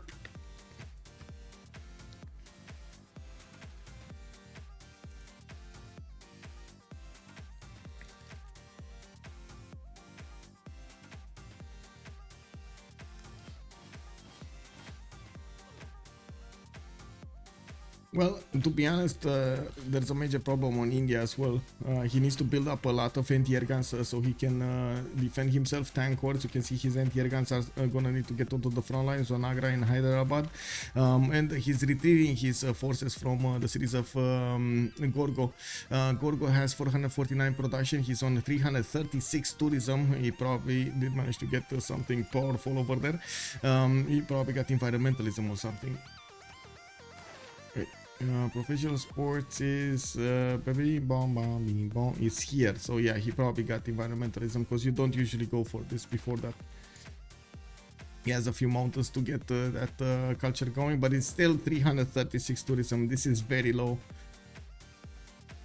It's turned 100. This should have been like 900 plus tourism from him if he wanted to get the win.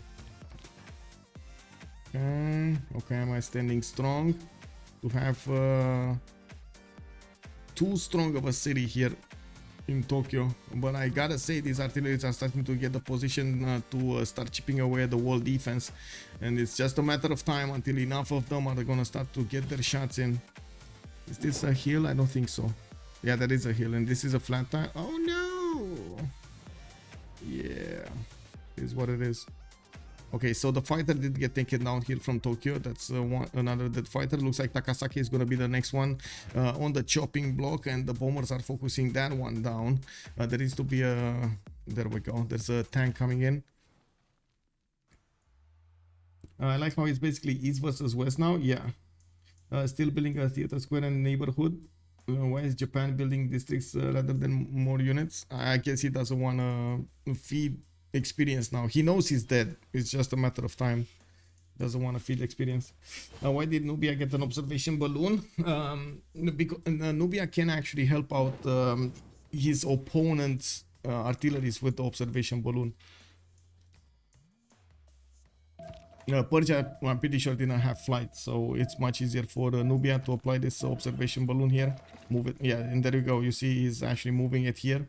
He wants to give the artilleries the range to attack into the city center. Yeah.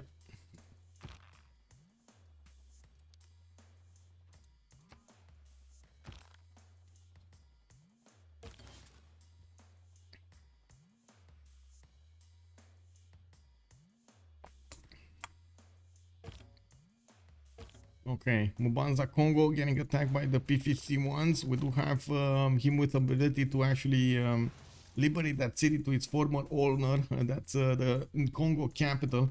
That's going to be 100 points. Bombers already starting their attack runs. We will see the same thing happening in Takasaki. Helicopters are coming up from Persia, and Bevet, yeah, he's gonna try to get that city of Takasaki. Probably next turn he doesn't have movement on. Oh no, wait, never mind. It's Nubia that got that city with the cabs. Okay, now observation balloon needs to get into position.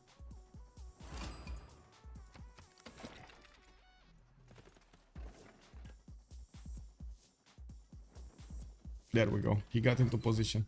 Now he can start his attacks on Tokyo.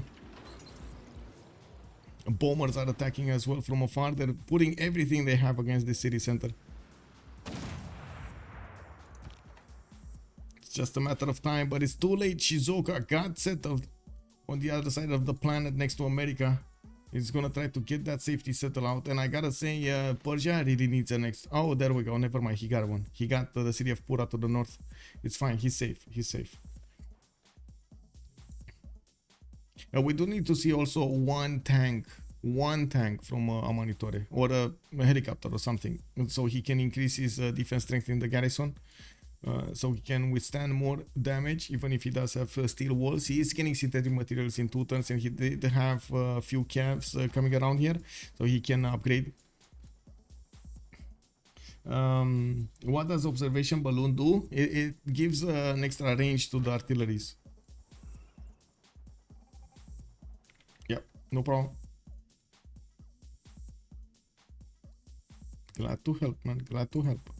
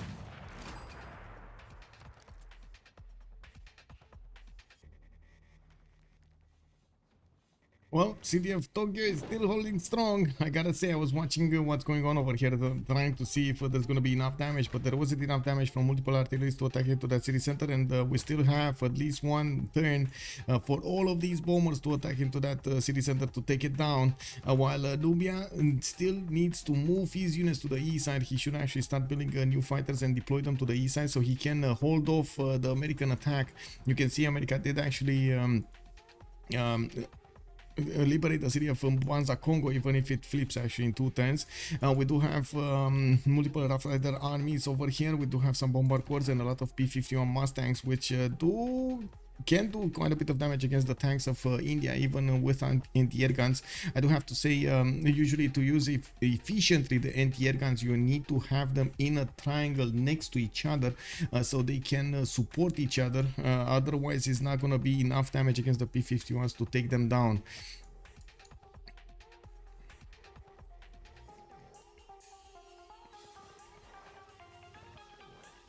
Okay, Cav armies coming up to the east side. It looks like we do have spaceports coming out also from Nubia. Do we have nukes? Bevet is going for nukes. We do have Potdefleur going barely for combustion in 1 turn, ideology coming up in 2 turns. So it looks like Baptiste is actually not gonna go for the trouble of going against his opponent with the military. He's just gonna put his spaceports down and use his production advantage to actually get the space victory. 480 size is gonna be slow going to actually get all of the technologies that he needs for that space victory, but I guess we're gonna have to see it through.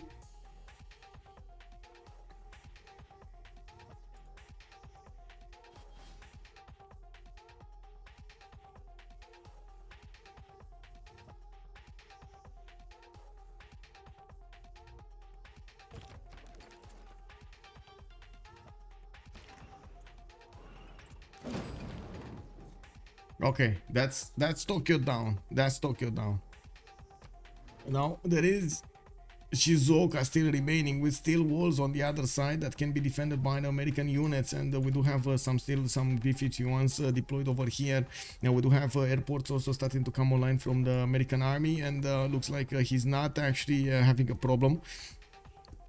The P-51s though, P-51s are very strong units. And like from what I do see over here, India doesn't have enough anti-air guns.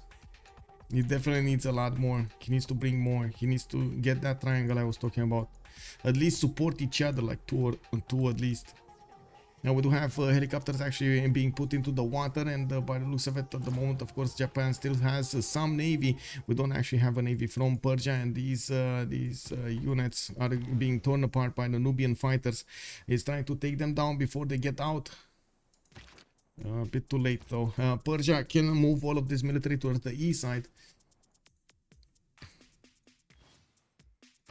And I do want to take a look at the tourism. What do we have? 456 tourism coming out from Omegaia. 35 out of 151 tourists. It looks like Omegaia is very far away from actually getting that victory condition. 4 turns for the first spaceport to finish in the city of Mero. 5 turns for the second one. We do have shipyards coming out for more production. And I do see also Great Zimbabwe is being built in the mighty city of Hep. We do need to see if these helicopter armies are going to do anything over here on the east side. Definitely Persia should deploy a lot of them on the front lines of the east side so he can defend against the American armies. It looks like America will get quite a few strong tanks over here to attack into his opponent. The Rough Rider armies cannot take on the Indian tanks on the battlefield, but maybe his tanks will. We're going to need to see when Potdefleur is going to get them. We also have combined arms of getting done here, I guess, from Potdefleur. I don't know if let me see. Does he have no, he doesn't have uranium.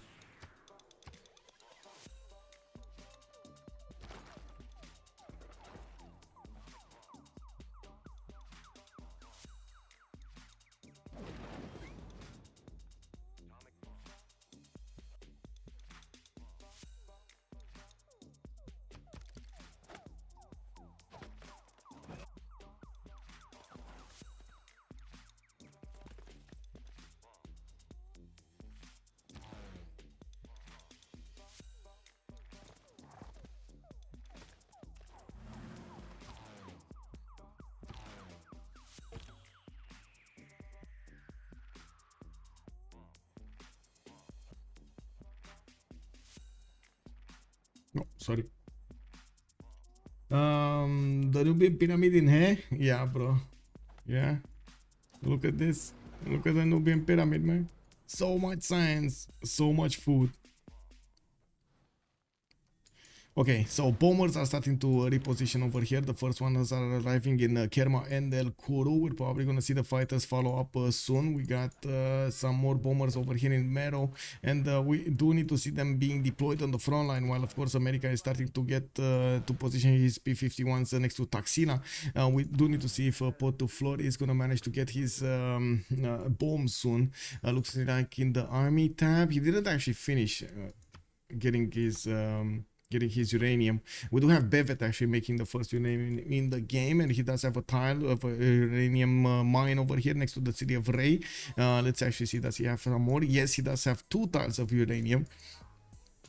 I would expect actually Persia try to get to nukes as fast as possible. He does have 408 production. He does not enough production. 216 science can get him there, and he's probably not gonna have fascism anytime soon, especially with only 99 culture. But you know, anything can happen. You know, it might happen. What is the other fighter? Oh, he got got redeployed. Where is he moving? Where are the fighters actually? I don't see any fighter here. Are there any more fighters here? There's only one bomber. Didn't he have like 4 or 5 fighters? Where did they all disappear?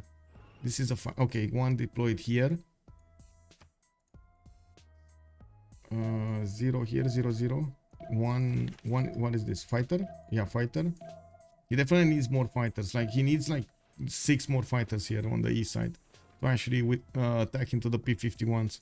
You can see how America is deploying them in formations, so they can defend themselves if they're gonna get counter-attacked.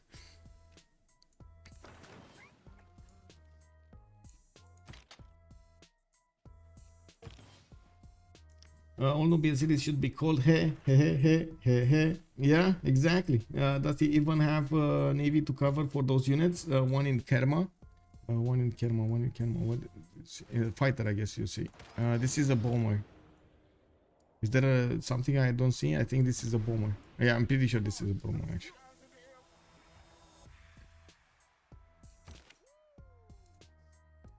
Nice night. Good evening, sir. No problem. How are you doing tonight? How are you doing?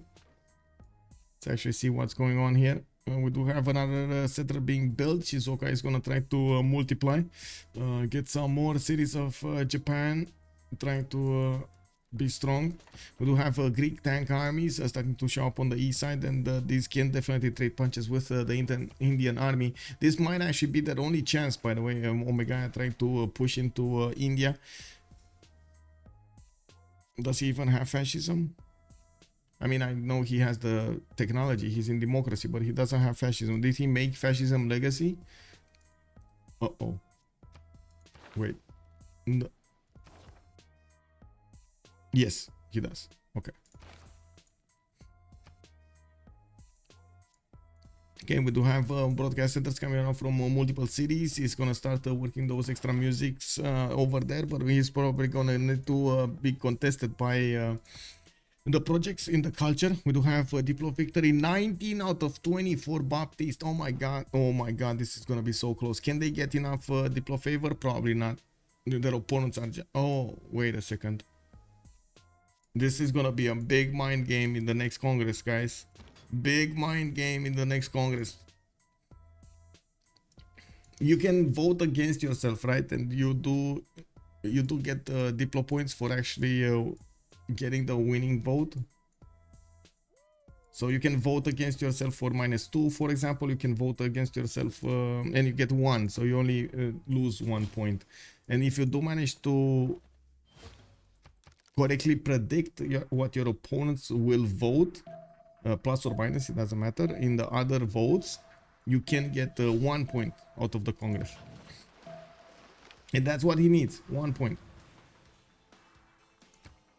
This is so close as a Diplo victory, by the way. Aerodromes coming out from Mumbai and Bangalore. We do have Baptiste that needs to get his advanced flight. He's 4 turns away. Sorry, Spylke needs to do that. Baptiste is getting his nuclear fission in 2 turns, and he did actually stop building some of the spaceports, and he's getting more fighters in the air because he knows he's going to need to fight all of these American P-51s. They're too close for comfort. City of Taxila is getting some anti-air guns to make it harder for these P-51s to attack into that city center. And we do have India also deploying a few more of these anti-air guns, so he makes it also harder for those units to attack for the air force of his opponent. We do have P-51s, some bombers deployed. There's only one bomber deployed. It looks like, Banza Kongo is dying relatively hard. Bombs, when bombs. Potdefleur, advanced ballistics 1 turn. We do have totalitarianism, also fascism coming up in 2 turns for him. This is going to be an extra +5 on his side. Helicopter army is being deployed to the east by Nubia. And I do have to say, I am worried about what's going to happen over here. We do have 8 more turns until the next world session, and I'm not that convinced at the moment Baptiste is going to pull this through. America is showing up to the fight with a lot of firepower against his opponent, and a lot of mistakes can happen. We do have Persia putting his military in the water. He's getting contested by an ironclad of Japan, and it looks like this fighter is able to attack that ironclad. I do not know why Baptiste is not doing it. Maybe he didn't actually get to this movement here. He has a lot of cities to go through, so I can't really blame him for not seeing this. You can get a max of 5 points in the Congress. Yes, a max of 5 points. Apology. Hello there, sir. Bonsoir, bonsoir. Who's winning Diplo? It's Golden Age. It's actually Baptiste. Man, Baptiste, I gotta say, he did so much over here. So much. 1164 production. He's on 579 science, 386 culture, 400 gold a turn. And we do have him fighting and managing to take down Tokugawa with helping out Persia. He did manage to disrupt the culture victory of his opponent of Omegaia, and now he's going to need to fight America's P-51s on the east side of his empire. Yeah, those nukes will come in fast. Well, the Earth satellite projects is going to come fast as well. 3 turns to build in the city of Mero. That is 174 production city. Nuclear fission coming up next, and he's gonna need to build Manhattan project somewhere.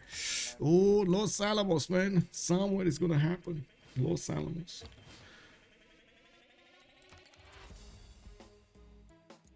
Okay, did he take it down? No. Oh, I see Persia actually deploying destroyers over here on the west side.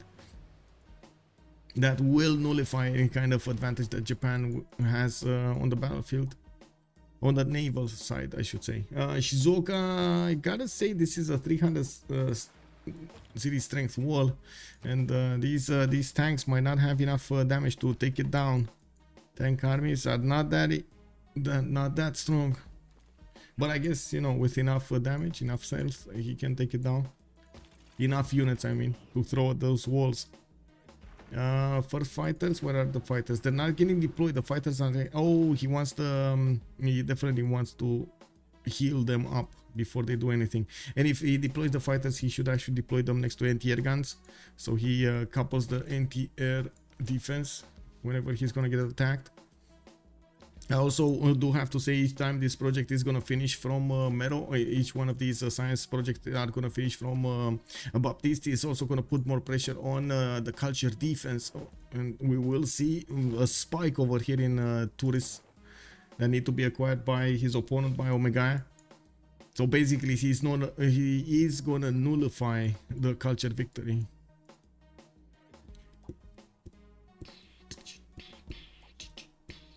Muslim will take at least 10 turns for the tank armies to reach the shores of Shizuoka. Yeah, I mean, yeah. But that will also force, like, them moving to the east over here of America. Will also force America to get some more units and put them on the east side. At least they did manage to get the gold pattern going on Potdefleur and Omegaia. I gotta say, the Gorgo is not in a golden, but Potdefleur is. Now we're gonna need to see if he's gonna keep his economy in the next one. More tourism coming out from Omegaia. He's only on 505. This is 100% not enough tourism to make the golden age. Make the win. It's definitely not enough. And when these nukes come forward, this is gonna be a problem. We do have American with 844 production, and he is trying to get more tanks out. He's trying to build up his airport count so he gets the aluminium going and keeps his planes in the air. We do see multiple airports are getting finished over here. I do see more banks for his gold per turn, and at the moment he didn't start attacking at all the Indian defenses, nor did he actually go against the Persian city of Taxila. Tashila. This is Tasila or Takshila or Tashila. And when he gets Mulan, he hits so much culture, any culture victory will be impossible. Yeah, basically. Well, any culture victory in this game will be impossible. Yeah.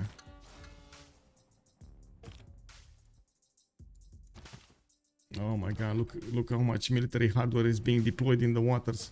Nobody defending this, by the way. Nobody can defend this.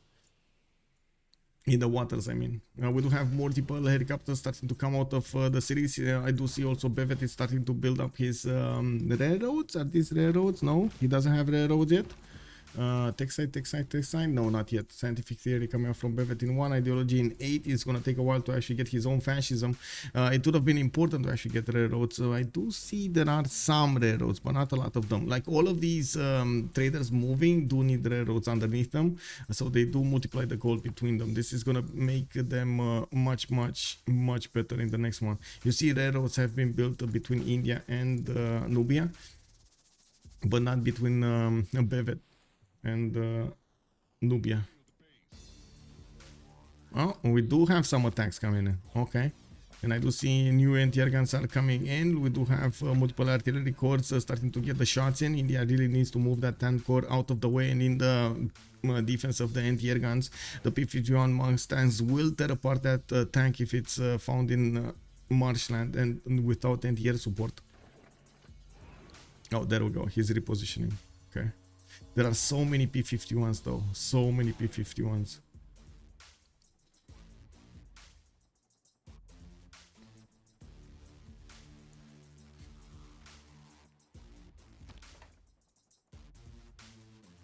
All of those units from Persia will flank America, and if they overcommit to the defense or fail to defend, it's game over. America needs to play perfectly, and even that might not be enough. Yes, but he might actually, to be honest, he might get nukes before those get there.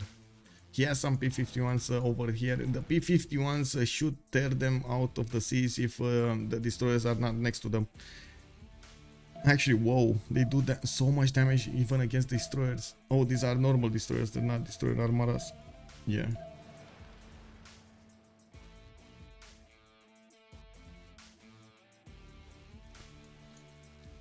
War Department coming up from Washington.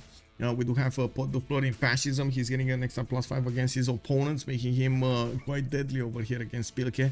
Spylke does only have monarchy, and I do see him getting his hangars going.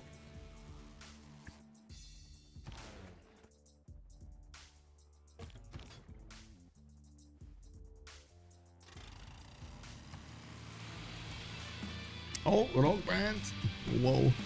Baptiste, I do have to say he is on 105th per turn, and I gotta say earlier we did talk about him actually getting Grandmaster Chapel. It looks like this is actually gonna come out to be an interesting move here. We do have Manhattan project finishing up in 3 turns. He's gonna start building up the nuke projects after that, and I do have to say I really hope he's actually gonna use the nuke with nuclear silo, not the bomber. The bomber is gonna have a hard time to actually attack into these units. But the nuclear silo, not that big of a problem if he does manage to get how to say, the machine gun army damage on it.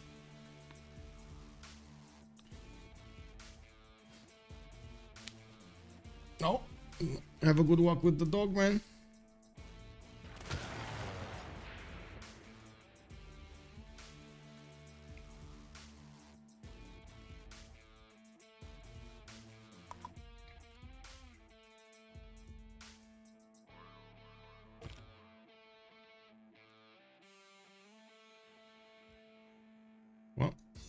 Let's see, Persia scattered Spain, more spaceports. He did finish the first project, launch moon landing, coming up in 4 turns.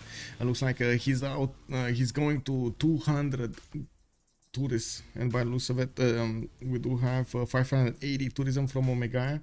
He did get rock band over here, but I gotta say also Omegaia only has 20 faith a turn, so he cannot actually buy that many rock bands. He's on 219 faith right now, and I don't think he has a single. Yeah, I don't think he has a single holy site. He's trying to get the theater square festivals going, trying to get the banks also up for his economy. And I do see right now Baptiste did manage to jump up to 469 gold at 10, 650 science with 428 culture. This seems really doable. Space race coming up next, and lasers also in one turn, and I gotta say he's on his way towards getting his GDRs going. He does need to get here. He needs lasers, he needs his jet fighters, and he needs guidance systems with satellites he already got, and then computers to robotics. I don't know if he has computers though. Yeah, I don't think so. I mean, I don't know. We'll see. I didn't see it in the tech side, so that's why I don't know. 3 turns until Manhattan project finishes for Nubia, then a few more turns and all of those fighters from America blow up. Yes and no. Yes and no. We'll see how he's gonna deploy the nuke, where he's gonna deploy the nuke to actually be effective. Like sometimes you might not see that happening. But jet fighters over here do have a problem. They're not as strong as the P-51s, man, especially when they're next to each other.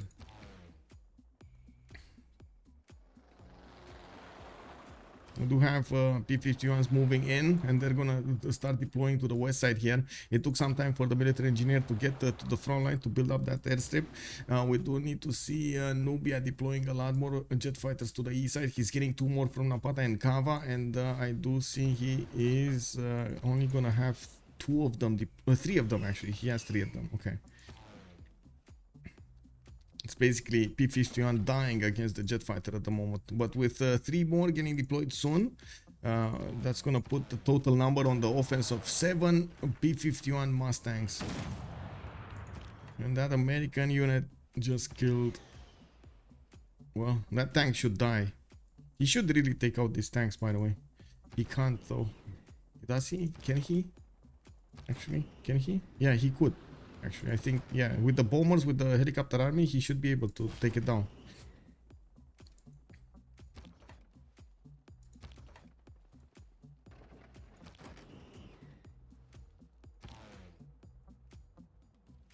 Let's see.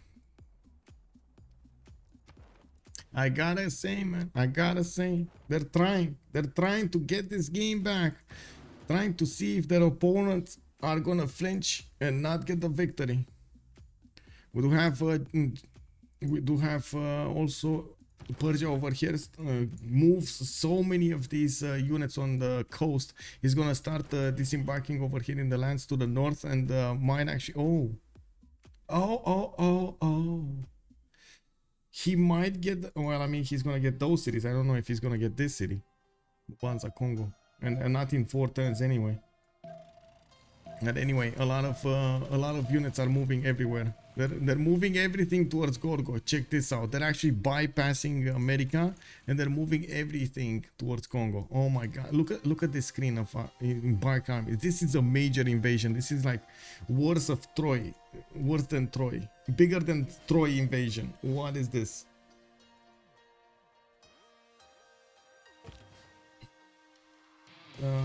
Oh, rock band, yeah.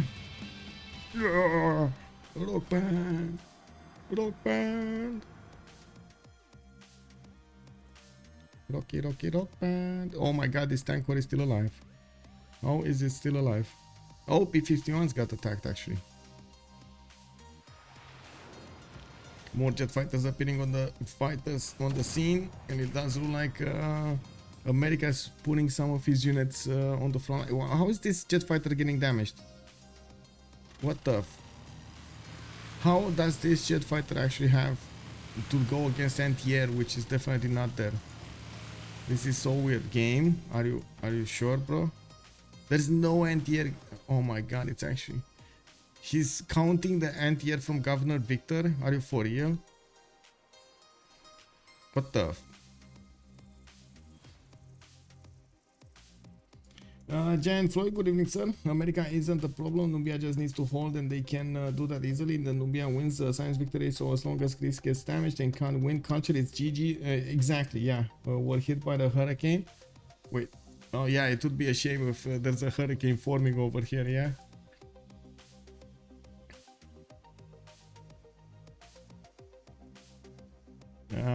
Manhattan project finishing up next turn. Moon landing coming up in 2 turns. We do have 204 defenders over here against Omegaia's 58.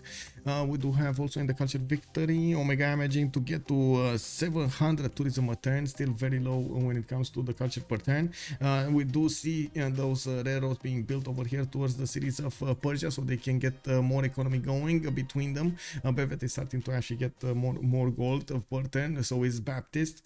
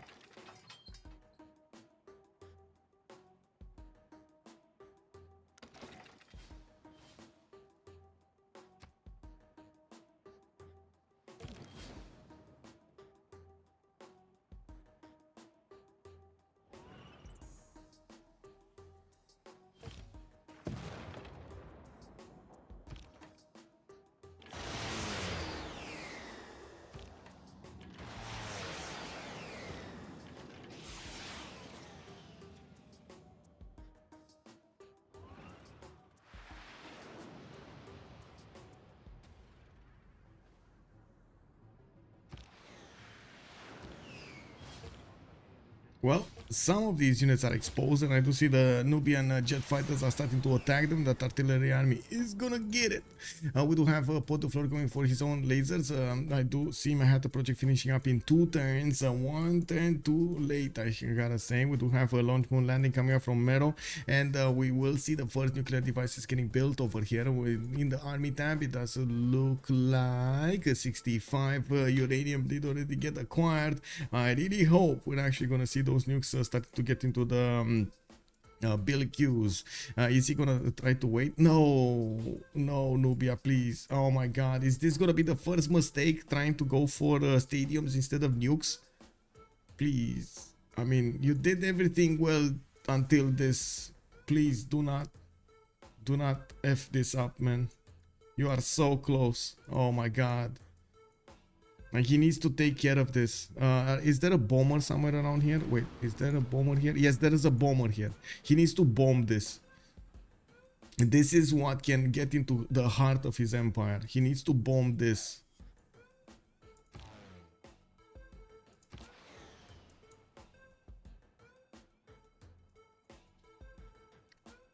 Or get a helicopter, sneaky helicopter over there to pillage it. Okay. That would be funny. That would be really funny, by the way. We do have American jet fighters also appearing over here. Still not strong enough to go against their opponents, but still, it's good that he has them. We do have India getting ready to repair his walls, tank armies. We got Greece just stopping over here in his line. Oh no. America is actually gonna get bombs before Nubia. He's underestimating America here. No, I mean, I guess we will see next turn how much production America has. We'll see. Maybe I'm overestimating the production that he's benefiting from. But the longer the nuclear devices come out, the harder it will be to defend. Let's see Mero. So he just finished that moon landing. We do have 215 defenders right here, and we're gonna see that update soon. Nubian jet fighters did manage to tear apart this slowly but surely. Looks like he's going against the P-51, or did the P-51s go against him? One of the two. We do have, we don't have actually the jet fighters with superiority against these clumped up P-51s. They need to be careful. if they attack into them. No, Rock Band still trying to play his songs. I do see America did manage to get a machine gun, and he does have that military engineer over here somewhere. Where's the military engineer? Here. Wait, that's not gonna help. He doesn't have. Oh, he does have. Okay, there we go. You see the settler is gonna come and build him a territory here. Oh, please, please, nukes. Where are the nukes? What do we have here? Okay, we do have the Persian helicopter starting to get in. The Persian destroyers are gonna get to Mubumbi soon, and Mobuila is also gonna be taken down. The helicopter army is gonna hit it quite strong. Multiple tank. Oh my God, they're actually getting to invade Greece from the north. Oh, this is gonna be a surprise. This is gonna be a major surprise, and they can get there in like 4 turns. Why is Nubia not getting? I do not know why he's not getting nukes, man. He needs to get nukes. He needs to get them now. And he needs to start bombing. Oh my God, he's delaying it more. Please get nukes. In one city, bro, you need to build nukes. Stadiums are not as important as nukes right now. Like, I get it. You need the happy level, but come on, man. Yeah, what is happening? By the way, next time, in 25 seconds, we're gonna have the next Congress, so we don't need to see the score screen really quickly. It looks like they have, okay-ish Diplo favor, but it's definitely more on the other side. And like I said, they just need one point. It's 19 out of 20 for Baptiste.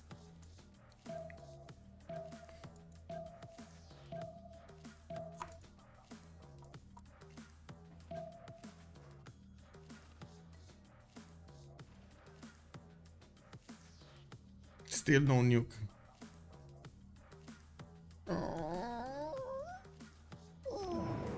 Anyway, begin voting. Let's go for Rainforest. Actually, no, Marsh. Marsh. Bridge Dam. Yeah.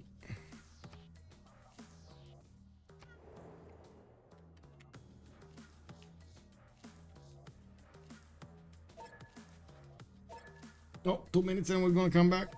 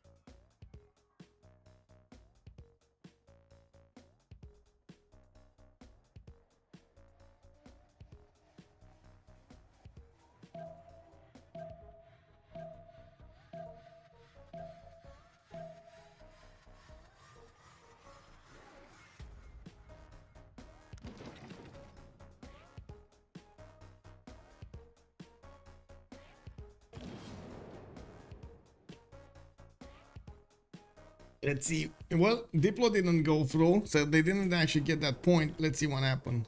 How many points does he have? He's down to 18 out of 20. And they don't have any more Diplo favor. And yeah, they don't have any more Diplo favor. So this is it, 20 turns, and this is it, right? If they don't manage to push through Nubia and stop him in 20 turns, this is it. 3 turns for the first nuclear device. Finally, we got nuclear devices coming up over here in Meadow.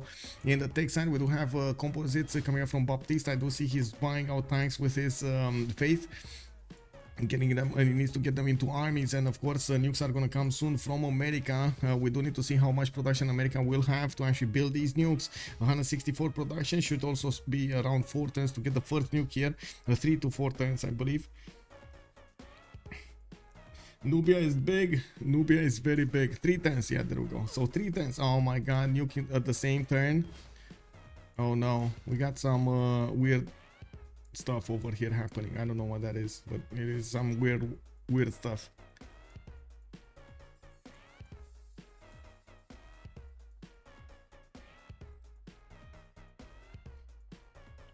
We got the fish. We got the fish. Yeah.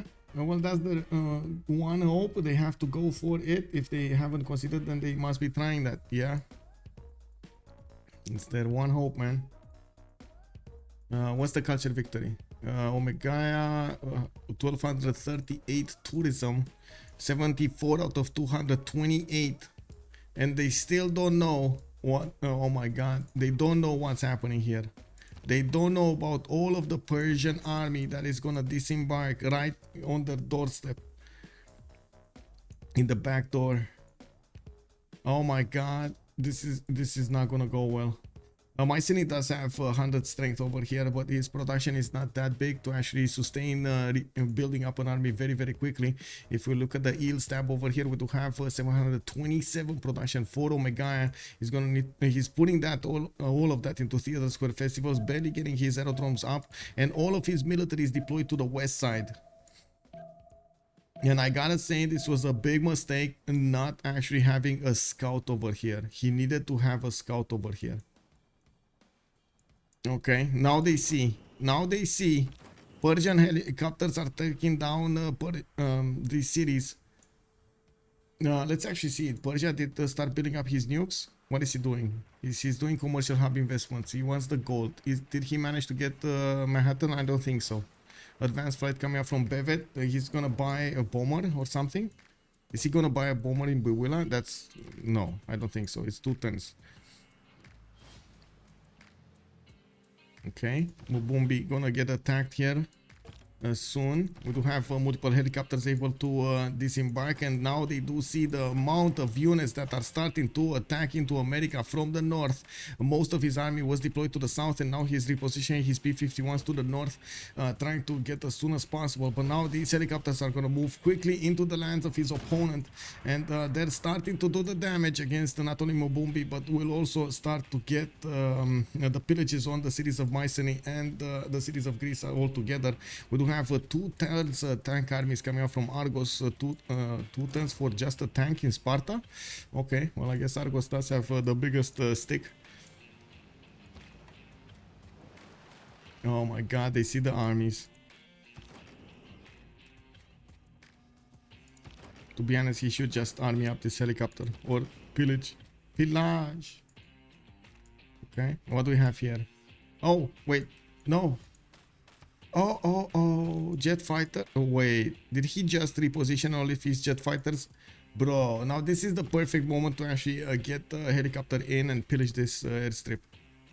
Perfect moment, man.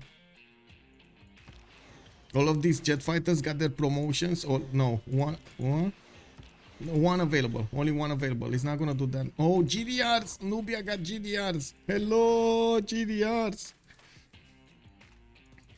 Oh my god, he got computers, man. Nanotechnology coming up in 1 turn, environmentals coming up next turn. Multiple nukes and GDRs are getting produced over here in his cities, and now he's going forward. Pikachu! Yeah, hello GDRs. Yeah, it's happening, man. More helicopter armies over here. Did he buy that GDR? Because I'm pretty sure he didn't produce it. We would have seen that. Like getting the GDR here would be amazing. If he manages to stop this settle, this is the key over here of America. He wants to get the settle and build a nuclear silo so he can attack with multiple nukes against his opponent at the same time. If they manage to take that one down, that's all hope lost for America. Where is he going? He's going wine time. Oh, that's not enough. That's not enough. He needs to build it like here somewhere. If he wants to reach Kerma, El Kuru, and so on, he needs to build it here. Oh, they got Kongo. They will get Kongo. Adios. Oh, he got taken down. 4 versus 3 situation. Mubanza Kongo got taken by Spylke. And now, Pikachu. Oh my god. Oh, all of these American jet fighters are just standing there looking in horror. What happened to their ally? Who lost a military alliance? That's a very good question. 1 second. Come on, man. Game. Okay, that's Orval dying. Taken down. Okay. Come on, game. I need to see. America. Yeah, America lost it. America lost the military alliance. And we got all of this military getting into the borders of their opponents. I gotta say, Potdefleur over here still has reformed the coinage, so his traders cannot be plundered. Omegaia does have reformed the coinage as well, so his traders are protected. We're going to need to see what kind of damage these Persian units can do in this territory. I'm pretty sure a lot of pillages will happen. Omegaia is on 606 tourism a turn, and we do have him on 90, but out of 256. The ratio of winning didn't actually change at all. Let's see, more projects. No, nuclear device coming out next turn. Yes, more projects. 5 turns for nuclear Mars colony coming out from Kasr Ibrim, and we do have that city with 160 production.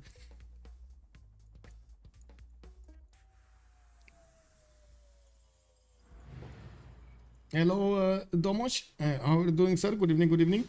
Nubia is building nukes. They found their brain. Well, he knew, man. He got the GDR, bro. He got the GDR. Like, this guy can definitely defend. 120 anti-air defense. It's enough to defend against even... oh, I'm sorry. Against even... oh my god, machine gun nukes. I return to a depressing realization that I'm gonna lose 7,000. Who's Akimbo? I'm sorry, man. No, Nubia just not building nukes for the fun of it. Yeah, basically. I mean, he's building them now. He got one, right? He can actually deploy one. I don't know if he has. Well, I mean, I'm pretty sure he has the technology, but I don't think he has a military engineer here. He needs to move one. Where is it? Where is it? Okay, he's moving here. He needs to move somewhere around here to build the missile silo. Oh, he got another one. Okay. He's getting the missile silos. This is what's happening over here. Getting the missile silos. Got 2 more big bets to go still. Yeah.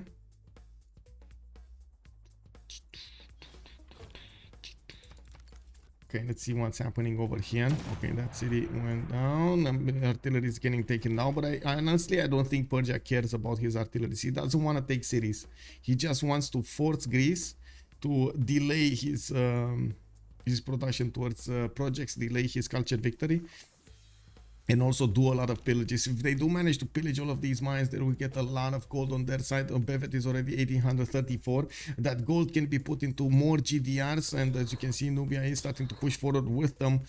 This is gonna be dangerous, more dangerous for America. We do have jet fighters being nuclear operation RV coming up from Los Angeles. Now we do have cybernetics also coming up from Baptiste, near future governors government or something in 1 turn. Baptiste did manage to get 1300 production. We do have him on 800 science with 538 culture. And I gotta say, man, we doubted him, but he made the right choices.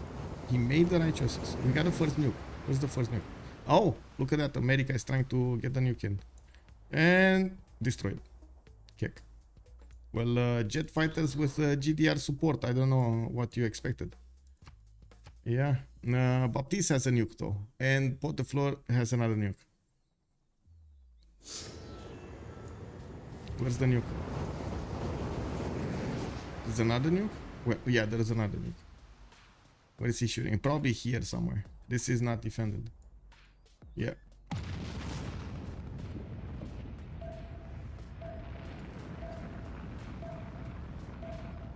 Well, with the pillages over here in the lands of his ally, I'm pretty sure Persia is gonna get the gold that Baptiste needs to get those GDRs out in mass, en masse. We did have another one building somewhere. Where was it? Oh no, no more nukes. Okay, more nukes, I guess. It's just gonna buy them. Still, this city is very far away from actually applying a dangerous power against Nubia. In the army tab, we still have Baptiste with one nuke. He can shoot it here. He just needs. There we go. There we go. You see this? This is happening. And let's see. You see, just. Oh yeah. Oh yeah.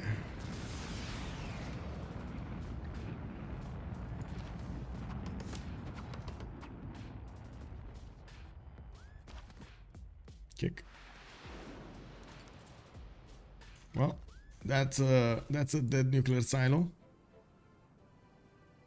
And buying time. 3 turns for launch Mars colony. We do have over here a massive war. Greece is starting to fight back, and he does have more strength than his opponent. +9 intel on Persia. Looks like Persia is taking quite a bit of a beating over here from the tank armies of Greece. But to be honest, the damage has been done. We do have Bevet with 35 gold in the bank right now. While well, we do have 60 more turns until the next World Congress. Looks like in the score screen, of course, there's a massive difference between the two Diplo favor in the bank balances. Omegaia is 86 out of 274. Oh my god, it's 25% of the win there. He actually, the ratio actually slowed down significantly. He was about to hit like 40% at some point, and now it's down to 25. Well, it's not 25, it's like 30. Sorry, some 30. Math, man, math. This was yes, this was the second game of the best of 3 series. So if we do have a win today from Golden Age, they go through. And let me actually take a look over here. Who are they gonna fight next? Because I know the second game was playing at the same time, so I don't know exactly about I don't know about the winners. Give me a second. Let's see if let's see if the game finished. So they had to Boomer APM and Confiture Direl were fighting, and let me actually see. Game 2 was Saturday, so it was at the same time, 30 minutes before this. And do we have any results? What is it? Report something. There's no report something? Report? No. No report. There was a report. There was a report channel, but I have no idea what it is. Does anybody know what happened with that one? That's why yeah, exactly. They basically lose if they do. We got mobile SAMs coming up from Nubia. Looks like he's upgrading his anti-air guns into mobile SAMs. We do have 2 turns for launch Mars colony. Looks like nuclear devices being built over here. And we do have military engineers also building up those railroads. Stopped for a second. They probably wanted to do some more damage over here to the west side. He keeps on pillaging as many trade routes as he possibly can and getting that gold for his teammates, while they do have 6,000 gold in the bank. They're probably going to buy another 2 GDR soon. That's gonna be a bit too much than even America can handle. The GDRs are not gonna care about the jet fighters. We do have America trying to get more nukes. Looks like he's also trying to get more jet fighters. 3 turns for Operation IB to happen. While what are the next nukes coming? Another nuke, another 2 nukes coming out next. 3 nukes coming out next, and from Nubia, 4 nukes. Oh my God, he's gonna start leveling everything here. I don't think he can shoot Mvemba Kongo though. As long as these fighters are in the borders of Mvemba Kongo, they're gonna be okay.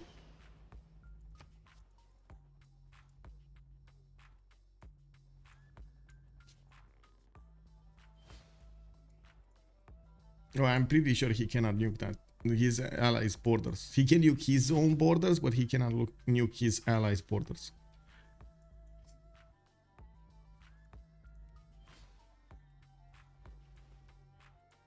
Well, let's see the space victory, I guess.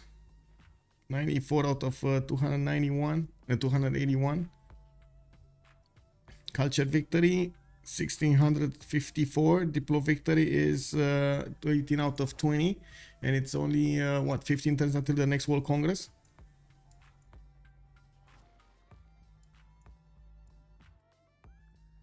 We do need to see these GDRs moving there.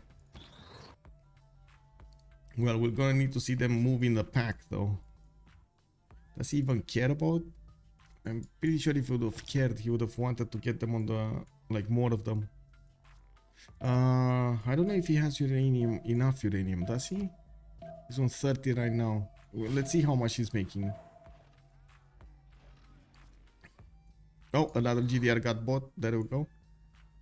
He got the gold. He got the gold from Bevet.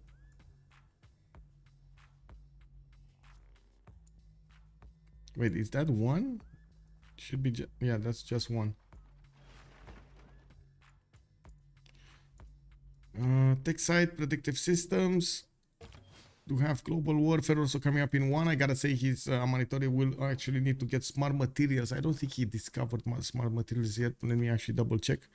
No, he doesn't know. He knows nanotechnology, which will allow him, of course, to get the Mars colony, but he needs smart materials for the exoplanet expedition, and we're going to see what that is.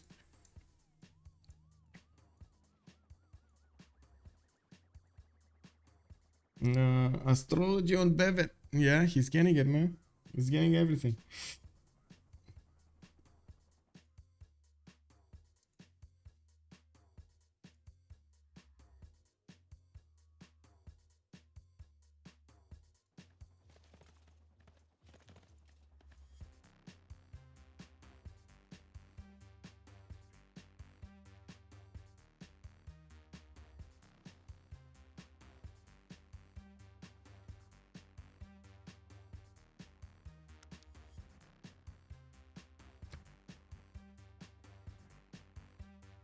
Okay, it looks like Greece did manage to push all of those units invading his territory back where they came from, took them down, and now Greece is left with a lot of pillaged terrain to the northeast. He still has a lot of tourism remaining, but he got slowed down considerably. We do have in the culture screen 291 defenders, Omegaia 101 attackers, and we're going to need to see what's going to happen next and when launch Mars colony is going to finish.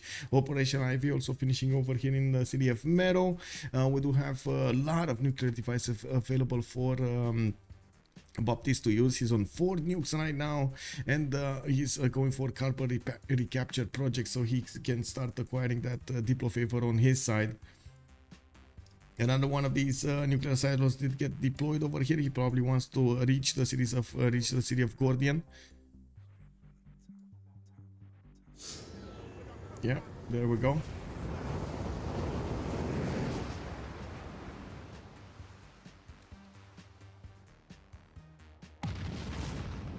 Okay, 2 more jet fighters got taken down. Only 2, 4, 5 remaining over here. The ones in the borders again, I think, I'm pretty sure they're safe. What are they? He can shoot? No. Okay, it's going here.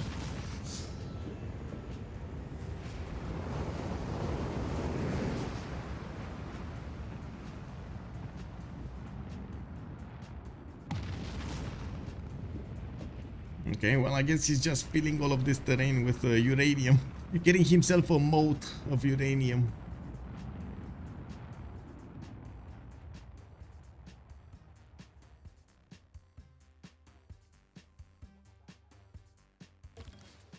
Ah, there we go.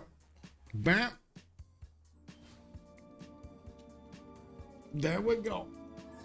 He From got the the dust, he which got our the 2 points for civilization first Diplo. rose, so He too got the shall 2 we points, return. one on the culture screen and As one the on the light text of our screen. people Is that what fades. happened? I guess so, man. Diplomatic victory activates. He got enough. Yeah, totally forgot about that one, but he got it. He got it. Just needs to see. Yeah, well, they got it. GG, well played. Your points are saved. Yeah. Well, we're going to need to hear what they have to say, and I do want to finish this prediction.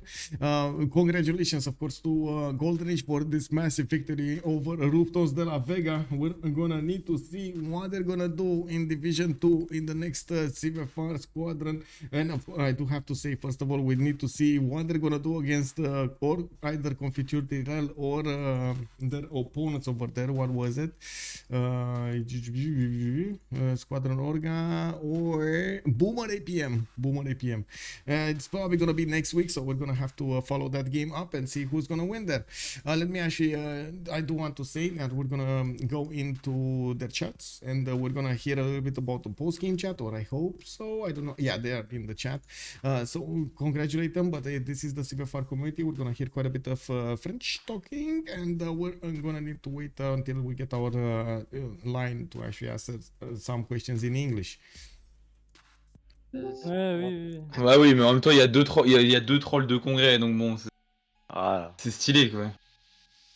enfin, je sais pas, malgré le con, je trouve que j'ai bien résisté. Il y a deux congrès qu'on doit win, et on les perd parce que quelqu'un vote mal. Après, je C'est pense trop que bien. la scientifique passée, anyway. Hein. C'est juste, on finit plutôt avec la diplôme et la scientifique passée. Ouais, mais ils ont un timing sur la tête aussi, tu vois, Oui. avec un peu tous les wincons qu'on met en place, donc je pense que c'est pareil, ils jouent pas non plus la défense de notre wincon. Non, le Japon qui est tombé trop vite aussi. Enfin, le Japon, t'as cliqué le labo. Mais face à Vega. Mais j'ai pas T'as fait d'aluminium. Oxford Rour. Grippe à nous, on est pas dans ta game, frérot. Oxford Rour, c'était compliqué. J'ai pas d'aluminium en fait. Mon spawn avec RR, c'est vraiment... Ouais. Qu'est-ce que c'est de la merde, hein. C'est une dinguerie. Tranquille là. Gorgo RR, ils étaient pas embêtés. GG, well played. Long game, man. Long game. Yes, GG. Yeah. Thank you. I gotta say, at the beginning, you're not really focusing on taking down Kongo fast enough. Was that conscious, or did you underestimate him? Maybe we missed some moves, some BO for kill fast the Congo, but they spend a lot on his defense, then probably hard for us to all in both of us, India and Persia on him. Yep. Then I was on between team push. Don't really know. I don't really know what kinds. J'ai pas les mots. What could you do? Bon, Yep, Ngao is exactly. strong. Orval is strong. And Orval play way after he lost his color. Ah, Ngao, C'est clair. yes. Yeah. The city was defensive too on the north. The city was behind the river. Yep. Too difficult to push by this way. But I don't think campus was a bad idea because I got better units, then I survived more time. I don't know. Oh yeah. Well, I was just I think thinking they could I have got my overwhelmed you. I got my much at- general at time. Maybe I got NGO earlier. I don't know. My teammates are not agree with the start campus, but I don't know. No, that Maybe that the was only okay, thing you did wrong there was the escorting with the slinger. Yeah, and but not shift he told it that was a big high wall because behind the river Yeah. it's not so easy to kill. That was a very high wall. Can you repeat what you said about DHP? Remember, you couldn't kill him on the. I don't know the word for it. I did see the same thing. Like I checked beforehand, and he shouldn't have done so much damage to your slinger, but he did. So he did. So that was a big high wall. So unlucky, but that was greedy from me too. Yeah. Maybe that wasn't a good way, and I didn't have the time to shift enter because I was a little bit stressed by all these units around me. Yeah, they were coming at you from every side. That was very difficult to manage. There were a lot in the fog too. My position was. Did you have a scout in Bevet? Bonus scout? No, not Bevet. Bewewen? I didn't listen, sorry. Les huttes. C'est quoi les huttes en Les anglais huttes? déjà? Oh, j'en ai volé plein à hut, yes. In hut. I still a lot hut to Kongo. Okay. There was...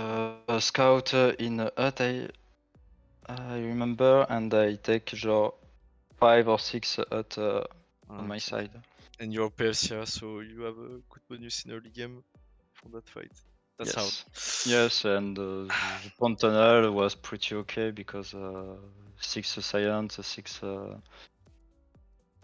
culture. Okay. So now we're gonna see next week Confiture Dealer against Golden Age. Is that what's gonna happen? I think. Yeah. You spoiled the Yes, Confiture played this this night too. We don't see the result. Oh really? Thank you, Michael. I mean, I'm sorry. I didn't know. I was actually confused. Why don't I see the reports? But my stream told me that they won. I'm sorry. I didn't confirm it yet if it was actually both games or one game. I have no idea. Then we're gonna play next week and.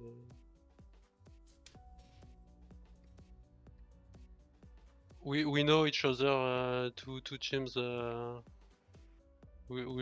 be a good fight. Mm-hmm. Yeah, sure. Well, thank you for having me, and again, congratulations for the win. GG well played. Also, a nice effort over there from their opponents. Definitely, America pushed your buttons a little bit.